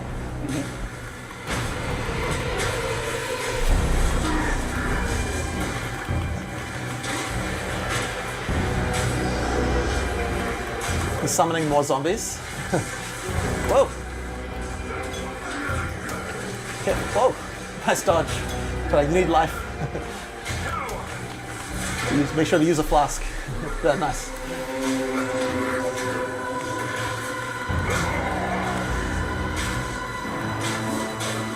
You know, for a first-time player, I think you're pretty good, actually. Thank you.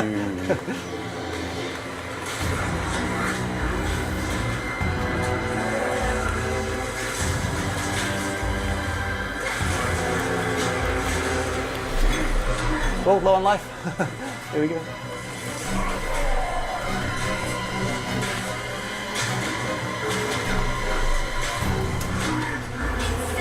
Oh, no. much into it. Doing it.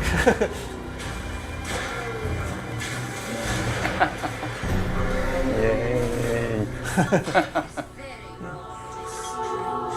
And of course, we also have the passive tree. Sounds like when you clear the One Den thing of we thought was Evil. really important is that both players can use their inventory and do things at the same time.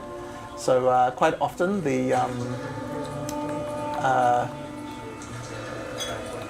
it's nice to be able to do that. And, yeah. So we had to basically make 3 versions of our UI. Yeah. One for PC, one for controller, and then one for couch co-op. Yeah. So it's quite a lot more work, but I find it very fun. Where are you? L1 to go. Oh, okay. Yeah. And then one more. Okay. And then there's the skill tree. Oh, Yeah. okay. Yeah. Yeah, there's obviously normal multiplayer as well. It's not just couch co-op. Couch co-op is just like, Yeah. the last Do you have thing any there, other basically. questions about the game or anything else you'd like to know? We can. I just want to keep playing. Fair enough. Fair enough. We can keep playing. Yeah, Absolutely. this is so fun. So this is another skill gem, and I can also get one as well. And then if you in here, you can choose what skill you would like to have as your next skill.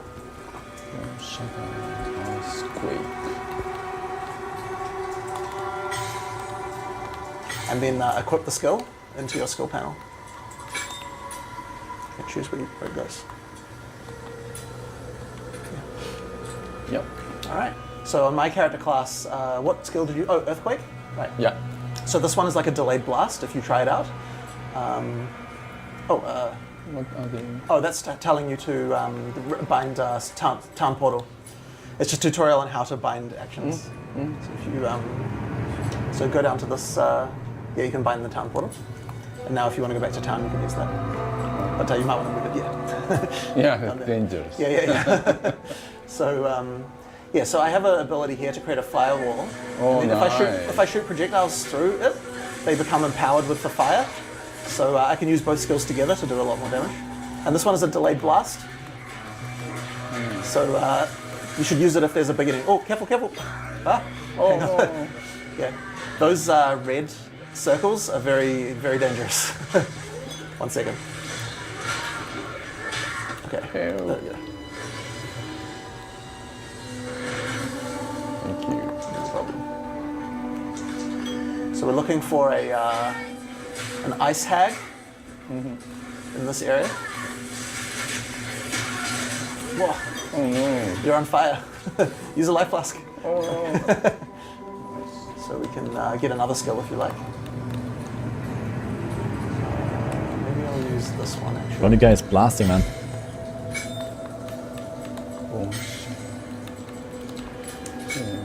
Yeah. Yep. So that skill is called Bone Shatter.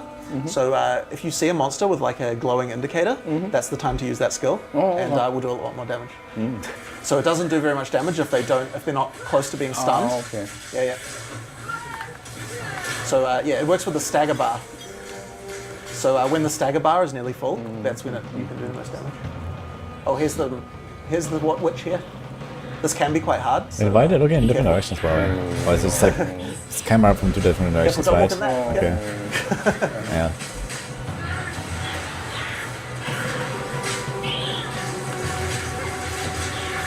She's summoning wolves. So be careful. Oh, I died. Don't try to revive me, because if you take damage, it stops. Okay. Yeah. Summoning more. Oh, you did it. Oh no, not quite. Yeah. It's gonna solo this That's shit. because I died so quickly. Easy. Oh. This is very hard. As I said, this is an optional boss. Yeah. And it can be easier to come back when you're a bit stronger. Yeah. Oh, I leveled up. Oh, no, I died. Maybe we should play a different boss. He's like Sony executive or something. Come back when we're stronger. This is Jonathan Rogers, he's the game director of Papa Exalted. Let me just have a look at the map. I think it should be this way, maybe. Oh, That trail. It's just still in the this room way. here. We're trying to find another boss called the Devourer, who is a big underground worm, and he leaves a big track in the ground. Yes, I think this is it. Oh.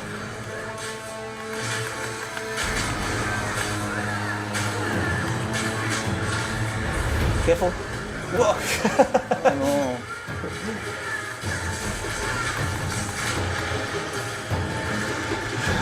He dives through the ground.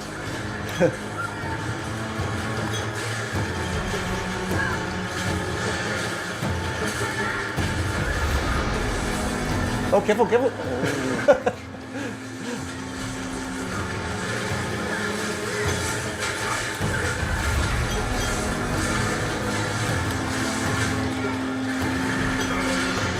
Oh, he's stunned. There's poison on the ground. Just be careful of that. Whoa! Life, life.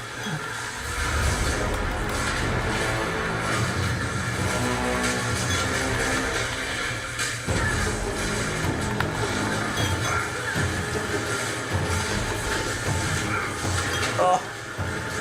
Whoa. We've run out of flasks.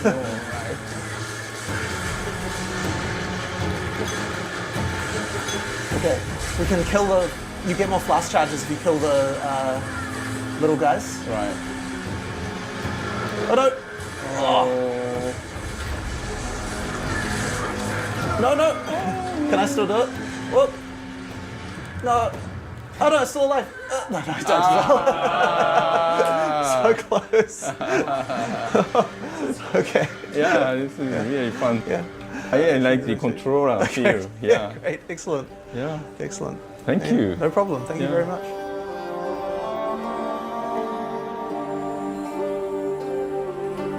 もうとにかく POE1 よりもグラフィックスが素晴らしくなっています。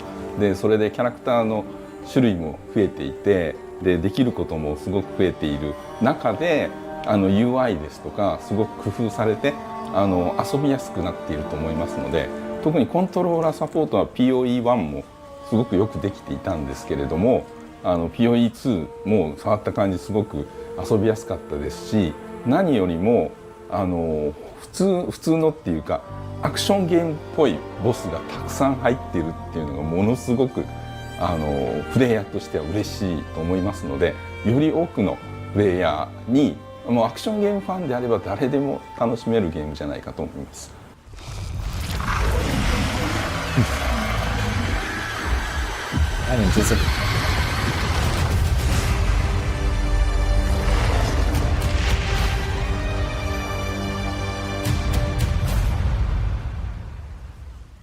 Do you ever get power level in D4? This character actually did get power level there. But generally I do that very little. I mean, these days power leveling is a lot more common, and honestly leveling is just not as fun as it used to be. Like 1 to 60 is just not really interesting, I feel, right now. So I power level myself or whatever with caches, and it doesn't really matter. Sometimes I level, sometimes I don't. I like the Razor Wings build. It's okay, but I like the like crushing hand and stuff a bit more than this. It's a bit clunky because sometimes I maneuver myself to just not having anything to press and I have to wait for cooldowns. You can avoid that, but if you just like space roll your buttons, then sometimes you land in that situation, which is a bit annoying. Stop being a negative Nancy. I'm not a negative Nancy, I just don't find 1 to 60 as interesting as, like, you know, 1 to 100 used to be. Or at least like the 1 to 70 or something last season. With the capstone dungeons, I found it way more fun than just like running 3 hours for Helltide. On this, basically not really anything happening.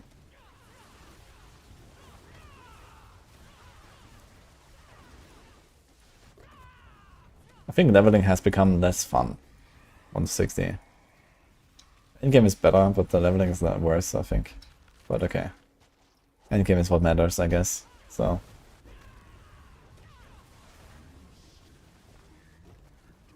I mean, the PoE stuff looks really cool.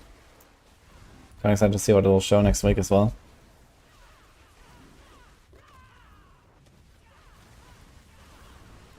So there's a couple of weeks old. Yeah, it was like 10 days ago or something.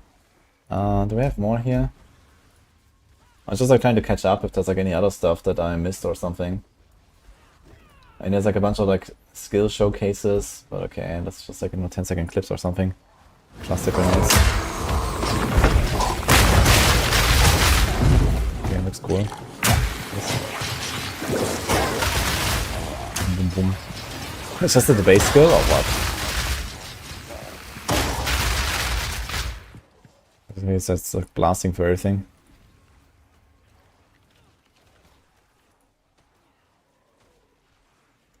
There's a voltaic grenade and plasma blast.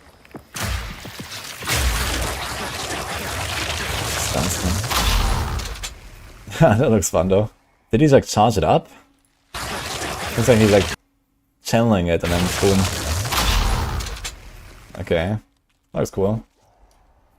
Yeah, I'm very excited to play Mercenary, and Mercenary is gonna probably be like one of the most popular classes even, I think. Looks pretty cool. I wonder what they said here actually in this really today thing. Hi, I'm Jonathan Rogers, Game Director on Path of Exile 2. Unfortunately, I have some really bad news. We have to delay early access for 3 weeks. The new date is the 6th of December. I'm really sorry about this one.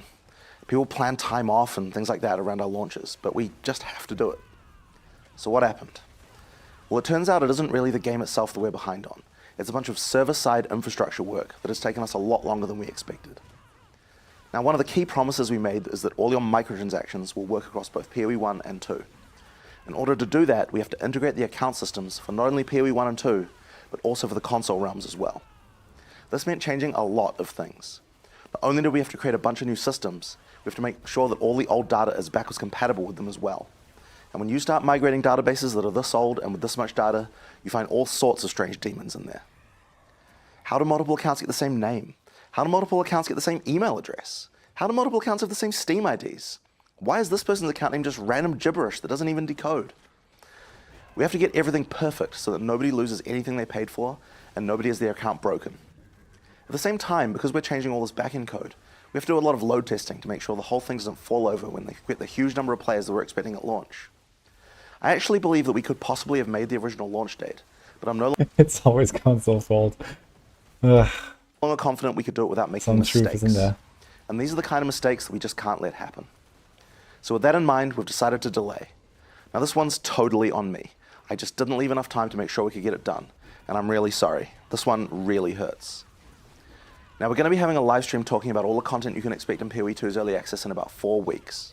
You can think of it like the biggest league announcement we've ever done. I'm really looking forward to telling you guys about the endgame content that the team have been working hard on. Until then, thank you very much. Oh, we're going to hear about the endgame? That's good. Alright. Anything else here?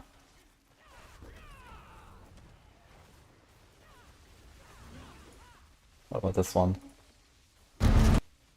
Boss design in PoE 2. Let's go.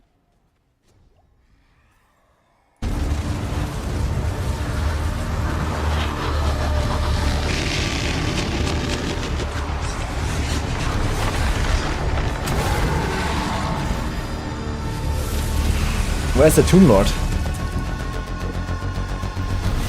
I think honestly making bosses in Path of Exile 2 is the most satisfying part of the job. It is so enjoyable from start to end. Even after it's gone out, it's satisfying. I think if I could choose to do anything all the time, full time, that would be the single thing. What do you mean fix?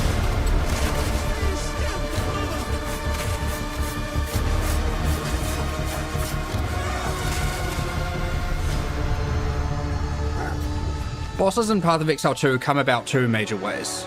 You obviously have the more traditional approach where you create a narrative and you design a boss around that narrative. No noose this time. I'll remove your head myself!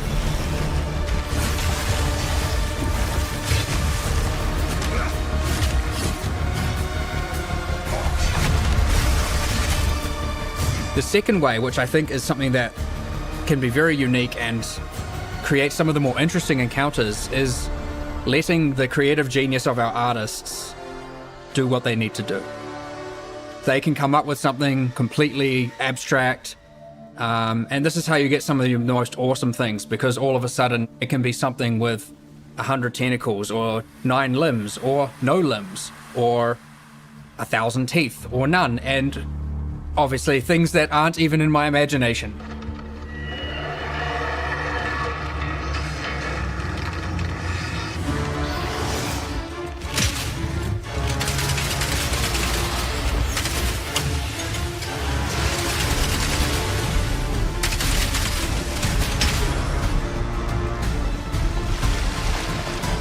Well, a boss in Path of Exile 2 ultimately is the culmination of decades of experience, making hundreds, if not thousands, of bosses in its predecessor, taking all that knowledge together, and puts it in a package that delivers the best of what could possibly be of boss encounters in an action RPG environment with bosses that are utilizing Souls-like mechanics. Pretty cool. Despite the fact there's over 100 bosses and more to come, a lot more to come, every single boss fight is completely unique, hand animated from scratch. It is designed from scratch, it is balanced from scratch, and it doesn't reuse a single asset in our library or anything like that.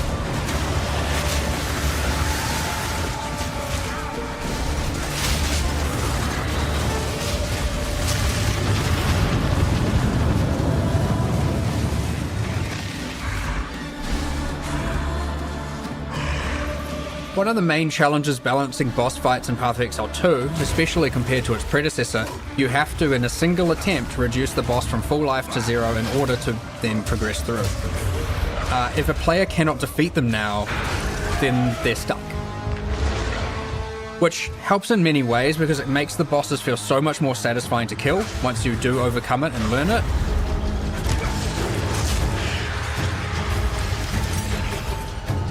It is very, very important to us that Path of Exile bosses, mechanics, especially around telegraphing, feels fair to the user, as opposed to them being cheated out of something when they happen to die. We want to make sure that hitboxes are accurate, and of course, when something hits you, it feels like it hits you. It ultimately makes it feel that much more satisfying when you kill it, and you feel that much more pride when you are able to overcome something difficult, knowing that the game hasn't robbed you of this thing.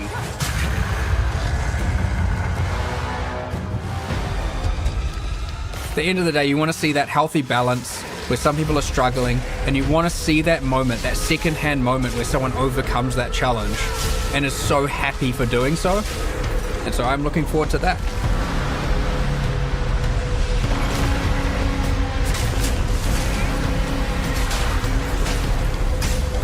I'm gonna look like Colossus. Yeah, I died to Colossus. I think it was a bug though, because he just one-shot me and I didn't even know what it was.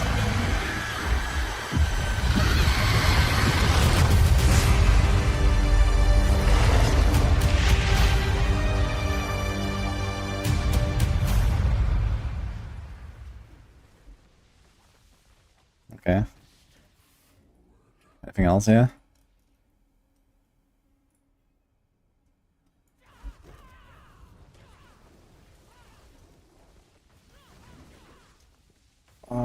This is like months old. Oh, shit.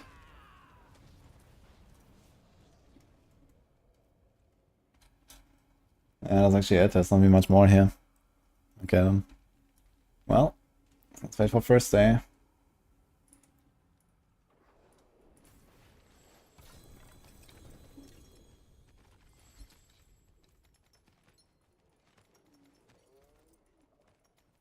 The music is gonna be good.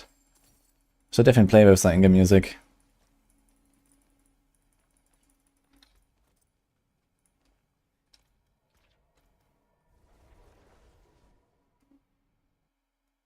It wasn't this other. Where did that go? I like this thread open with the items and stuff.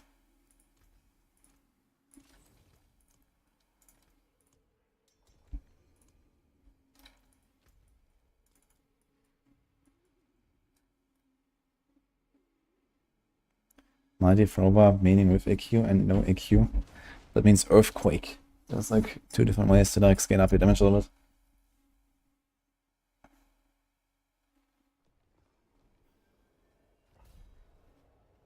Yeah, Leoraf, by the way, I'm not sure if you heard me earlier, but I'm not sure what you mean with are they gonna fix close quarters? Or what happened with close quarters combat? I don't know anything that's wrong with it.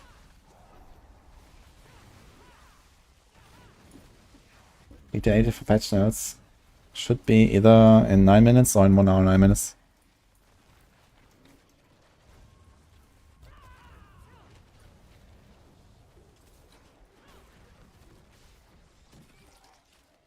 Okay, so he's a post. Let's say this again. Somehow I closed it. Thank you.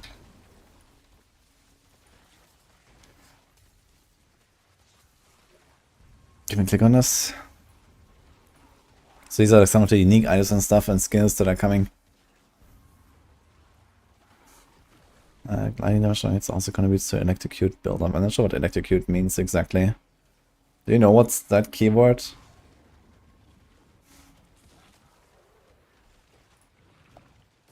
Is there like PoE 2 wiki already?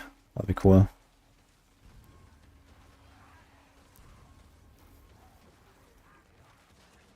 So the old shock.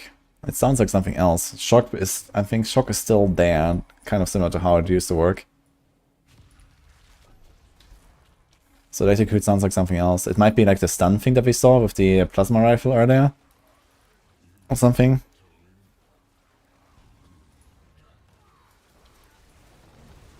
The music on the YouTube playlist is not up to date. But it does have some songs that are actually not in this one. Eventually I have to sync that. But I'm not planning to update the YouTube playlist anymore. Okay, SPOE 2 wiki. I guess I can check out a little bit what's there. Fine damage can electrocute enemies. Once the threshold activated is reached, it will be unable to act. Yes, that's what we saw in this mercenary thing with the plasma burst or whatever it's called. I will do Necro as well and all, but right now we are doing this, yeah. I want to play some Sever at some point. What is this, yeah? Just like a bunch of monsters, I guess.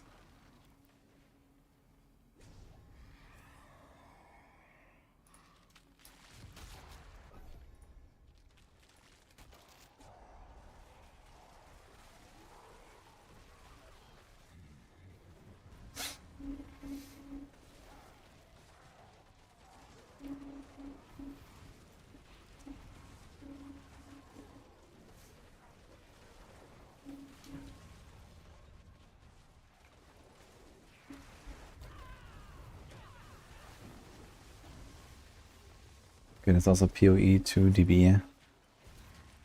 Ah, it's like the same website as the PoE DB, huh? Mechanism. Show, Spirit, Quest. Okay, there's probably not really that much unknown stuff for me anyway. But maybe there's like much more skills that I haven't seen yet. Dual Specialize. Okay. Can check that out a little bit. Quadrilla.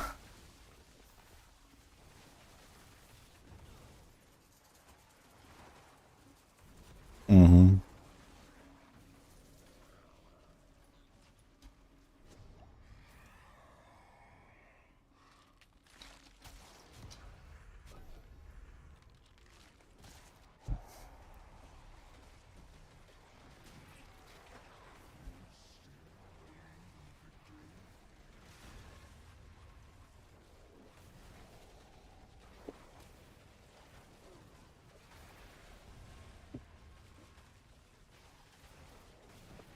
So actually some of the monsters seem to have weaknesses. Like here it says, for example, this guy has lightning weakness.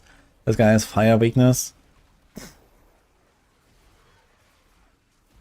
Also design looks really good actually. They look very high quality.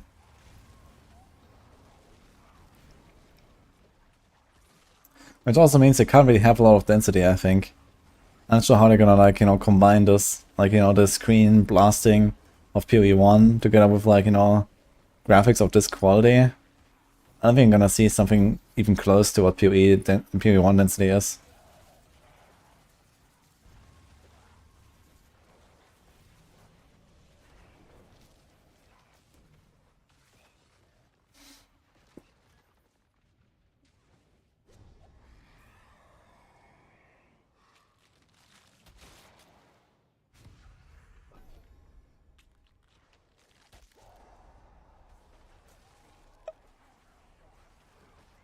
What's the highest there's a hit of Razor Wings? I have not tried to check the numbers. But we can farm like 80s and like sub 2, maybe 85s.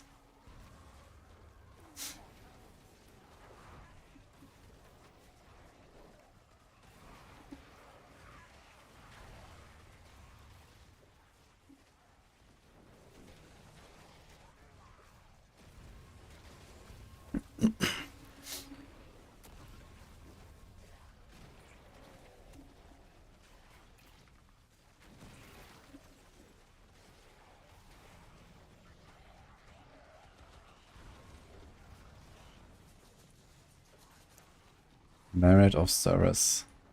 Unique shield.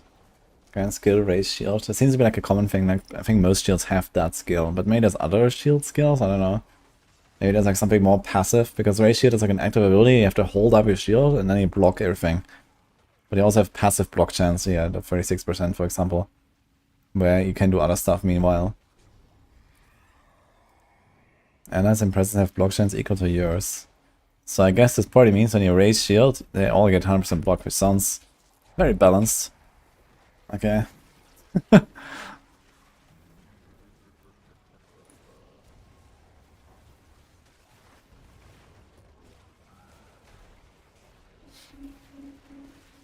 Filthy Crown. Looks very friendly.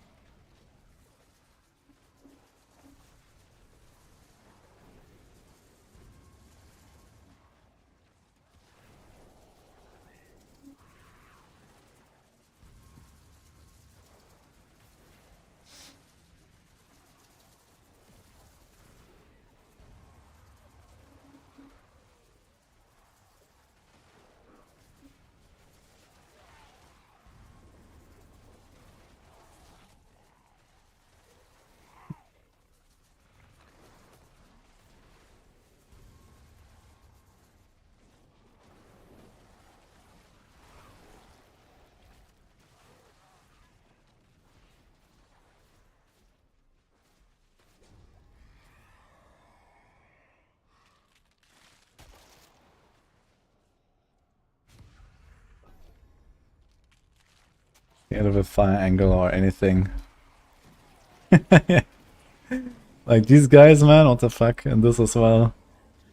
But here it says not all of them are hostile or something. So I wonder if you're actually gonna see some in the campaign or they're actually helping you or some shit. Dredge Fiends, looks cool.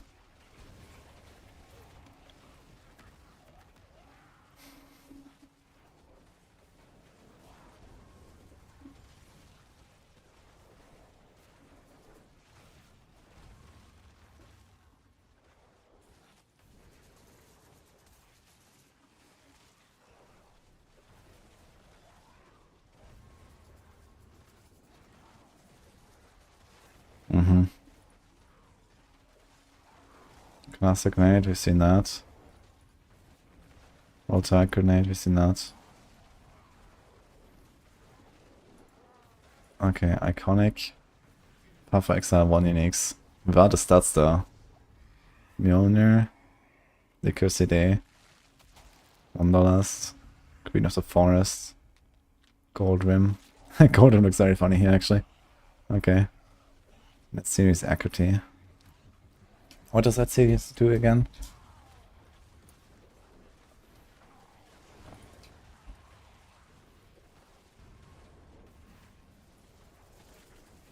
What's this one? You have Wild Pact if you did a crit recently. To be honest, I don't think I've ever used these.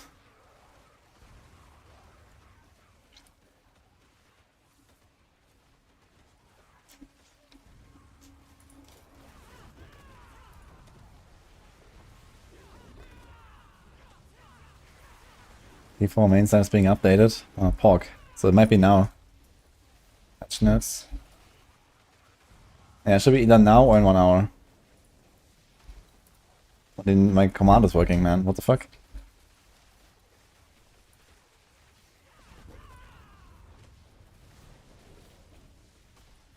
Okay. No. Let's press F5 a bit.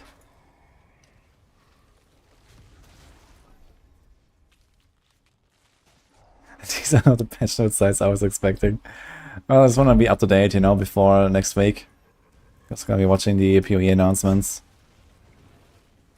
There's actually a lot of the mechanics as well that we know about already. Okay.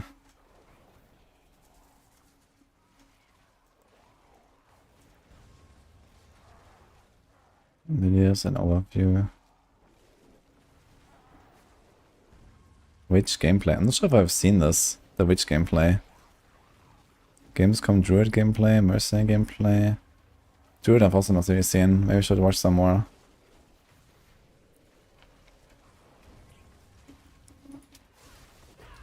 I'll get a Paragon. Wow.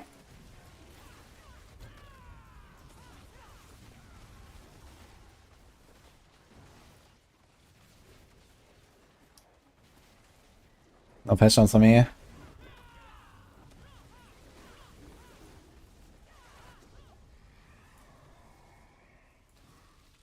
Dude, Goldrum actually looks like it has like a real, you know, transport now. And so does Cap, you know. Why do you have to patch this and I don't? The fuck? Give me patch notes. Just keep refreshing. Okay. Hi, dress up, by the way. How's it going?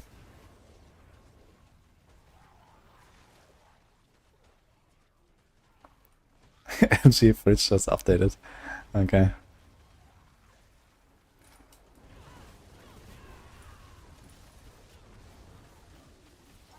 Yeah, this patch notes thing doesn't help.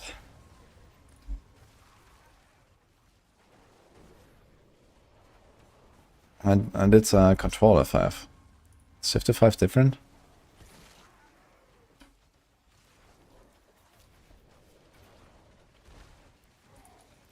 Oh, I'm gonna try in the next one.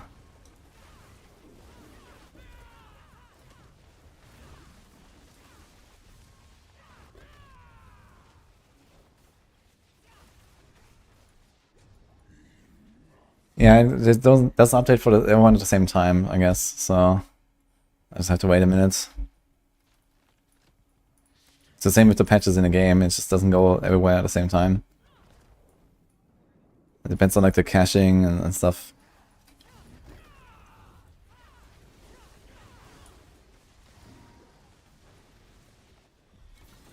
A lot of nodes?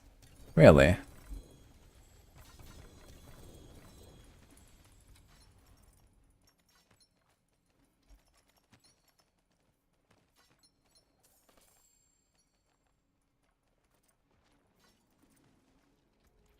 And I should go to the bathroom real quick. Can you start the next one? Even the patch notes are bugged, man. Oof. Okay.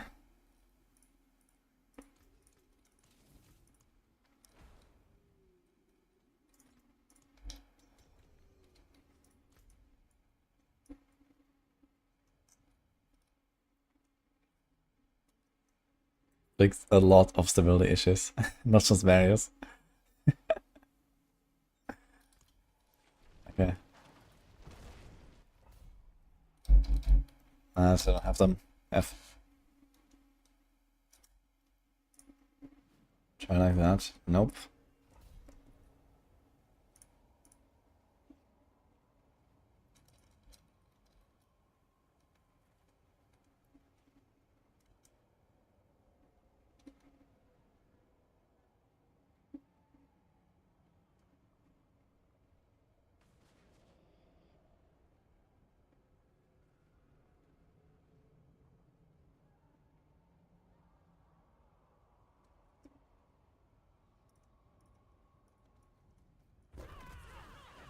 Okay, Virus is leaving. Okay, extra runs, by the way. Sounds good.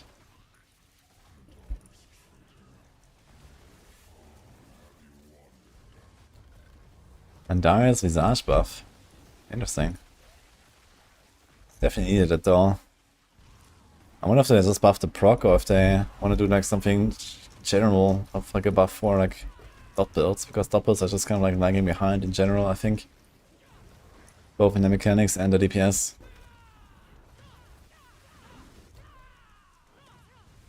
And Darius Visage increased from 3,000 to 4,000.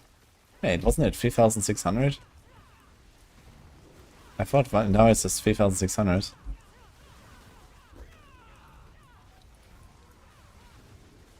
Well, that's something, I guess.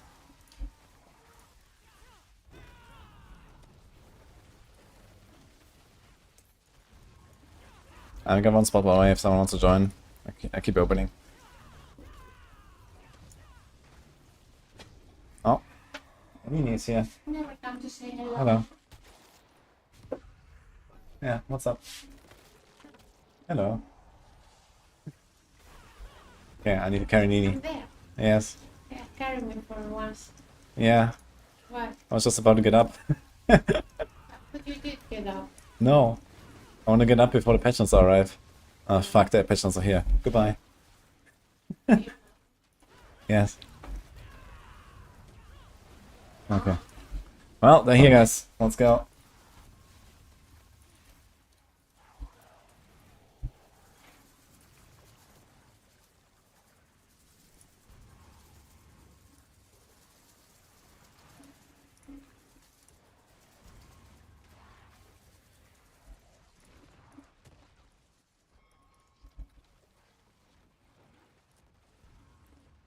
Let's see if we can... Okay, that should be fine, right? So how much is it, first of all? Wait a minute. They have like headlines now, look at that. Wait, is this all in this patch? Oh, it seems bigger than I thought. Okay. So Vesive hated base skin, they have like a distinction there.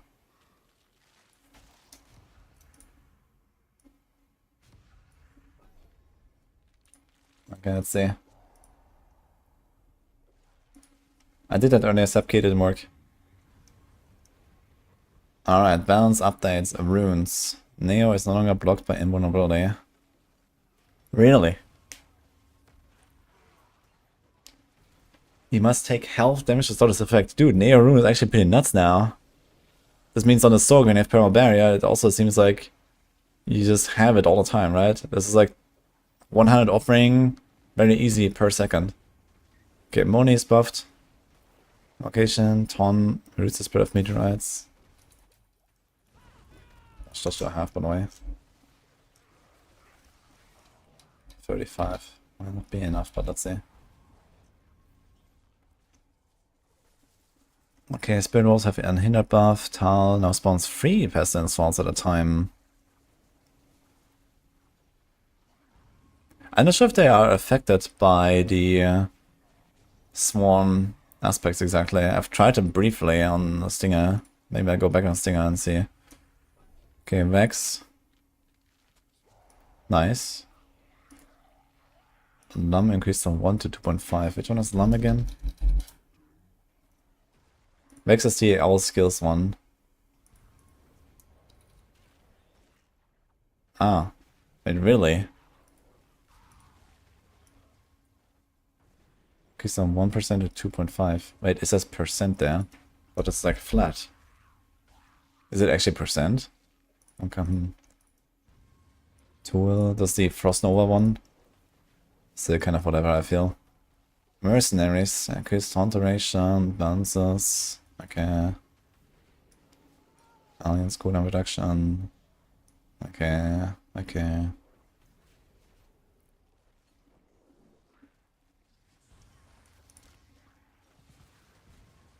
4 seconds stun for the harpoon.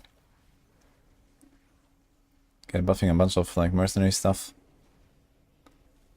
Oh, Zubo is getting buffed. This might be kind of interesting.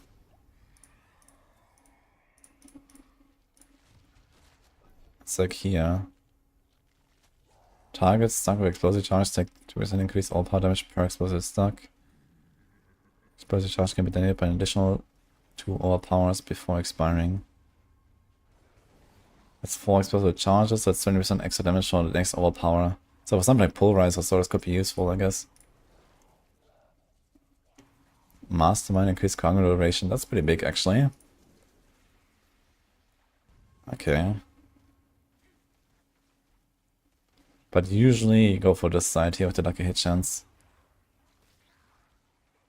Although, it's only for 3 seconds. But on the boss it will generally be up. But okay. 25% crowd control duration is kind of good. Dude, they're buffing Chatkin, man. Wave of Flame, 550. Oh my god, dude. Look at this. That's actually a huge buff, man. Chatkin is gonna carry the T4, dude. Shit. He's like double damage. Spiritborn. Okay, we saw the Withering Fist stuff. Toxic Skin. Updated source timing control design to target enemies instead of max distance. Okay, so this is already the case, I guess. I wonder if they're gonna like revert all the other skills.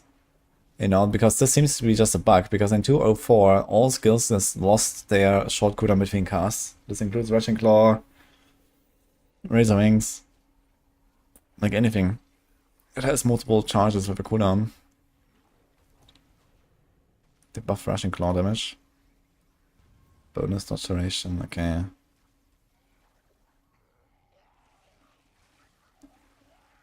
Peasants, all damage scales to devour skill ranks, okay. Intricacy bonus duration from 5 to 7, that's kinda cool. Nourishment is buffed. Adaptive stances, bonus duration buffed from 5 to 7, that's also kinda nice.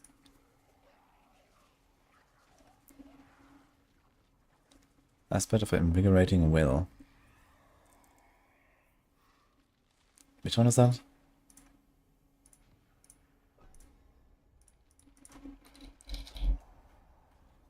Okay, this is useless. Bruiser's aspect, armor increase from 1 to 2 per 1% missing life. So you get 200% armor at low life. I really hope they don't make a low life meta. I gotta be careful with that, I think. Aspect of avoidance, dodge chance increased. Okay. Vigor drain reduced. Deflection. Okay, whatever. Soil power. That's the circle. I think this does very little damage though, so I don't think this matters.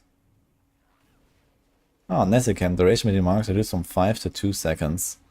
So this means now you can have 5 APS and not lose all the charges. That's kind of interesting. I wonder if Nesicam becomes a thing now. But it still doesn't really have like enough of anything to be good, I think. Like the stats are not great. It still has a chance to not hit the boss sometimes when it's multi-targets. Doesn't help you in packs, I don't know. What we'll see. Okay.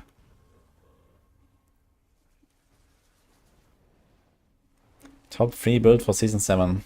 Ask me again in 7 weeks.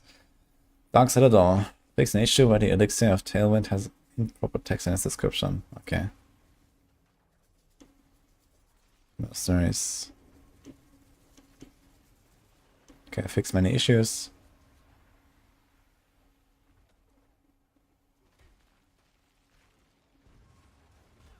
Okay, we saw this here. You can like, evade through the barrier and then almost get one shot. Ah. So maybe they fixed the less than 4 attunement ranks as well.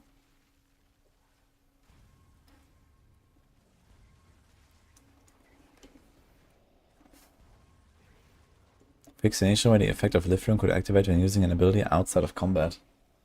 Interesting. So it sounds like they made like some more sophisticated system now for Lift Rune. Lift Rune is the one where you stand still and it says you have to be in combat and use an ability. But it basically just always worked whenever we pressed anything. It just meant don't be AFK. Fix an issue where Nesicam was marking enemies slower than intended. Okay. Yeah, it would be nice if like Nesicam would like prioritize elites or like mark all elites around you or at least something like that, you know.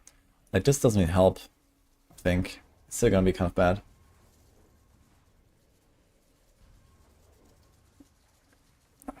Victimize buff, we knew that.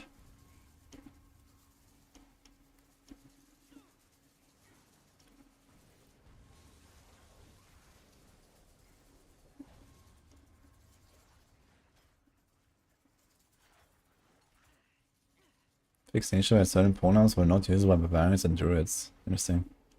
Fix the issue where some tenants could not be interacted with. I guess it's time to start taking some notes here.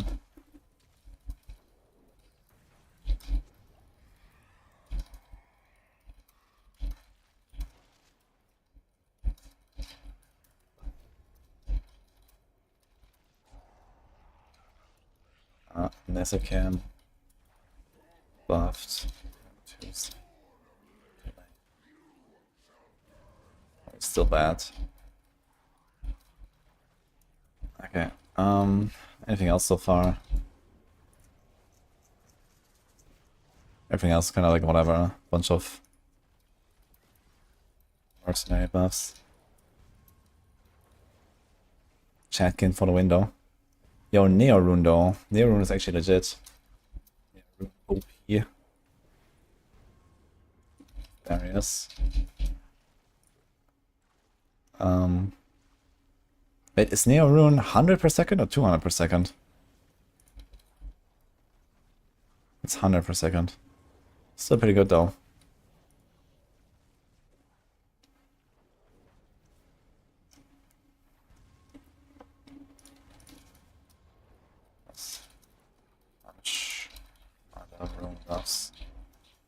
Okay.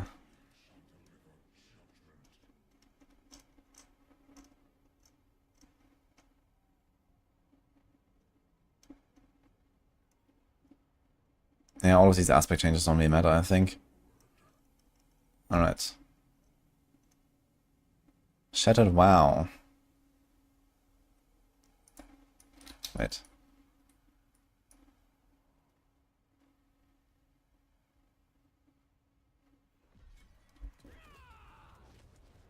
Neo Rune is 200 offering when you attack an enemy without taking any damage on the last 2 seconds. So now you just get like 100 offering per second, or like 200 offering per 2 seconds, as long as you have barriers. Because previously it reset and didn't work when you were invincible, and it also didn't work when you had a barrier and took a hit. So now you just like always get Neo basically on a sword, for example, or like even on Spiritborn or Necros, like rogues. Yeah, it's even Mighty Throw these days gives you barb barriers. Like you have so much fucking offering suddenly on a bunch of builds that you didn't have before. It's like quarter stuff with 1. It's actually not terrible, I guess.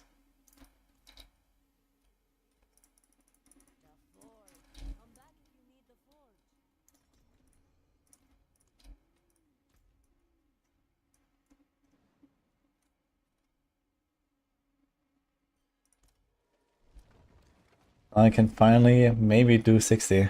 Good luck, blue skies. Okay, Shattered WoW. Healthy damage replaced with damage over time duration. Now that's actually an interesting stat for once.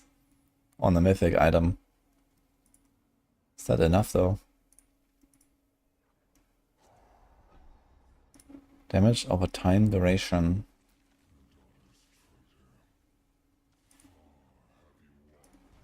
Ah, wait a minute, you can't masterwork, das ist the implicit.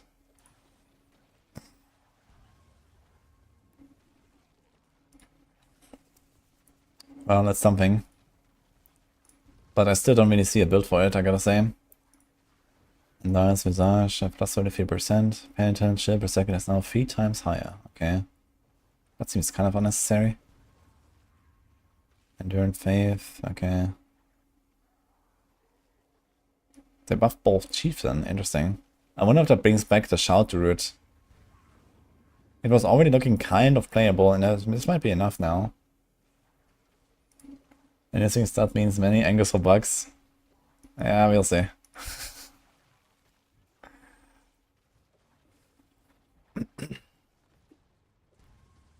Aspect of ability. Both effects now apply to basic skills even when they're not cast, such as a free Storm Strike trigger from Great Stuff. So what does aspect of editability say though? When cast below, when cast above. Okay. Dude, they're changing this. If they're not changing the tooltip to not say cast, then they're like directly contradicting their last statements about what cast means in this game. So I hope they're gonna change the tooltip at least for clarity. Yo, Groundstomp is getting giga buffed. What the fuck? That's also nice. Dude, Groundstomp is actually insane now for leveling. I wonder if we can actually get to the point where I can use an endgame. Just do a Groundstomp build. Okay, a bunch of upheaval buffs.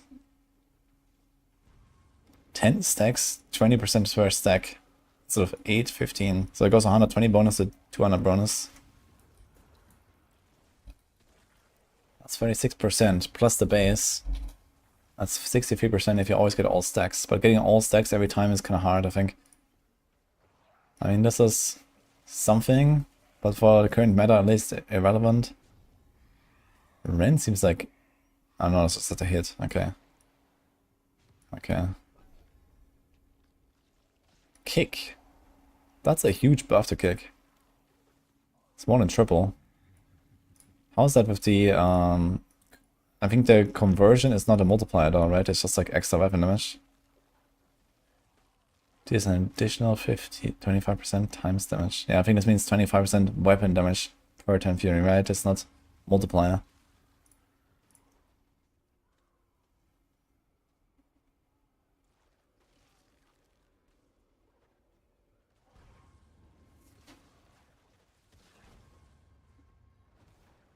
What? They buffed Iron Skin healing per second.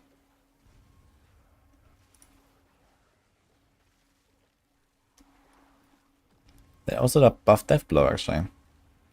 And the boss damage for Death Blow. Okay, I like that. Rupture. Damage bonus for 50 strength increased from 20 to 35. Is that just for bleed? How does it work again? No, it's an explosion, right? That's not a bleed. Okay. I wonder if that makes it viable.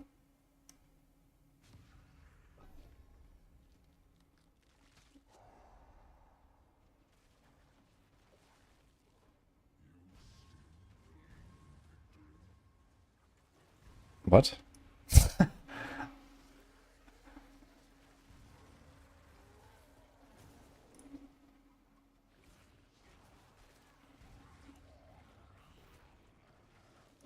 They buffed the skill and they bug fixed the tempering that previously didn't work. And they buffed the skill. Wait, I'm confused. Okay, but maybe there's more. They buffed heavy-handed. Okay, that's weird. Pit fighter. 83% increased damage. Oh, they buffed it as well to just plain damage reduction. Okay. That's pretty strong passive now. No mercy. Oh, that is really nice though. You get like just crit chance. So this should probably go into the stats, which means it also works with stuff like gushing wounds now and stuff. The Bedlight aspect is gonna be kind of good for something like Mighty Throw. Thunder Ground is getting another buff as well. Twin Strikes, yo. I wonder if like a no twister double swing is actually something in the realm of possibility now. They buff Tusk Helm. And Gores. That's not, that's not enough. Okay. Ring of Valkyria, whatever. If that can occur every 5 seconds or every 10. Oh shit. Wait, we're actually gonna have a ground stomp build, I think. Every 5 seconds you can get a free ground stomp. And it does like ridiculous damage. You can, it gets doubled in the patch. More than doubled. And you can get plus 900% multiplier here. I don't know if that's actually gonna be a thing. It's gonna do like 1000+% weapon damage or something with a bunch of ranks. What's the cooldown on this? 16. So you can get down to 4. So you can get every 4 seconds here and every 5 seconds here. Can't really spam it. Unless there's like...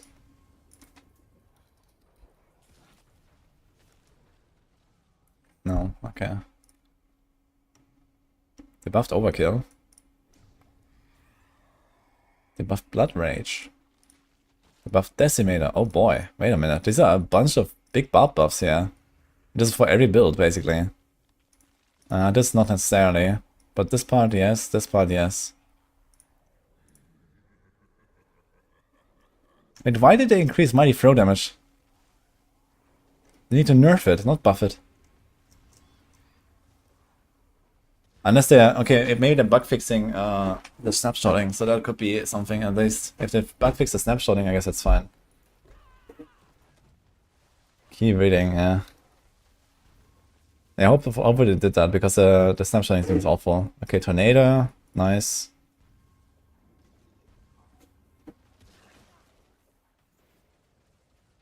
Okay. Rabies, whatever. Crazy Rage. Okay, that's just something. Okay.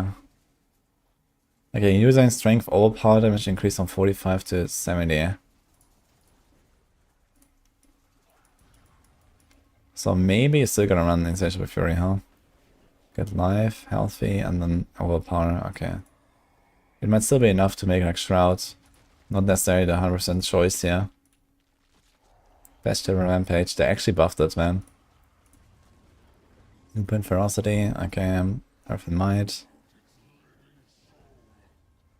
Base chance is 15, and bonus chance for crit is... Dude, that's actually insane.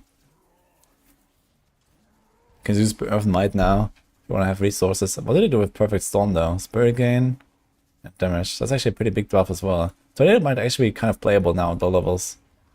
Even without the aspect. But then they buffed the aspect too, huh? Nature's Fury increased the chance to 40. That used to be 25, right? Or was it 15?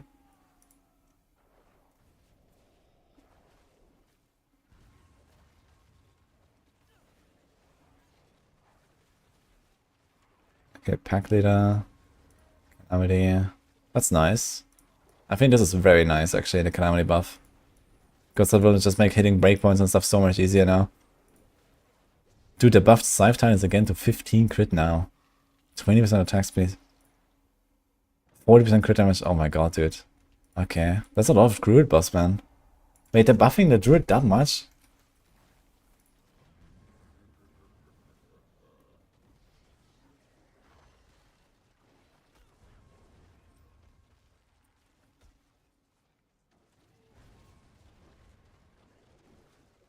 There's actually a lot of buffs in there.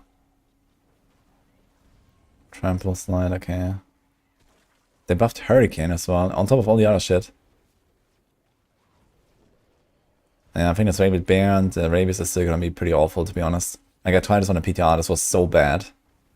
But I mean, okay, you have like a Grizzly Rage buff, you have a Rabid Bear buff, you have the Rabies buff itself, so you're gonna do something like maybe triple compared to before. But that is not enough, I think. Arena's damage scaling from 2 to 10% per 1% of willpower. I wonder if that will actually kill stuff. I tried Arena's briefly. I have no idea how much damage it actually does, but I guess you could maybe try to... Like, which ultimate would you actually use that you can spam that often? I guess the only option here actually is Lacerate, right? Because this is long duration. I'm not sure about Petrify. Can you cast Petrify instantly again as long as it's ready? Maybe Petrify. Grizzly Rage doesn't work, Cataclysm doesn't work. And this has kind of a long duration as well, with like a few seconds where you attack. So maybe Petrify would actually be the play to do like an Aridas build. You missed the tomato aspect? I did not miss it, we knew about it already. Dolmen Stone. Interesting. How about boulders don't instantly disappear when they hit a water? I don't need another damage buff on this thing. The damage is already insane. Stone of Amen. Okay. Basilisk. Yeah, the Basilisk is gonna be interesting. I wonder like how that will work.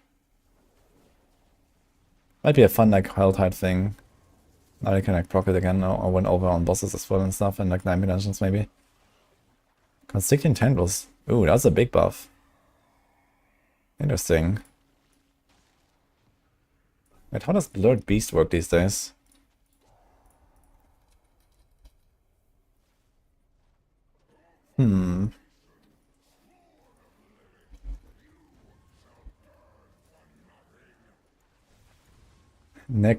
Duru should be able to carve his own runes. Yeah, this is actually very nice. 40% like a hit chance that's a huge buff. 166% lucky hit buff. So this might actually be useful now. Instead of going like Poison Creeper or having some, built-in poison on your skill. Basically anything that's not a wolf build. Always had trouble applying poisons. And now you can actually do that. So that's nice. That's like huge quality of life, and this is something that Druid really needed.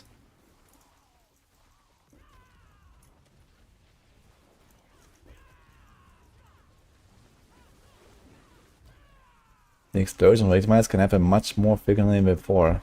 Oh shit. Wait, they did it. Okay, that's good news. I actually respect my rogue from Victimize to SRF again, but maybe gonna try Victimize again on patch day.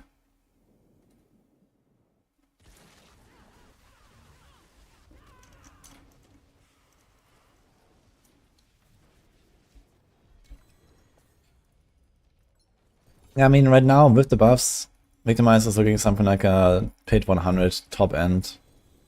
Maybe a bit more if you like go really ham. But just making it proc more often, like this is something I was really angry about when they first announced the stuff in the campfire chat. I was like, guys, basically TLDR, this sucks. And maybe they actually went back and changed some stuff then. Bring back Flurry AF. Yo. At some point, hopefully.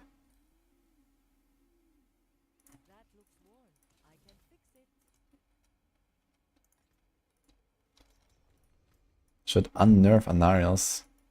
I don't think that the proc rate limitation is really the problem of Andariels, actually. It didn't really seem like it was like proccing very little. It seemed okay. It's just like not doing that much damage.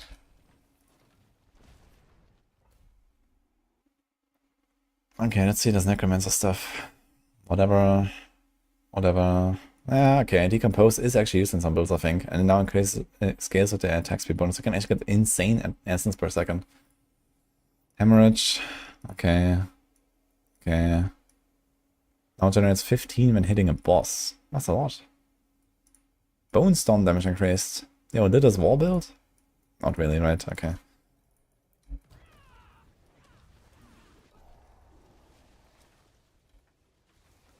Compound fracture, okay. They buffed this and the other passive. Or is that? Yeah, he has Evulsion. Okay. Gloom. Stacks 4 times. That's pretty strong. Shadowblight buff. This is irrelevant, I guess. Affliction. Wait, what is Affliction again? Ah, this is the key passive, right? I wonder how strong it actually is. I remember people were hyped about like a curse build with Affliction. Is that actually in reality? They deal 100 weapon damage and it sounds pretty awful.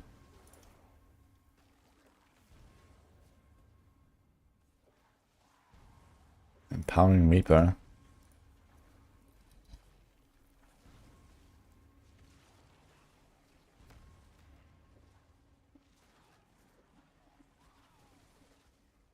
I wonder if that would actually be a way to play Blight. You just like spam Sever so you spawn these empowered ones. Because that's like a massive bonus. 380 on a 2-handed.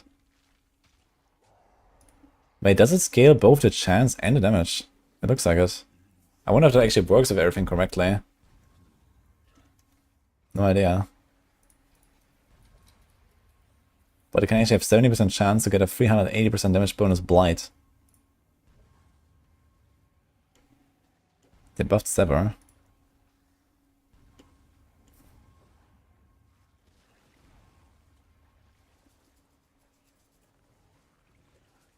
Okay. This is useless. Okay. They buffed the Mega Rating Strike by quite a bit. I mean, Mega Rating Strike is technically a build, since they added the Cleave Temper this season. It's just not a very fun build, I think.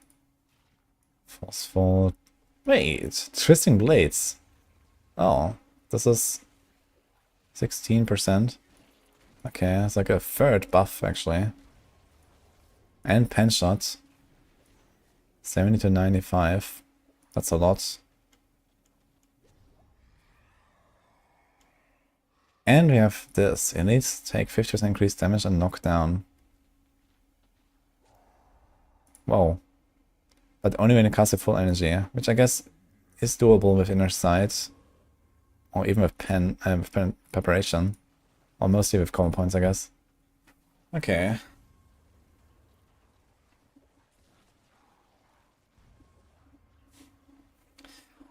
I was complaining about the penshot buff, so I wonder if they did it afterwards.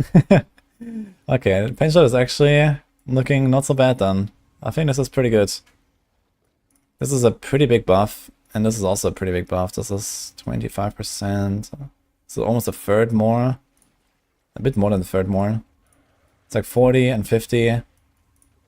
It's like roughly double damage now on bosses, which is pretty decent. Okay. Thing is, we have to play like basically combo point cold. We can't really do like shenanigans of like, I don't know, poison or something.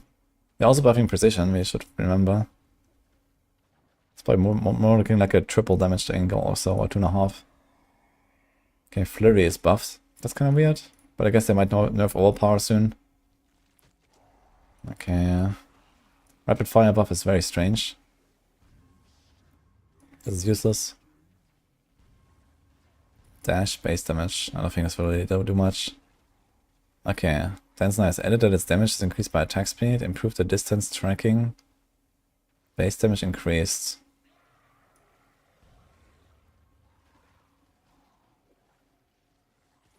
I'm not sure what this line is supposed to mean.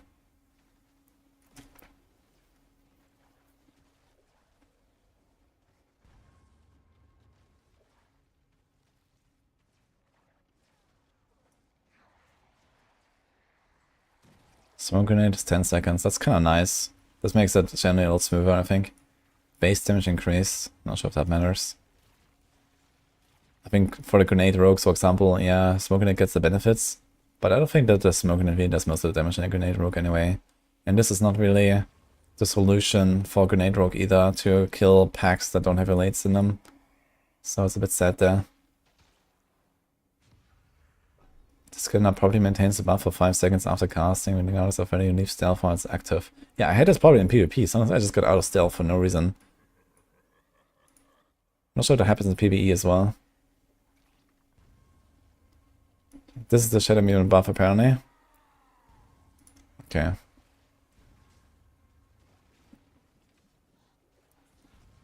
Daily Venom buffed? 6% per point. Wait a minute. And Exploit is also buffed to 8 per point. Okay, this is nice. Oh. Okay, look at Mixture. Dude, okay, TB is actually an insane buff this patch.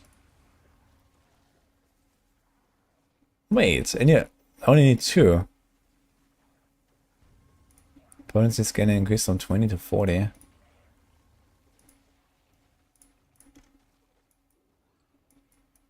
Wasn't it 40?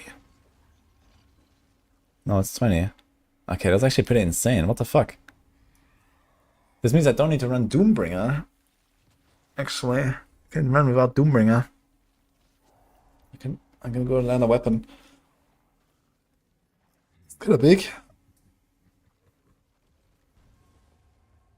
Wait for the third TB buff. Okay, TB is actually looking really strong. Like poison TB at least. Precision buff, close quarters buff. Huh. Now, wait, this buff is actually more than the Victimize buff, right? Victimize buff is a... How much is that actually? 150 instead of 120, right? Where's Victimize? Okay. So there's a 25% buff for Victimize. And this is a 66% buff. Well, just for the scaling though. So I guess the overall DPS buff would be... typical builds have something like, I don't know, 100% bonus or so from close quarters. So they will now get 166. So it's like 266 over 200. So it's like a 33% DPS buff. So I guess close quarters builds get slightly more than Victimize builds. Plus Victimize has the more consistency now. Yeah, I was just wondering like how does this stack up for like Arrow Storms versus, you know, the Azurath Rogue versus Victimize Rogue. And it seems like they all get kind of the similar stuff actually. Momentum is buffed. Interesting. Exposure, like a hit chance increased, stun grenade damage increased.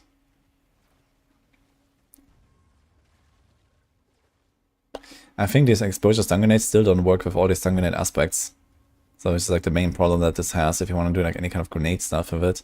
I feel like exposure just needs a full redesign at some point. I'm kind of surprised they actually did this and not like an actual redesign at some point.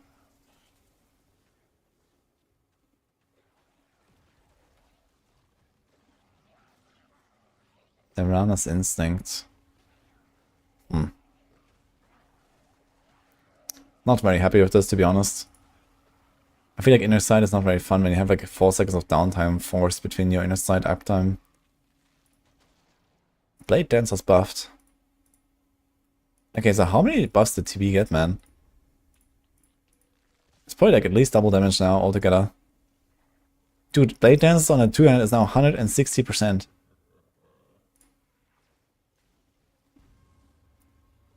Wind Force, damage bonus when activated increased from double to triple. Huh. Oh no, that's good enough. It might be good enough.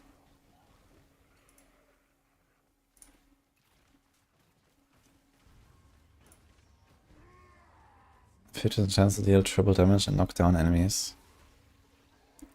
So it's basically a 50% damage buff that now becomes a 100% damage buff. Plus a bunch of barrage and menace ranks. Move speed doesn't matter, this doesn't really matter. I wonder if you could keep this with Sky Hunter now. It might be able to compete with Sky Hunter.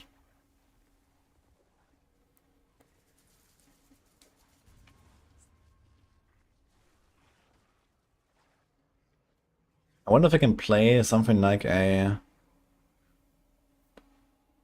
weird combo of Victimize and Barrage damage together.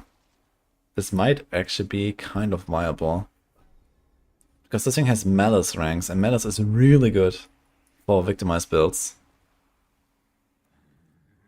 If that thing had vulnerable damage on it as well. We're missing out on a lot of vulnerable damage from not having the two-handed weapon and two-handed something. I wonder if it could be a combo where you go Victimize and Barrage.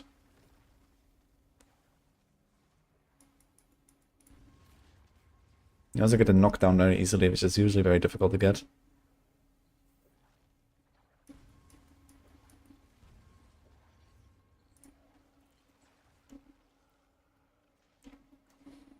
They buffed Coordination from 40 to 70. What the fuck? And they buffed Pit Fighter's Guard from 33 to 45. And they buffed Scoundrel's Kiss. Okay. That's insane. Why are they doing this? Okay, Sorcerer. Meteor login. How the buff is this? Yeah, man, why did they do this? Yeah. Oh my god, man. I told them just remove the skill ranks of Rapid Fire and remove the damage buff on Scoundrel's Kiss. It's gonna be fine, you know? That's what I suggested. Not this, man. Shit. Okay, and this? What the fuck? Condemnation as well. That's wild. Condemnation is 70% buff. That's insane. Is that the answer, man? Is that just... Okay, just buff like some other stuff so that at some point we don't run Retribution and Cold Clip and all that stuff on every single rogue build anymore so that we can actually do damage without stagger? Is that the answer? No, it's not right. Coordination builds just run Coordination anyway, they're just stronger now. And they will still run all the other shit like Frigid Finesse. That is actually pretty insane power creep here for Rapid Fire, I gotta say. I'm not sure why they did this. Unless they're planning to nuke Twig attacks soon. So I guess you're gonna see that next week. They might be buffing this now, but if they had planned something like that, why don't they do it in the same patch? You know? At least you can say, hey guys, we're nuking Twig attacks, but also everyone gets like a huge buff. Enjoy. Now they're just buffing everyone, and then people get used to it, and next season they're gonna nuke Twig attacks, maybe. And then everyone's gonna have Baby Rage. Ugh.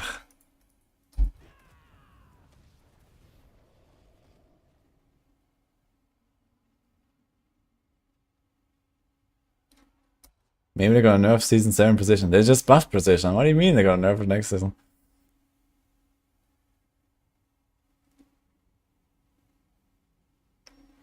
Meteor, more AoE.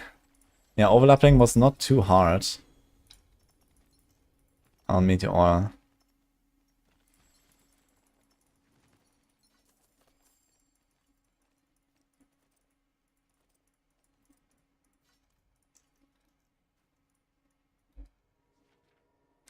Okay, Feiho is leaving. Thanks for joining. Carl will be fucked. Yeah, they need to buff Carl a little bit when they nuke Trick Attacks finally. I think they should nuke Unstable Elixirs with it, man. They brought them randomly in one patch, and it just like randomly delete both of them in one patch again.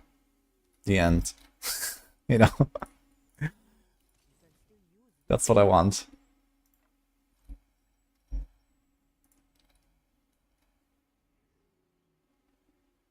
I don't have any more 10 waves, so I guess we can do an 8 wave.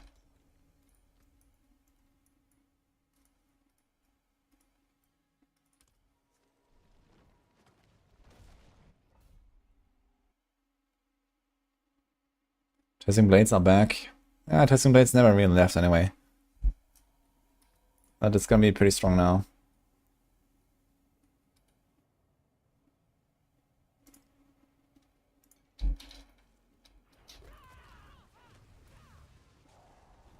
Patches on Tuesday, yes.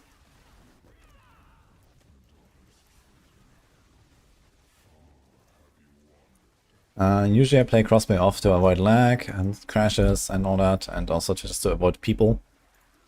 I don't really like people, you know. Nice, I got an achievement for buffing others. Okay. Enhanced meteor. If a cast meteor hits 3 or more enemies, an additional meteor falls on the same location. Okay. Are they buffing Starfall Corona though? Enhanced Hydra. While healthy, a caster Hydra gain 1 additional height and deal 50% increased damage. Cool. I like that. Familiar damage increased. Isn't it like already ridiculously powerful in early game? And then just like super falls off later. Incinerate. That's a big buff. Veer's Mastery. What?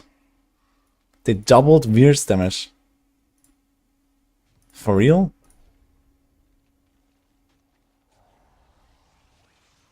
It's just like a 50% damage buff and 25% reduction.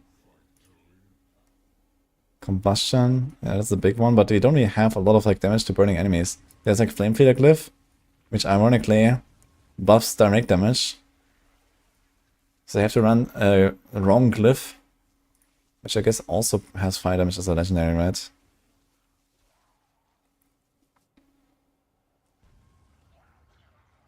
Oh, it's just all damage, okay. And then they doubled it. Nobody uses Veers, which is kind of funny actually, considering how strong this passive is, right? Veer's Master is so strong since they buffed it in, I think it's season 5. And now nobody uses it because they just made Enlightenment, which is ridiculous. But it's wild to see that, you know, there's like power creep to Elixir. Okay, Avalanche, okay, we saw that. We saw this. That's really good, man. Incinerate is gonna be pretty solid now, I think. I'm definitely gonna force Norfi to make a guide.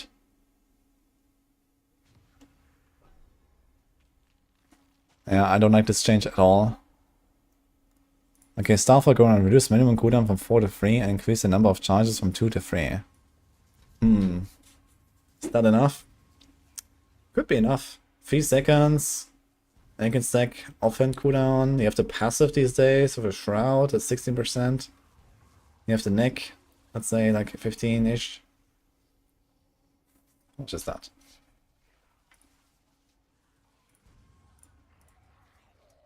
Does this thing have cooldown? It also has cooldown, okay, but you won't really get much of it, right? But you could have...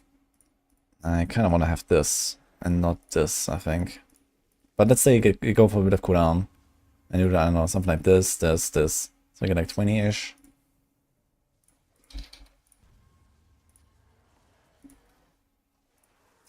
here. And you can do Rakanov boots if you really have to. So you can get a lot of cooldown if you do something like this. So it's like 20, 20, 20.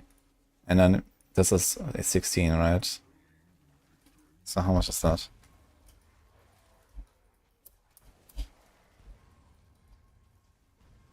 So I can get down to like roughly 1 second. So if you don't have like giga attack speed and some ice blades going, it could be fine actually. And you have 3 charges, which also helps with the consistency. Okay, so maybe Meteor is actually a thing. Tornado keeping up a tier. Yeah, Tornado sounds like it's gonna be much improved as well. Static my glyph. Okay. Torch glyph.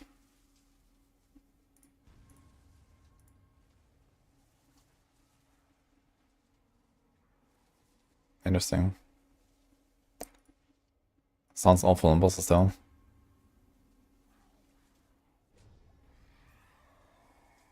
Pyromaniac.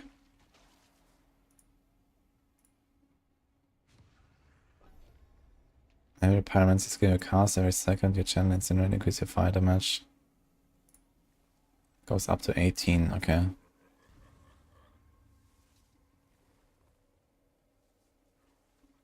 Tornado OP. Yeah, I think it's only because of the overpower stuff, right?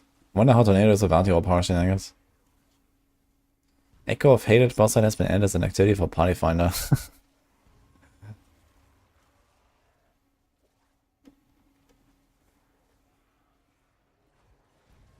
Loot quality for Legion chests has been increased. Wow.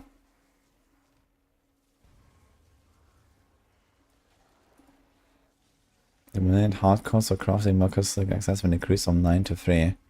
That does not seem helpful in any way, but okay.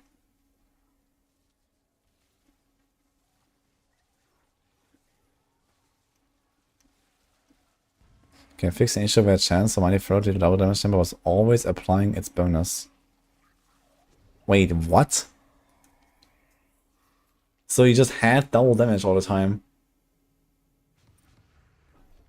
But they did not actually fix all the snapshotting. So they just like giga buff mighty throw. Now you just have to go for a temper, I guess. You can't go... I guess you can't go Doombringer? No, you can't go Grandfather. I guess you're gonna replace Grandfather with a two-handed weapon. You put like the Battle Mat aspect, easy clap. And you put a temper. So you get pretty close to what you had with the Grandfather. Plus you get the buff.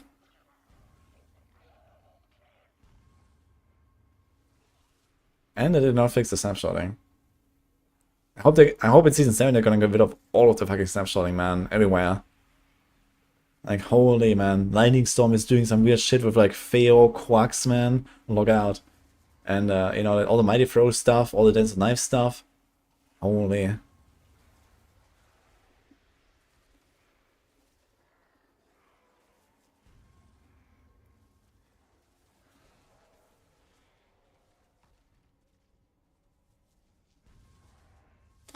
Oh, they're fixing a shred thing. I'm gonna try this on Tuesday as well. It was kind of annoying that it didn't dash you.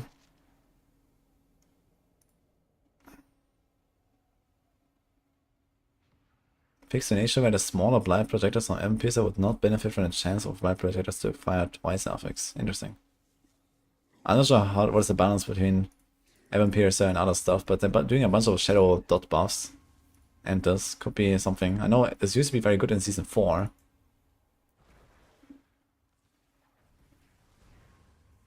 Fix an issue where Ring of Mandan's attack counter would reset on all minions when a new minion was summoned.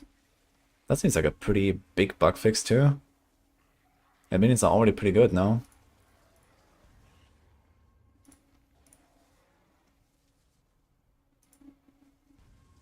Maybe 6 attack. And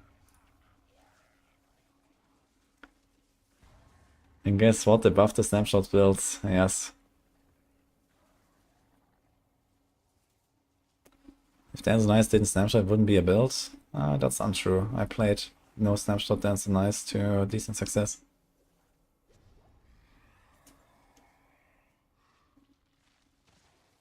It's probably the best farming build on Rogue that exists right now. So...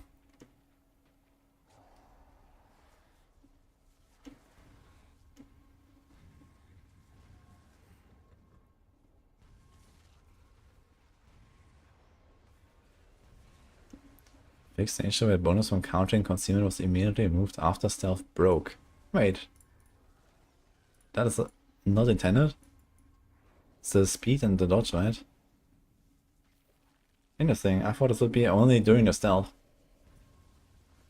It's kinda neat. 60% speed, 10% chance to dodge. So you can just press concealment and keep attacking and you get a speed buff. Gonna be very interesting if you're like leveling up and stuff and you get like resistant assailants as well.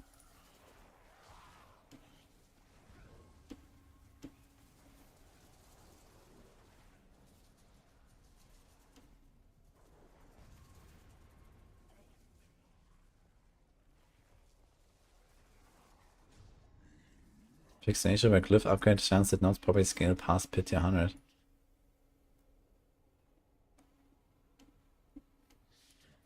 Oh shit.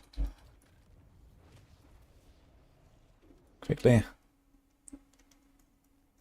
Aerostones with new close quarters.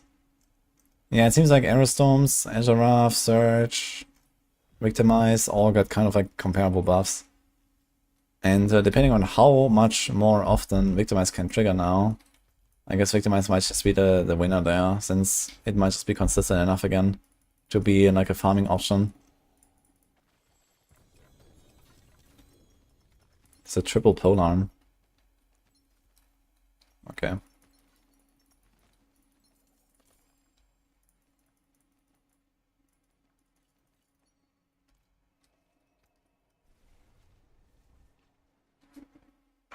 Is Starfall buff enough for Meteor?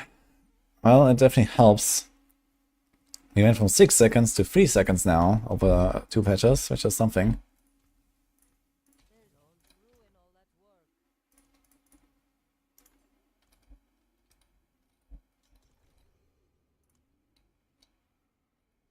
Yeah, see you, Carnage.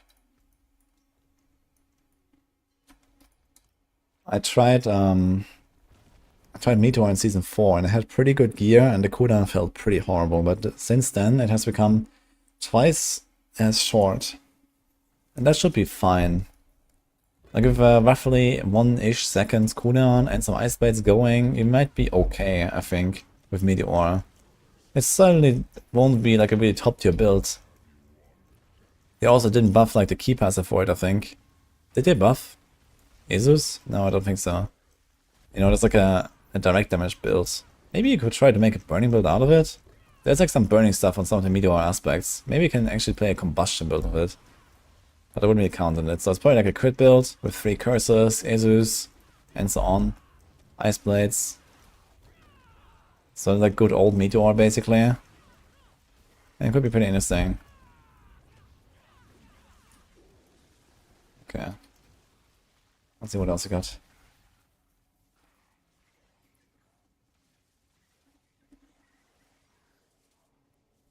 Fixed an issue by completing pit tier 150 in a party with someone who hadn't completed lower tiers would not unlock those lower tiers for that other player.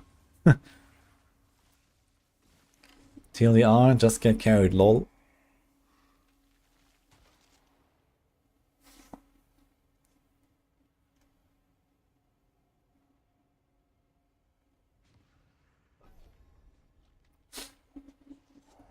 Fixed an issue where enemies during the Rupture event had higher health than intended for higher difficulties. You remember those invincible bats? Fixed the issue where a boss health bar could appear outside of the pit room in the pit.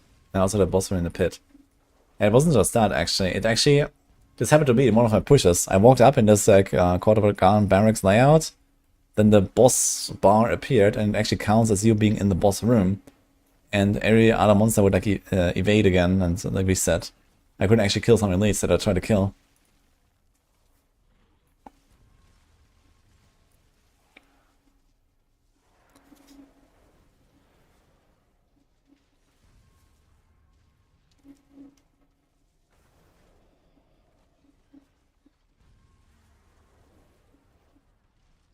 Rogue login. Yeah, Rogue is pretty busted now.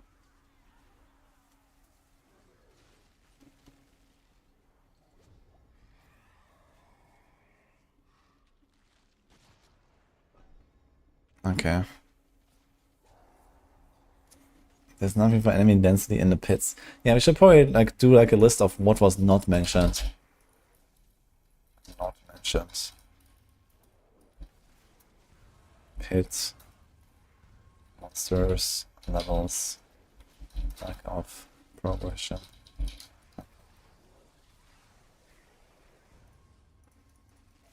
Scrolls. I guess you can mention scrolls.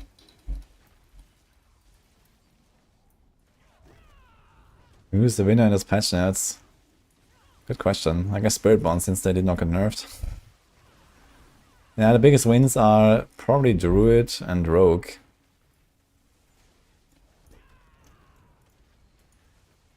Yeah, snapshotting.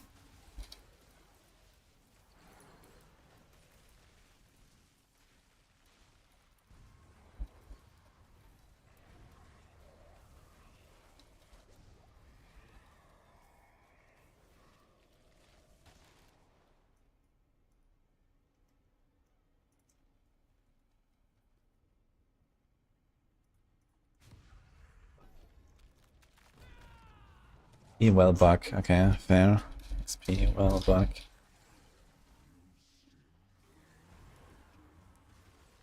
The recalling feathers. True. Apparently that one just turned off lately. And they can't play the soul build anymore. The city tributes. There was something about other cities though.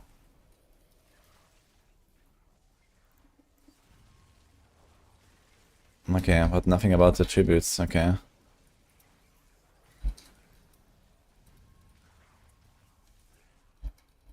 And bargains, I guess. Okay, what else? Aspect drops. Aspect, okay, I guess ancestral. That's what you mean here, right?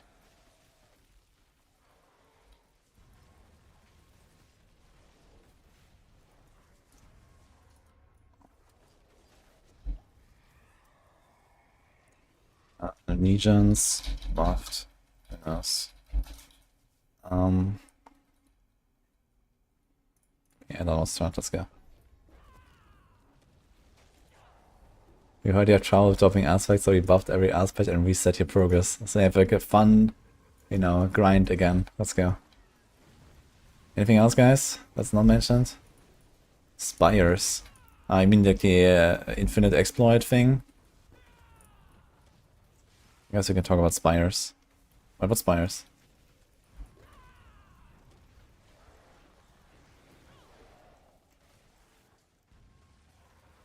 Dupe masterworking, okay. Dupes, exploits. Say ongoing. Etc. Crown of Lucian, nope. I guess I can mention Crown of Lucian here. Some people would probably like to use it.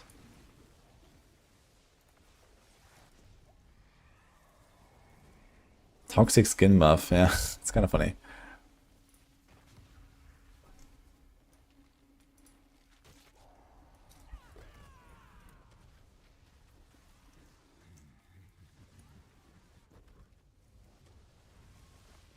Super's Tobalt got fixed on your own horse. Ah. Yeah, I think that's not enough to mention though.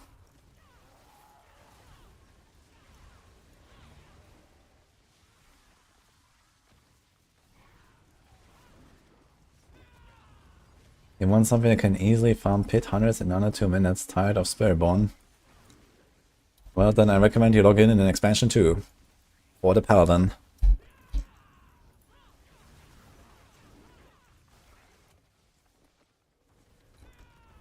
Chatkin buffs, yeah.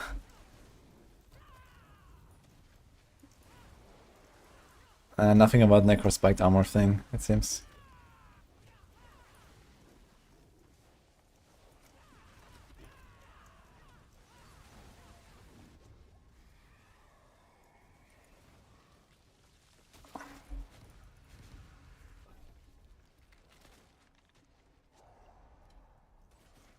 Yeah, Druid got a lot of stuff.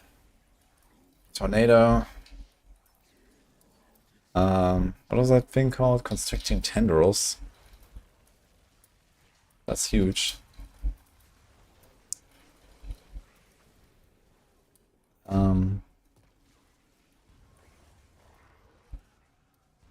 Spirit boons.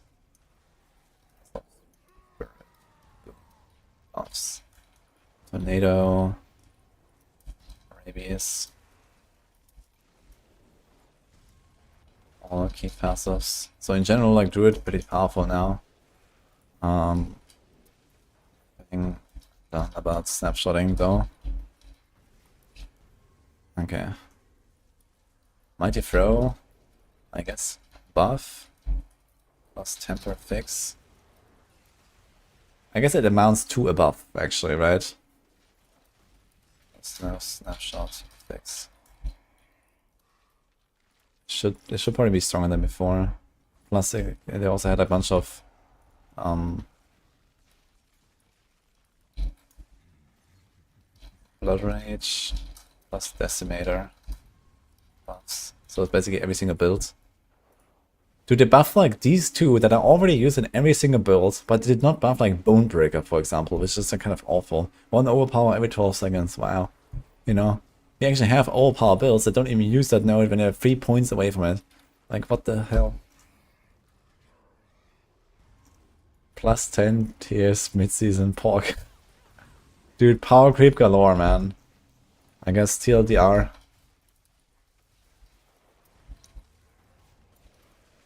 I'll write that here. Big buffs to everyone, but Spiritborn plus Necro. I mean, Necro gets some small stuff, I guess. Bunch of basic skill buffs. Bunch of passive buffs. Shadow especially.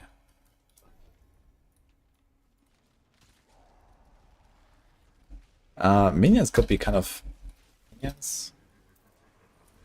Down. Bug fix. Could be much better. I'm not sure exactly like how often do you summon minions and interrupt the streak on Mendown with that. I guess if you like keep summoning Skellies all the time, then this would be kind of important. But you don't really summon that often, I guess. Depends on if that bug actually happens when you summon the Skeletal Priest, because you cast that guy pretty often, I suppose.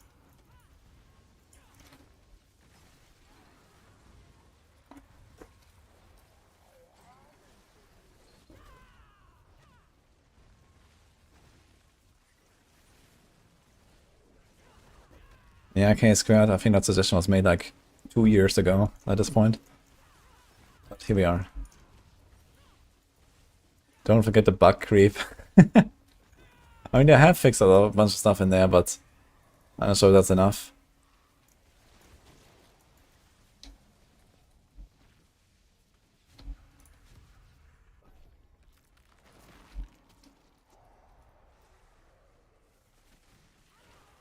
Okay, what else do we have? Rogue. Twisting Blades. Log in. Victimize. Let's cool down.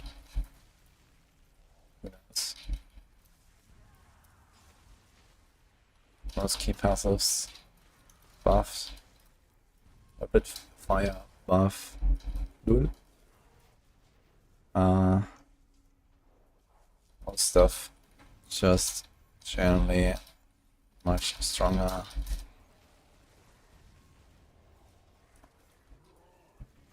Okay. Didn't really like solve any problems or something, right? Toxic skin. These are wings, plus 50%. We're doing this. Okay, so Incinerate. Meteor. I like the big winners here.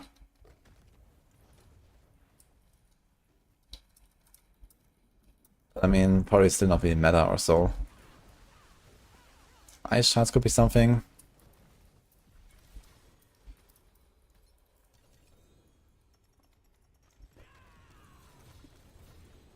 It depends on like how the key passive will work. Is it mentioned here? Avalanche.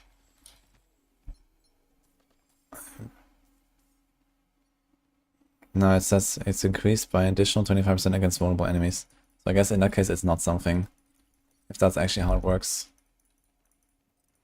Some people were thinking that it would work like rogue key passes, where you like stack up a certain stat and then get more damage. But it doesn't say that here.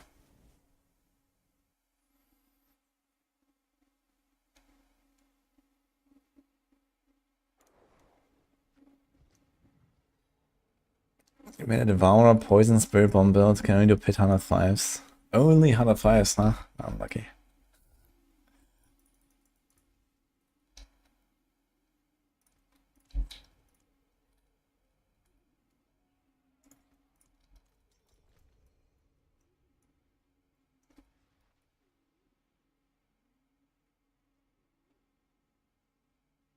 Also the buff affect tornadoes. Tornadoes got a lot of buff because you can probably put this on a two-handed weapon. Get 100% from it and put something else elsewhere instead of two-handed there. Yeah, plus you also seek more targets, which helps the tornado thing.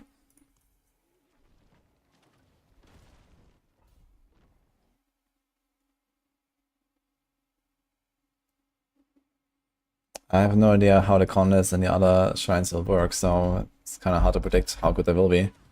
There's a good chance they will do pretty OP damage, there's a good chance they will do absolutely nothing out of a certain tier.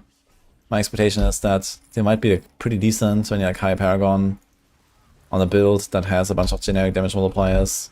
Because it sounds like they will still scale with damage multipliers that they have when they build, so this is completely different from build to build and from class to class.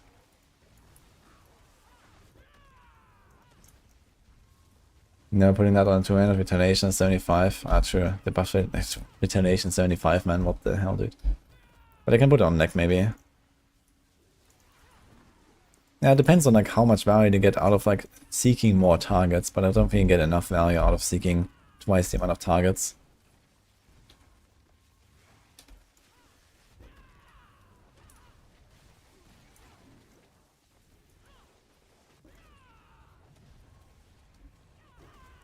This game build can do 150 Vard Soothsayer, still got buffed. It's pretty wild actually. But it might rework how it works maybe a little bit.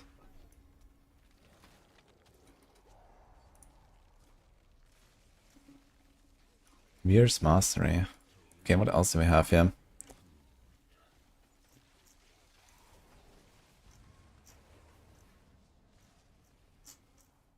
I can maybe mention like a bunch of small buffs.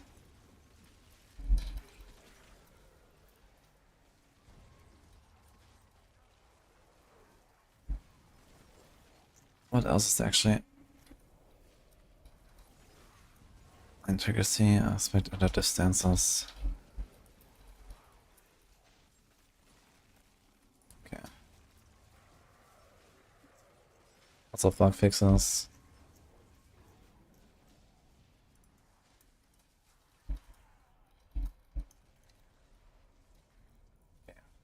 Various stability. Wait, there's no stability. Ah, here, various UI, stability, and performance improvements. Okay, perfect.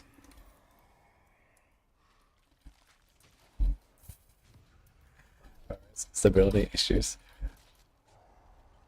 Okay. What else? Anti-buff, kind of irrelevant, I think. Shadow Wire buff, I'm not sure about that. Okay, okay. Yeah, this could be interesting. Bolt Chieftain buff. Maybe Shout Druid is a thing. Bolt Chieftain, max 70% of it CDR, but it might be kind of shitty against bosses.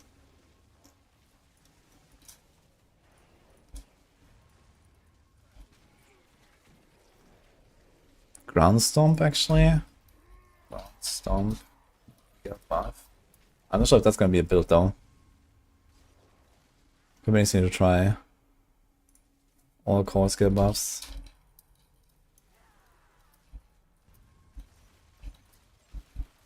Might not matter for the yes. Alright. Because twisters. The upheaval though got a lot.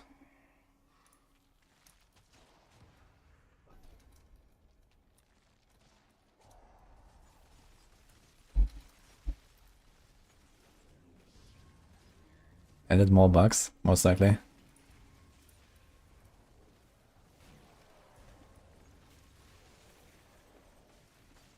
Kind of wonder why they buffed Iron Skin and stuff like that. It seems wild.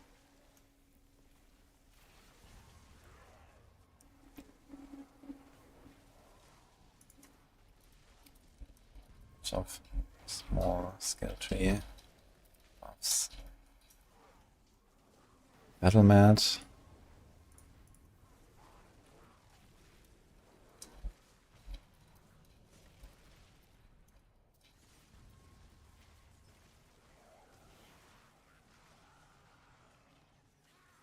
Also small unique buffs as well.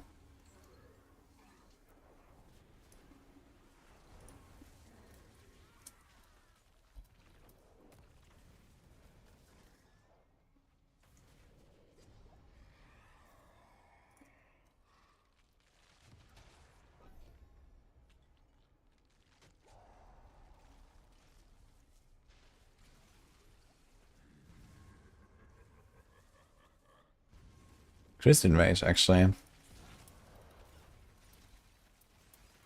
Wonder if that's gonna be back.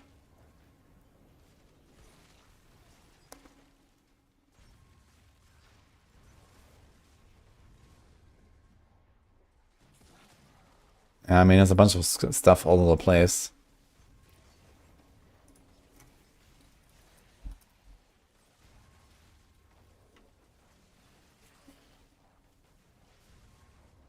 Yeah, for Necromancers, there's not very much here. We saw that. Affliction, yeah, I don't think this really matters. Howl from below, Cause Explosion, I don't know. Ops Explosion buff, I guess. Howl from below, maybe I should mention that.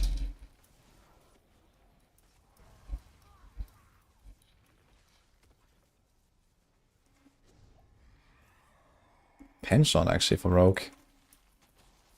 Shot. Much improved. Maybe single target. So that's kind of nice to see.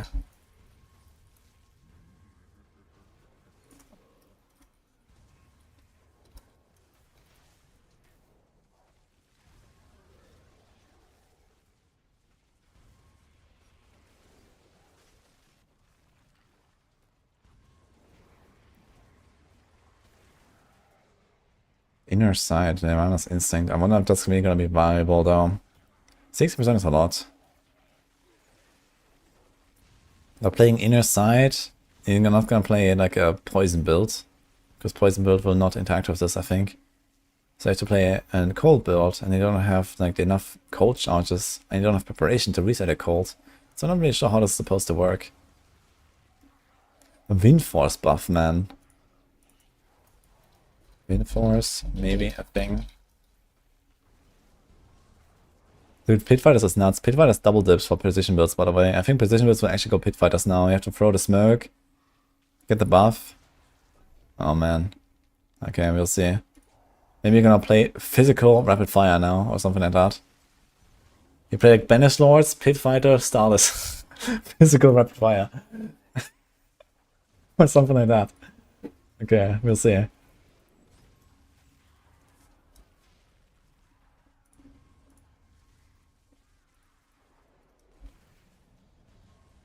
Meteor, did I mention this? Hydra is also a big buff. Just fire stuff in general. Familiar, I'm not sure if that's really gonna be enough. Veers.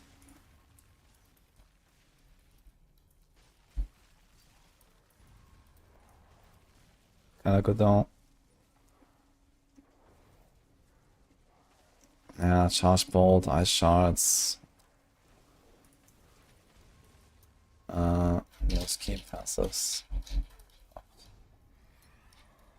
Let's do this.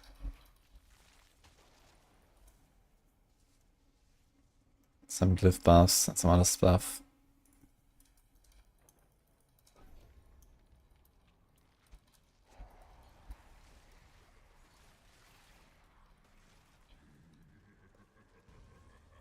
Okay, is that it? Okay, this doesn't matter. Ah, yeah, we can maybe mention the Agile Wolf here. Agile Wolf fixed round 2.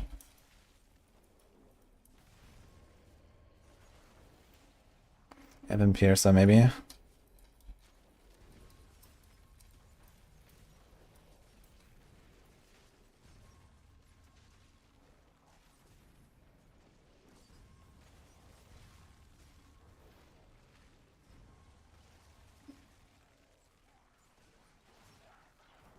I think that's it, basically.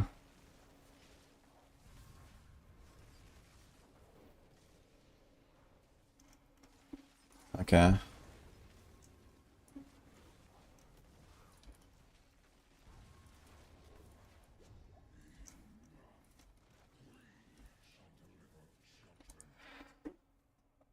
The rabies buff, pork, man. Yeah.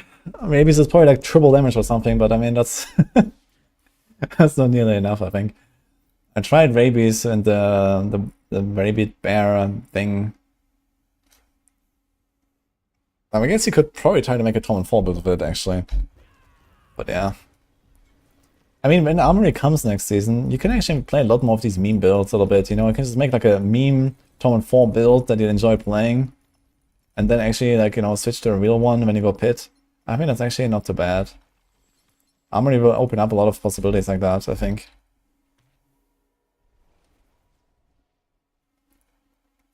Dual class mechanic buffs are absurd.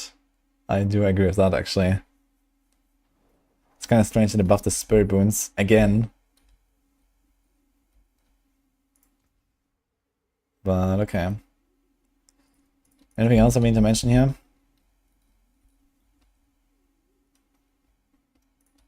Miss Whirlwind Hoda. And he says it's Bash Hoda, I guess.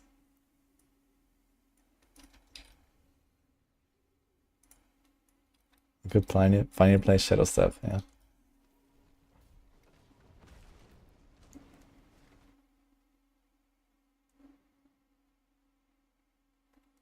Is Hydra still bugged with a delay after an attack? Ah, true, they added like a delay, right?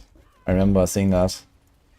Yeah, that might make Hydra not really that good. Maybe I should mention that.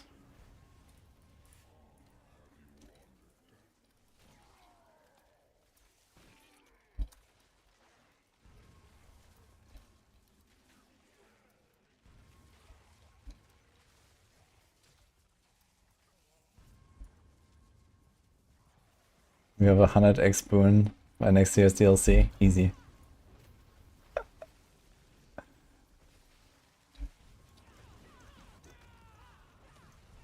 What is the toxic skin buff? Just like numbers up a little bit.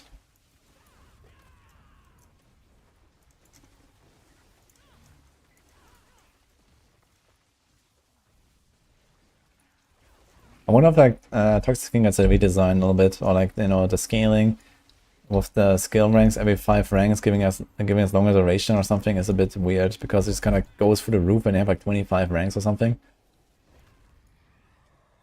And before that, you know, like you're missing so much from like not having 1 rank or so.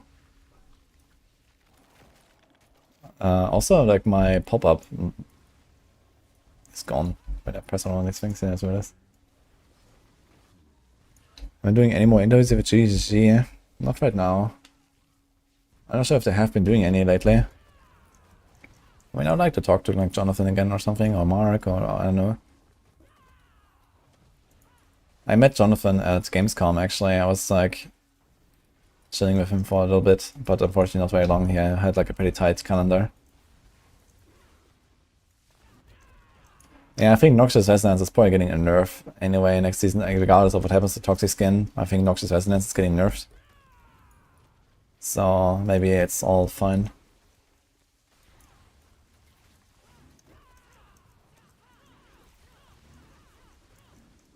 That's nice was buffed, yes.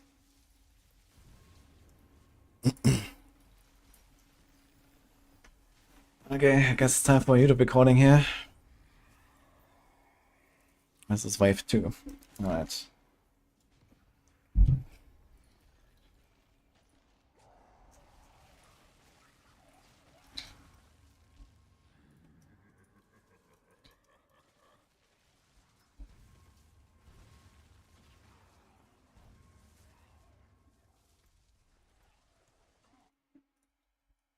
I might have to AFK a little bit here post this run, but it is what it is. Okay, just do this.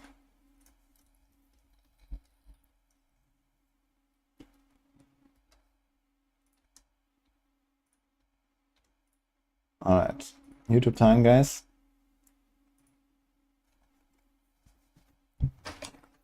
Let's do it.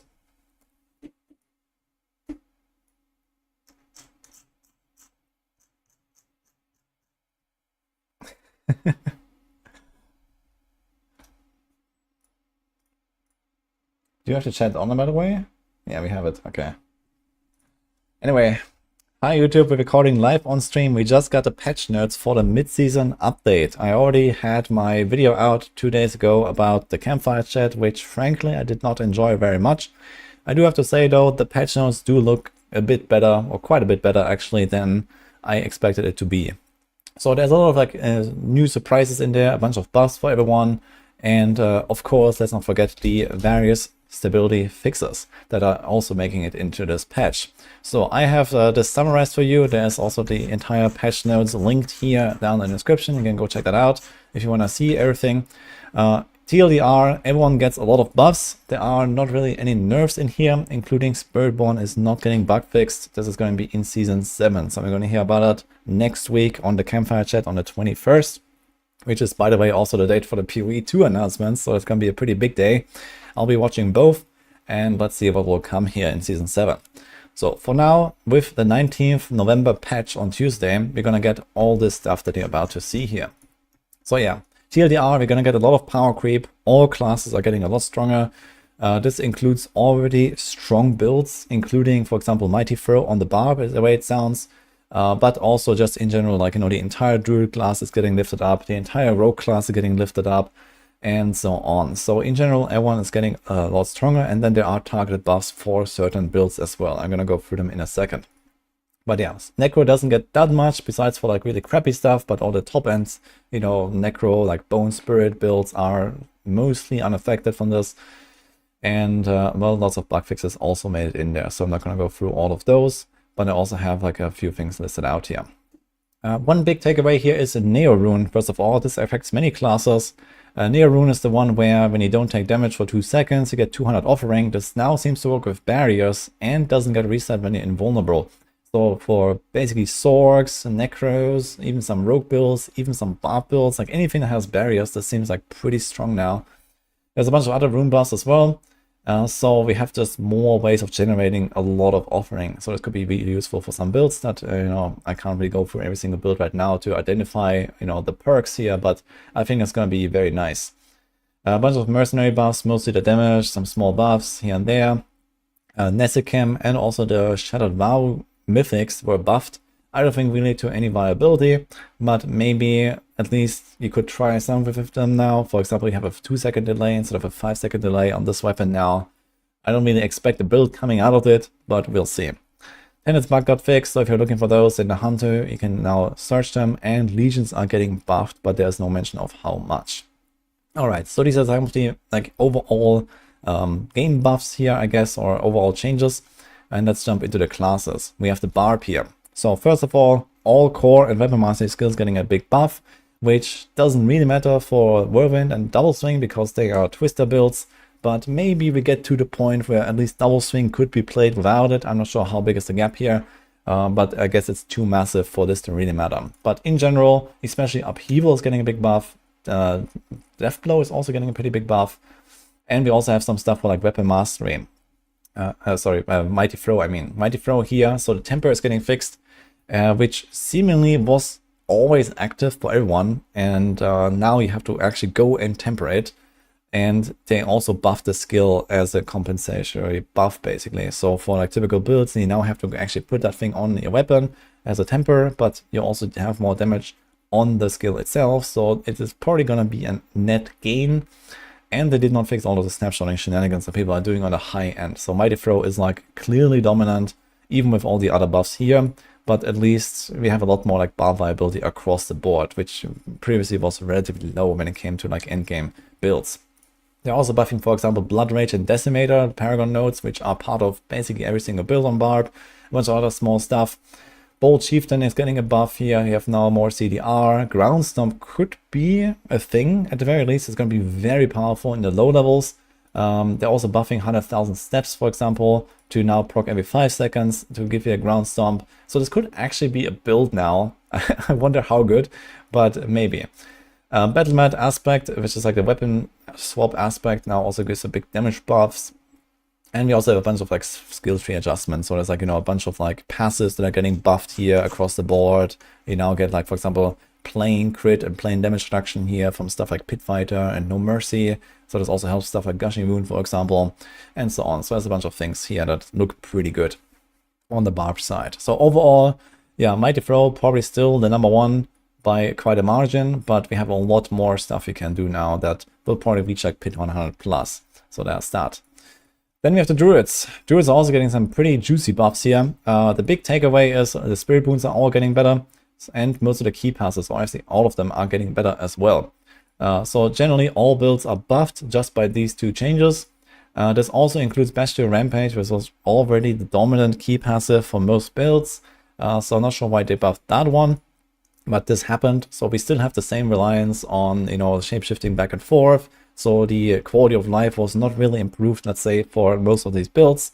They still play mostly the same. Nothing is done about the snapshots, for example.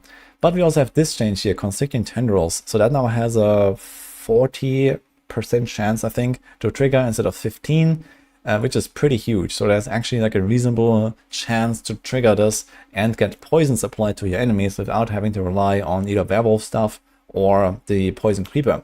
So that's pretty cool, and I think this will open up a bunch more options here for like especially ranged like earth builds and these kind of things.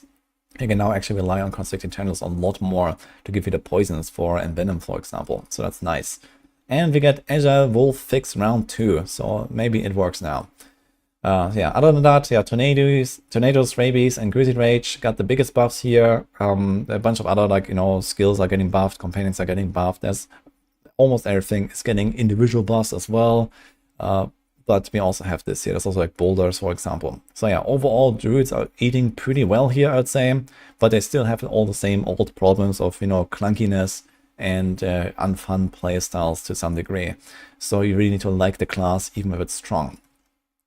Then we have the Necros. Necros are not getting very much. Necros are already the second most powerful class, outside of like Mighty Throw being pretty powerful.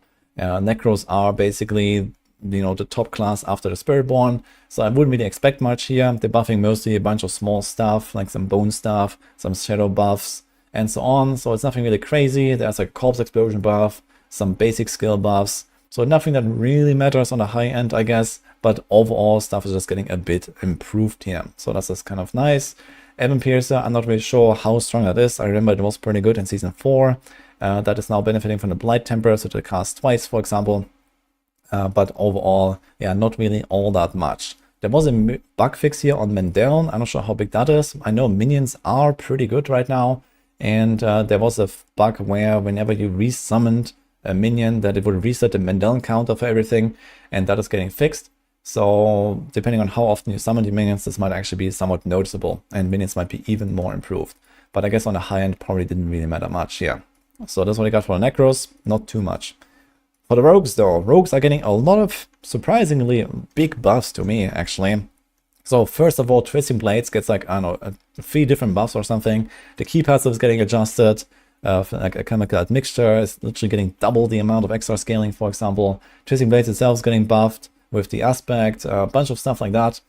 So Twisting Blades looking really solid, especially Poison to be login. I already prepared my Rogue for that for Tuesday, and I'm definitely gonna try this out. Penshot also, maybe they include this after protesting, but they also buffed single target on Penshot. So they were just talking about buffing the skill overall, but they also changed advanced Penshot to now give you extra damage against elites, for example. So together with like the precision buffs, this sounds like something like a triple damage buff or so for Penshot, roughly, depending on like how much you scale it and stuff. Against elites and bosses. So that might make it actually somewhat, you know, enjoyable again. And we'll see how this will perform. I think it should be pretty good. And we'll see. Victimize, also getting a less cooldown. It says something like it can trigger much more often or something like that. So Victimize is going to be a thing. In general, all these like barrage proc builds are going to be improved because they're buffing close quarters combat. Lately I've been playing a bunch. I've been playing like Arrow Storms, Victimize, Azure Wrath and stuff like that. And they were all basically the same barrage builds, and they're all kind of performing plus minus the same, and they're all getting plus minus the same buffs. So these are going to be relatively solid, but not like top tier. But Victimize might be at least much more enjoyable again, which is nice. They're buffing Rapid Fire for I don't know what reason, and by quite a lot. That is already by far the most performing build here.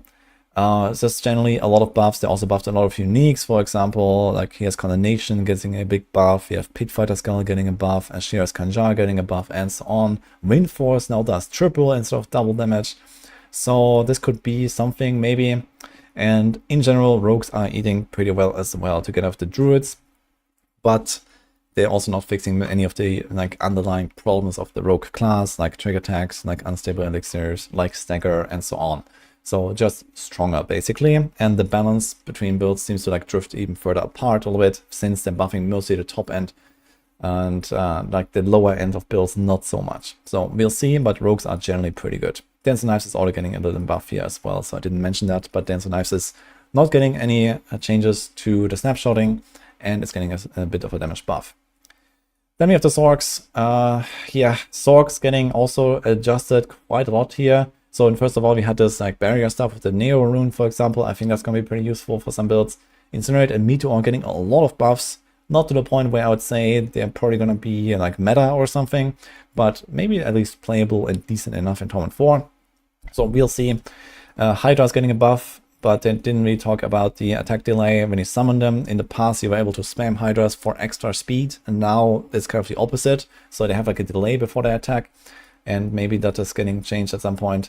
Ice Shards is getting a buff, and in general, cold builds as well, like Burning builds getting a buff, Combustion, Key Passives getting buffed, Veers, Avalanche, so lots of stuff there, and also smaller stuff across the this tree. So I don't think it's gonna save any, any of the fun, like the big high-end builds right now.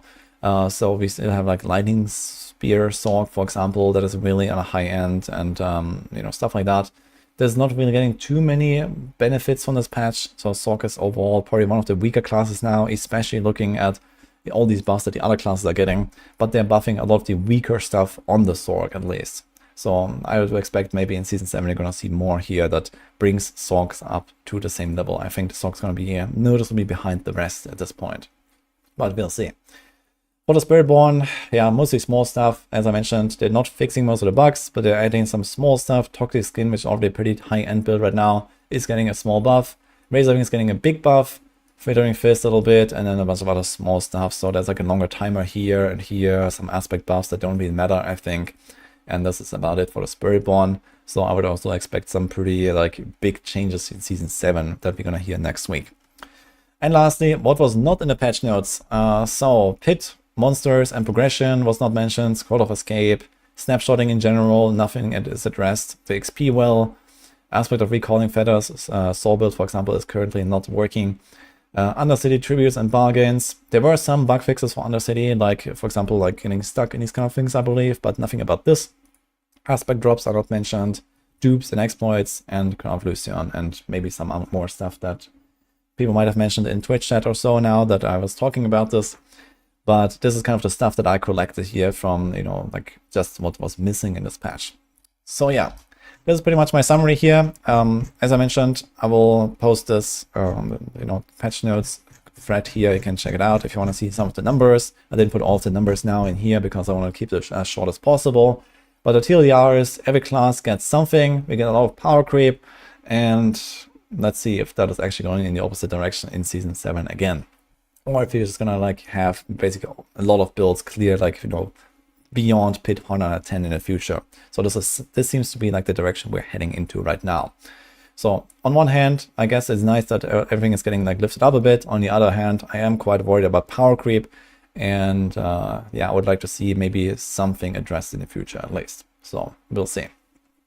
Yeah, that's also it. So hope you enjoyed my summary. Let me know what you think, and see you guys next time.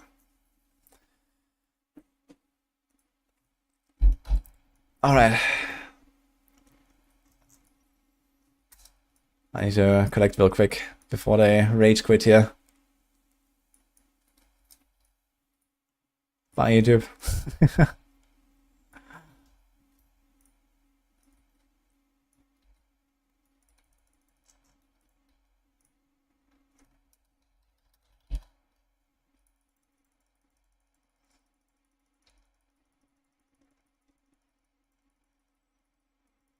Twitch chat is famous, yes. In this recording, we had Twitch chat on.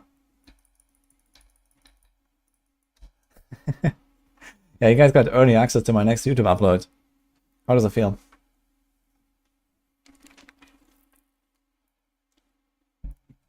To hint at a sense to changes, yes. So we're gonna hear about it, I guess, on Thursday as well.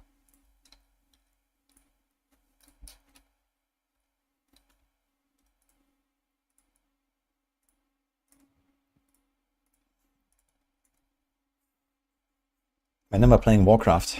Oh, I should actually do that soon, I think. If you wanna get anywhere.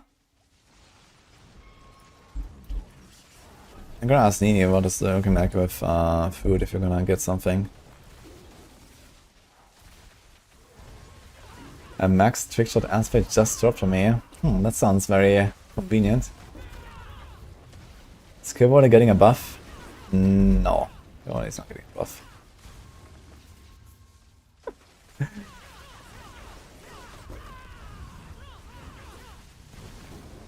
Zero actual real game changes.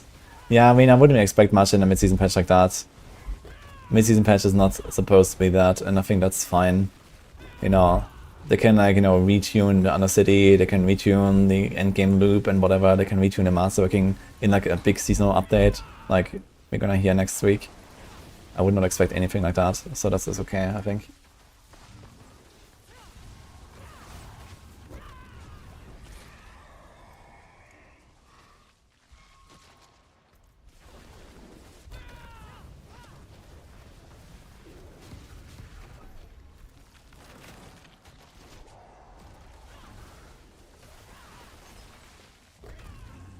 Rip Sorg for the buffing everything. Yeah, I feel like the Sorgs, being the weakest class overall, kind of got the short end of the stick here.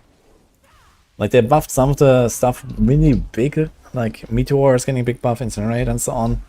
But those were already pretty weak builds on the weakest class, basically. And okay, they buffed some other stuff across the board on Sorg, but it's not nearly enough, I think, to really like make a new meta or make Sorg in general much more powerful or something. Could a F-Rogue be second behind Spiritborn? Actually, RF-Rogue might be the second now, yeah. The problem is that RF is extremely fishing dependent. So... But I guess it might be a problem of like every high-end push. Sorg still batch, yeah, basically. Stensner is good to reach pit 100. If you're a god gamer, you can do that. But it's not very easy.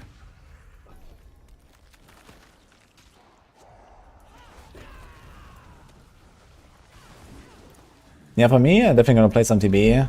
And I might try pen shots. And I wanted to do some Meteor and Incinerate. I actually wanted to play Meteor anyway. And I promised an F tier build playthrough for my subathon. So I guess I have to level the Sorg with Meteor before the patch. And then enjoy the Meteor after the patch or something like that. We'll see.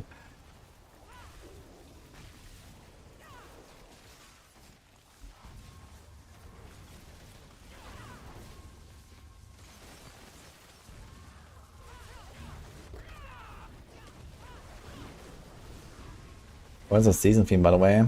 The Ramwalker stuff is the season theme. Spit is not a Maxroll. Let's put Novice Incinerate Guide in F and play that. Ooh, actually. It's probably where he would rank it.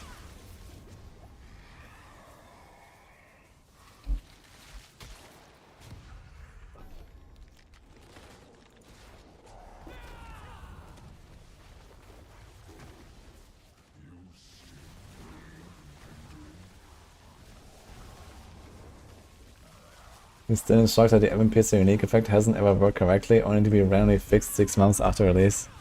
Yeah, I'm not sure like how good is the Evan Piercer stuff. I remember it was pretty solid in Season 4, but I think dot builds are just not a thing right now, right? But there's a bunch of other small buffs for like shadow builds on the Necro. So that could be something. But yeah, I feel like all the classes have gotten like all closer together now with the power creep. But Sorg is just like behind. I feel like Druid is gonna be pumping, Rogue's gonna be pumping, Barb is gonna be pretty good. And then you have Sorg. Like, I don't know. And Necro is also like, Necro probably still the strongest after Spiritborn, but not by such a margin anymore, I guess.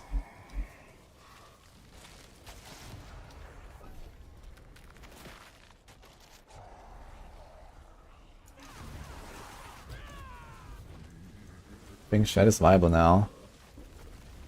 I mean, not too much happened to Shred. I was playing Shred and it was okay, like farming tier 70s and stuff. I guess you can now go a bit higher. I guess you're getting to the point where like most builds can farm like 70s to 80, 85 or something. And you know, that's a pretty decent spot, I guess, for the overall balance.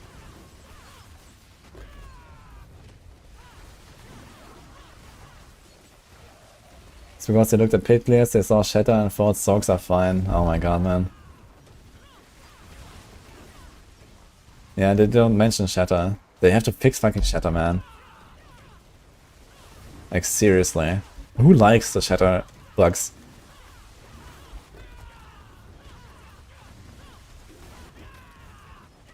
Sorg plus 80s in 2 minutes. That's pretty good, actually.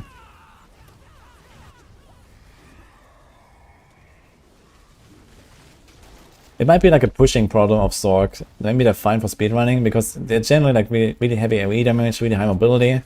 And both these things don't matter that much in pushing. And I guess that's fine if like Sorgs push a little bit lower than the other classes. You know, what matters is the farming capacity, right? Because that's what they do like 99% of the time. And as long as you can get the glitch to 100, you're fine anyway. Even if that might be a bit harder or easier on a certain class.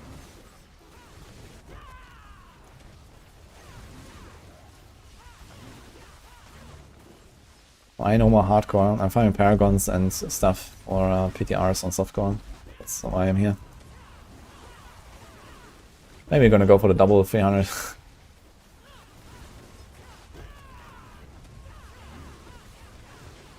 think classes will be able to speedrun pit hundreds now. Maybe some of the top end builds might get pretty close to that. I don't know. If it wasn't for like boss RNG, rapid fire could probably do it. I don't know.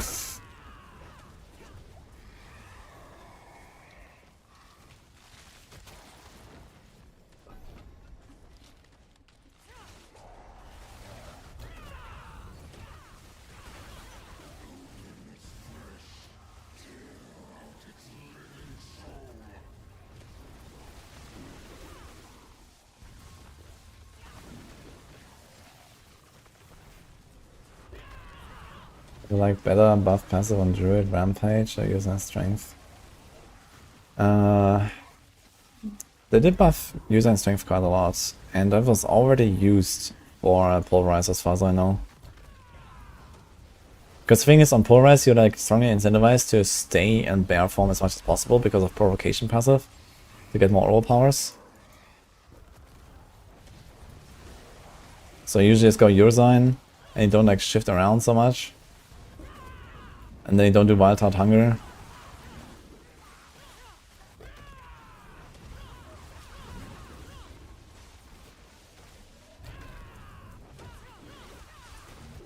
Nah, it's not coping. After 250 Paragons you don't get very much anymore, I think. Ah, shit.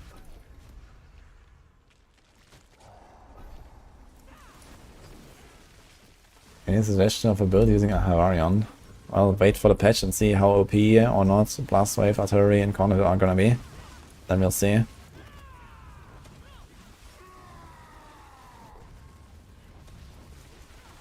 This is not a Rod of Kakeleke here, this is Razor Wings, which is not a Corsker.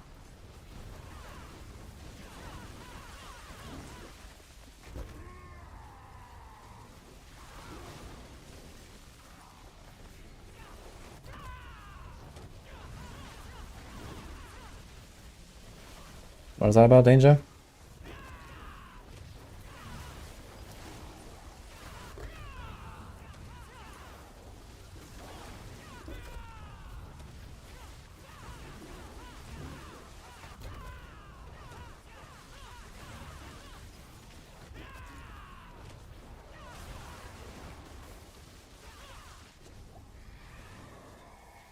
Okay guys, this is gonna be the last one by the way. I'm gonna do Warcraft tomorrow probably. It's that.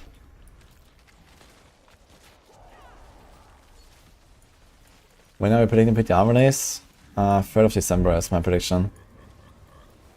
It's like the last date they can do. And they said after Thanksgiving. It's like the first date after Thanksgiving or the last date they could possibly do if they want to have everyone just play PoE.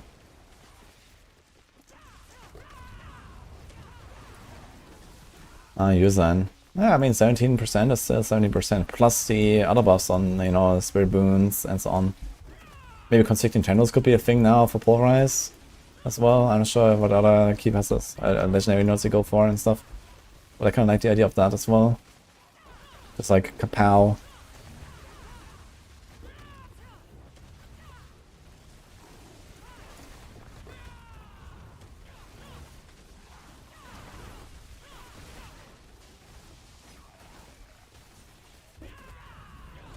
I need 7 levels to go after this. I'll then like 3 more pits or something.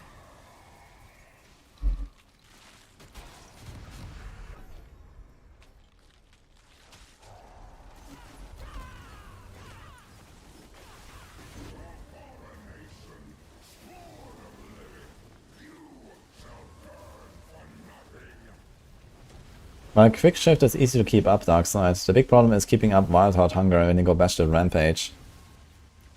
Quick shift is easy, you just need to shift a few times at the start, and then you will have it permanently, this is fine. It's just the boots and the bash to Rampage that is a problem. We all came here for the Warcraft stream. We get everything but that, yeah, I'm sorry. I'm gonna go after this though. I was planning to do like an hour or 2 of Warcraft, but we're gonna do it tomorrow, okay?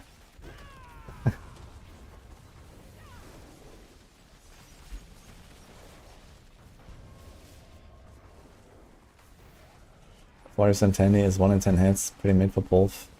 How long does it last?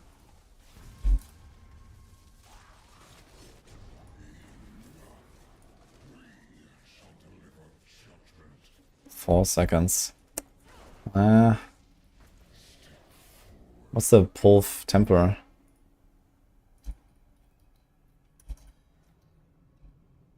It has hit twice temper though. So it's not too bad, I think. I think this is actually doable.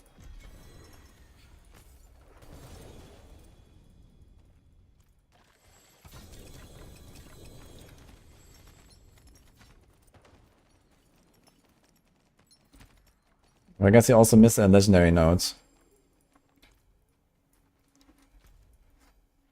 And I guess Pulf is generally a somewhat close range build. So there's that as well. Betrayal.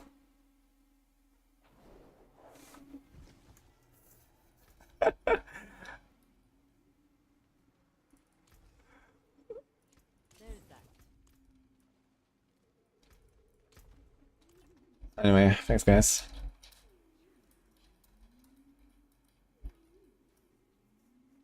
Has Maxroll been updated for mid-season? Yeah. We had 1 hour and 56 minutes, minus a few minutes of not actually having the patch notes all out. And everything is certainly updated. Or you wait until maybe Monday or so, when we actually have time to sit down and talk about stuff. BRB. Well, actually not BRB. I'm gonna wait someone. Door singing also. So let's just do that. I'm gonna wait. Can you go? Nah, yeah.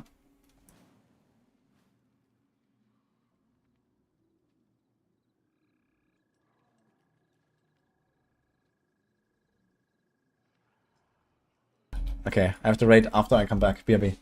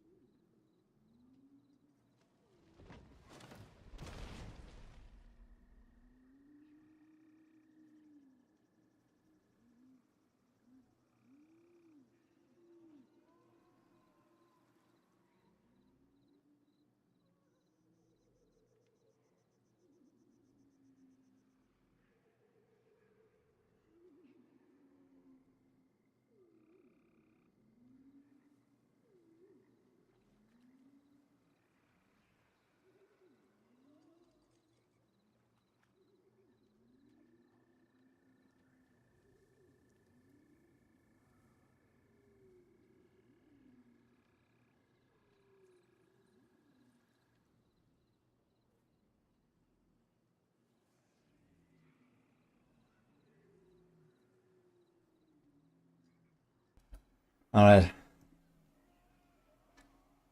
Baskinator. Let's go. See you guys tomorrow. Thanks for hanging out. I'm gonna skip Warcraft today. I'm gonna do it tomorrow.